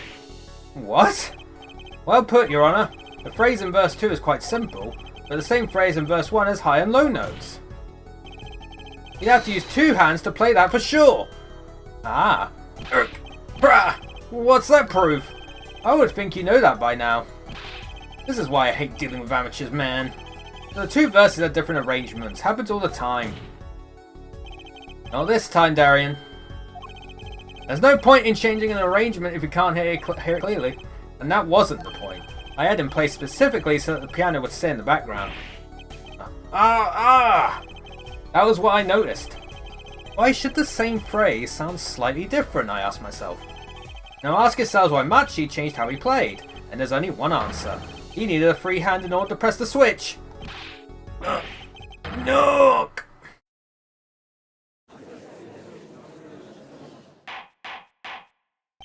Order! Order! Order! I believe this ties all the facts together. Well, Prosecutor Gavin? Yes, quite. Though personally, this comes as a terrible disappointment. Heh. What? No comeback? I can't believe it. I finally did it. I shut him up. Very well, barring an objection from the prosecution, I will now state the court's opinion on this matter. Heh. Good show, Sleeves. No, great show. It's not over. I don't like it when he looks so happy. You tell him, Gavin. Tell him what's so disappointing. Personally, I'm terribly disappointed. In you, Hair Forehead. Huh? Me? Yes. Don't get me wrong, your case is solid. The facts all check out, but even now, you have yet to show us a single piece of decisive evidence. Yeah, but the facts, anyone can see what was him. Unfortunately, anyone does not include the law. I'm afraid your case doesn't cut it. But... 1,000 facts might point towards the same conclusion, but without decisive evidence, it's not proof. That's the rule under our current legal system. Believe it. It does not seem as though the defense has any more evidence to present. Oh, I think if he did, we already have seen it a long ways back. It is unfortunate, but at present, this court is unable to acknowledge your accusation. What? I love the faces. The truth is staring us all right in the face. Why can't they see it? What's the point of a legal system that protects criminals? Apollo, remember what Daddy said? It won't be easy proving he did it, especially not under the current court system. What do I do? Like I said, good luck. And be aware that it will be impossible to prove his guilt by conventional methods. Ugh. Every man has an igniter inside of him. Find Darian Crescent's igniter and set it off. I wonder what he meant by every man's igniter. I think he just meant a weak spot, no? The kind of thing that a single spark could turn into a wildfire of emotion? I won't be able to press him further by conventional means. I've got to find a weak spot in this guy. Something fatal. So, can I get back to work now, or what? It may look like I've got a lot of time in my hands, but I got no more time to play pretend with this deadweight attorney. Well, Mr. Justice, we've come this far without decisive evidence. This witness won't be coming back to the stand once we let him go. Every man has an igniter. Huh? Didn't you say the better the guitar, the brighter it burns, Prosecutor Gavin? Ah, yes, good guitars are kept dry is why. That provides the best sound. Even a small spark could cause irreparable damage. Your plan has an igniter in it too, Detective. It was there from the very beginning. What? Fighting time, Justice. If you blow this one, it'll be out of your hands for good. Go for it, Apollo. What, and this igniter's supposed to come burn me up? That's almost poetic there, Mr. Attorney. All the better. I'm rather fond of poetry. And I intend to hit this one through to the very end. Hair Forehead, you are accusing this man, Darian Crescent, of 2 crimes. The murder of Mr. Latouche and the smuggling of a Borginian cocoon. This is your last chance to prove your case. This trial's already run on for far too long. Mr. Justice, this will be my last warning. The moment this igniter of yours turns out to be a dud is the moment this cross-examination ends. Understood. Yes, Your Honor. Then let's have it. Show us the basis for these accusations against Darien Crescent. Okay, this is really my last chance. The key that will take apart Darien Crescent's plan is... Your igniter isn't a piece of evidence. Huh? So what is? It is true that I couldn't show decisive evidence, but perhaps what I needed to prove my case was something else. You mean a witness? Proving his guilt is a tall order, but I've got just the person to do it. Very well, Mr. Justice. Who is this person that can prove Darien Crescent's guilt? It's gotta be Machi. The one person who can prove Darien Crescent's guilt is the defendant, Machi Tabei. Your client again? Machi Tabei was an accomplice to the cocoon smuggling plot. Without him, Darien Crescent could not have gotten the cocoon.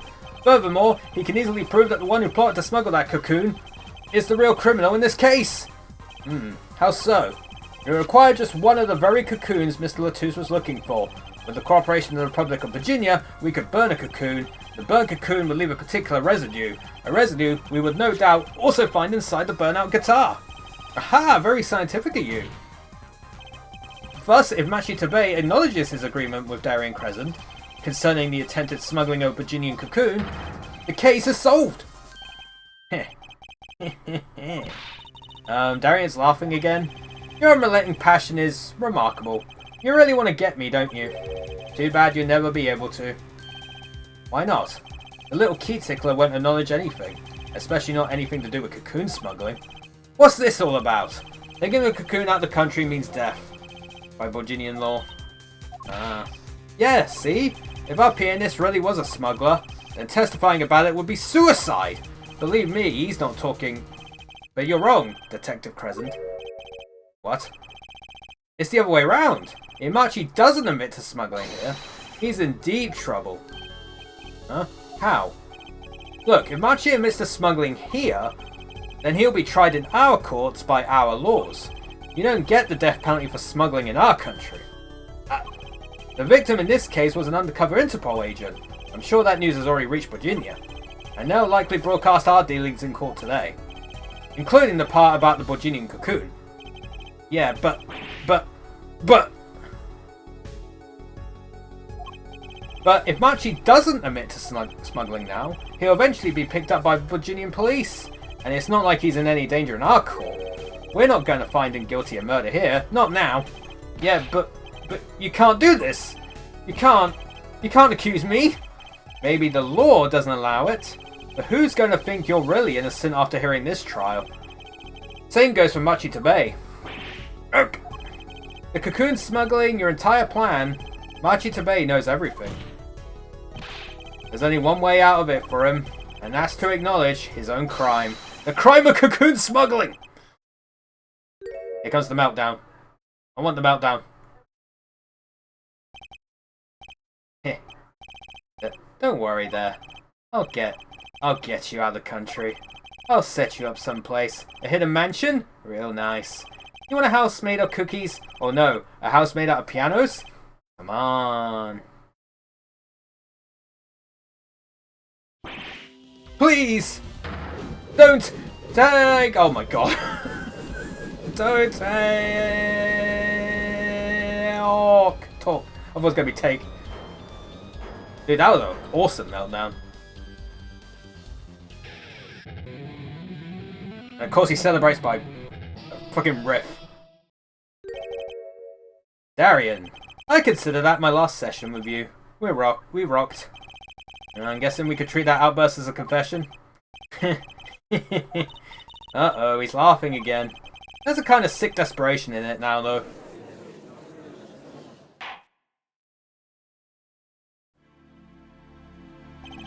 Well, have you been listening to today's trial?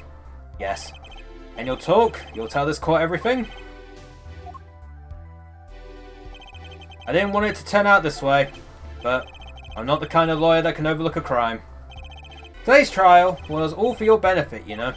I see no reason why you should hesitate now. I knew from the beginning, Machi. Situation I cannot explain, but money I needed.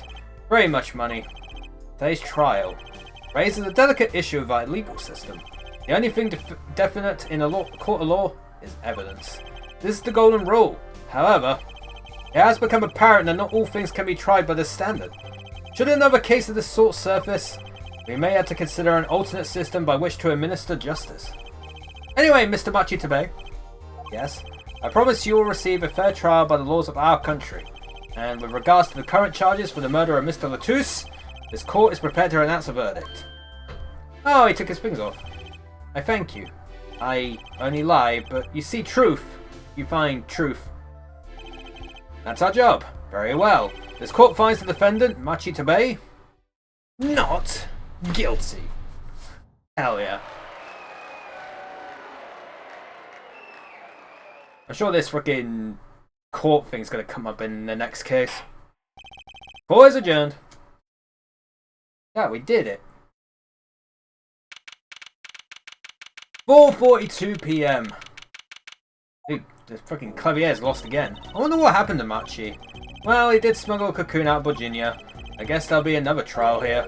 All's well that ends well. Fucking shows up again. Prick. Daddy, I owe you both my thanks. Lamoire? Hi, is something wrong? I'm sorry, Machi was your partner on stage, your friend. Yes, I thought of him as my own son. Even now I do. Yet, something got a hold of him. Something evil. I see that. And he must pay for what he has done. Is that not how it should be? I'm still sorry. Do not be sorry. You have given me courage. Courage? I am considering an eye operation. It was my suggestion, actually. You mean you'll be able to see again? Yeah, it's funny. I have always been afraid of the light. Light seems so harsh, so unforgiving. According to the doctor, Lamoire lost our sight due to some kind of accident. Accident? As you know, I suffer from amnesia. I feared that if I could see, perhaps it would open my eyes to the truth I have been running from. I was scared. You know what changed her mind? Hearing your defense in there today. She could feel your gaze, unwavering, always looking straight at the truth. If the light returns to my eyes, I think I will take up painting. Painting? Oh, that's right! She's the landscape painter in sound, after all. I will paint the two of you, I promise. Woohoo! I can't wait, Lamoire. I owe you my thanks too, Apollo. Thanks, Mr. Wright, but for what? You reminded me I need to hurry things along. On my secret mission, that is. Right, your secret mission. Apollo, Trucy, I hope that we will meet again someday soon. You bet! Me too! Maybe we will. And so, like a ballad, the trial flowed on and on until it came to the end. Thanks to the trial, the Guitar Serenade was a huge hit. Prosecutor Gavin's even more dazzling to look at now. But there's something I want to say to that guy. Next time you write a ballad, have him catch the killer at the end. Now there we go, chat. We're done with another case. Another episode done. I think we're actually on the final episode now. Hey, another achievement. Turnabout Secession. Yeah, I think this is the final one in Apollo in the first game, anyway. Yep, sure is. Oh, chat, we're already at the final case. Jesus Christ. Turnabout Secession, eh? We'll do the next episode on Friday, I guess, chat. So, there we go. 3 cases down, 1 case to go in this. Fun times indeed ahead. We will carry on with this on Friday. I'm not sure we'll get the whole thing done on Friday. I would assume that the last case is quite a long one. It usually is in these games. But, yeah, it definitely looks very long. Yeah, it is very, very long. Cool, man.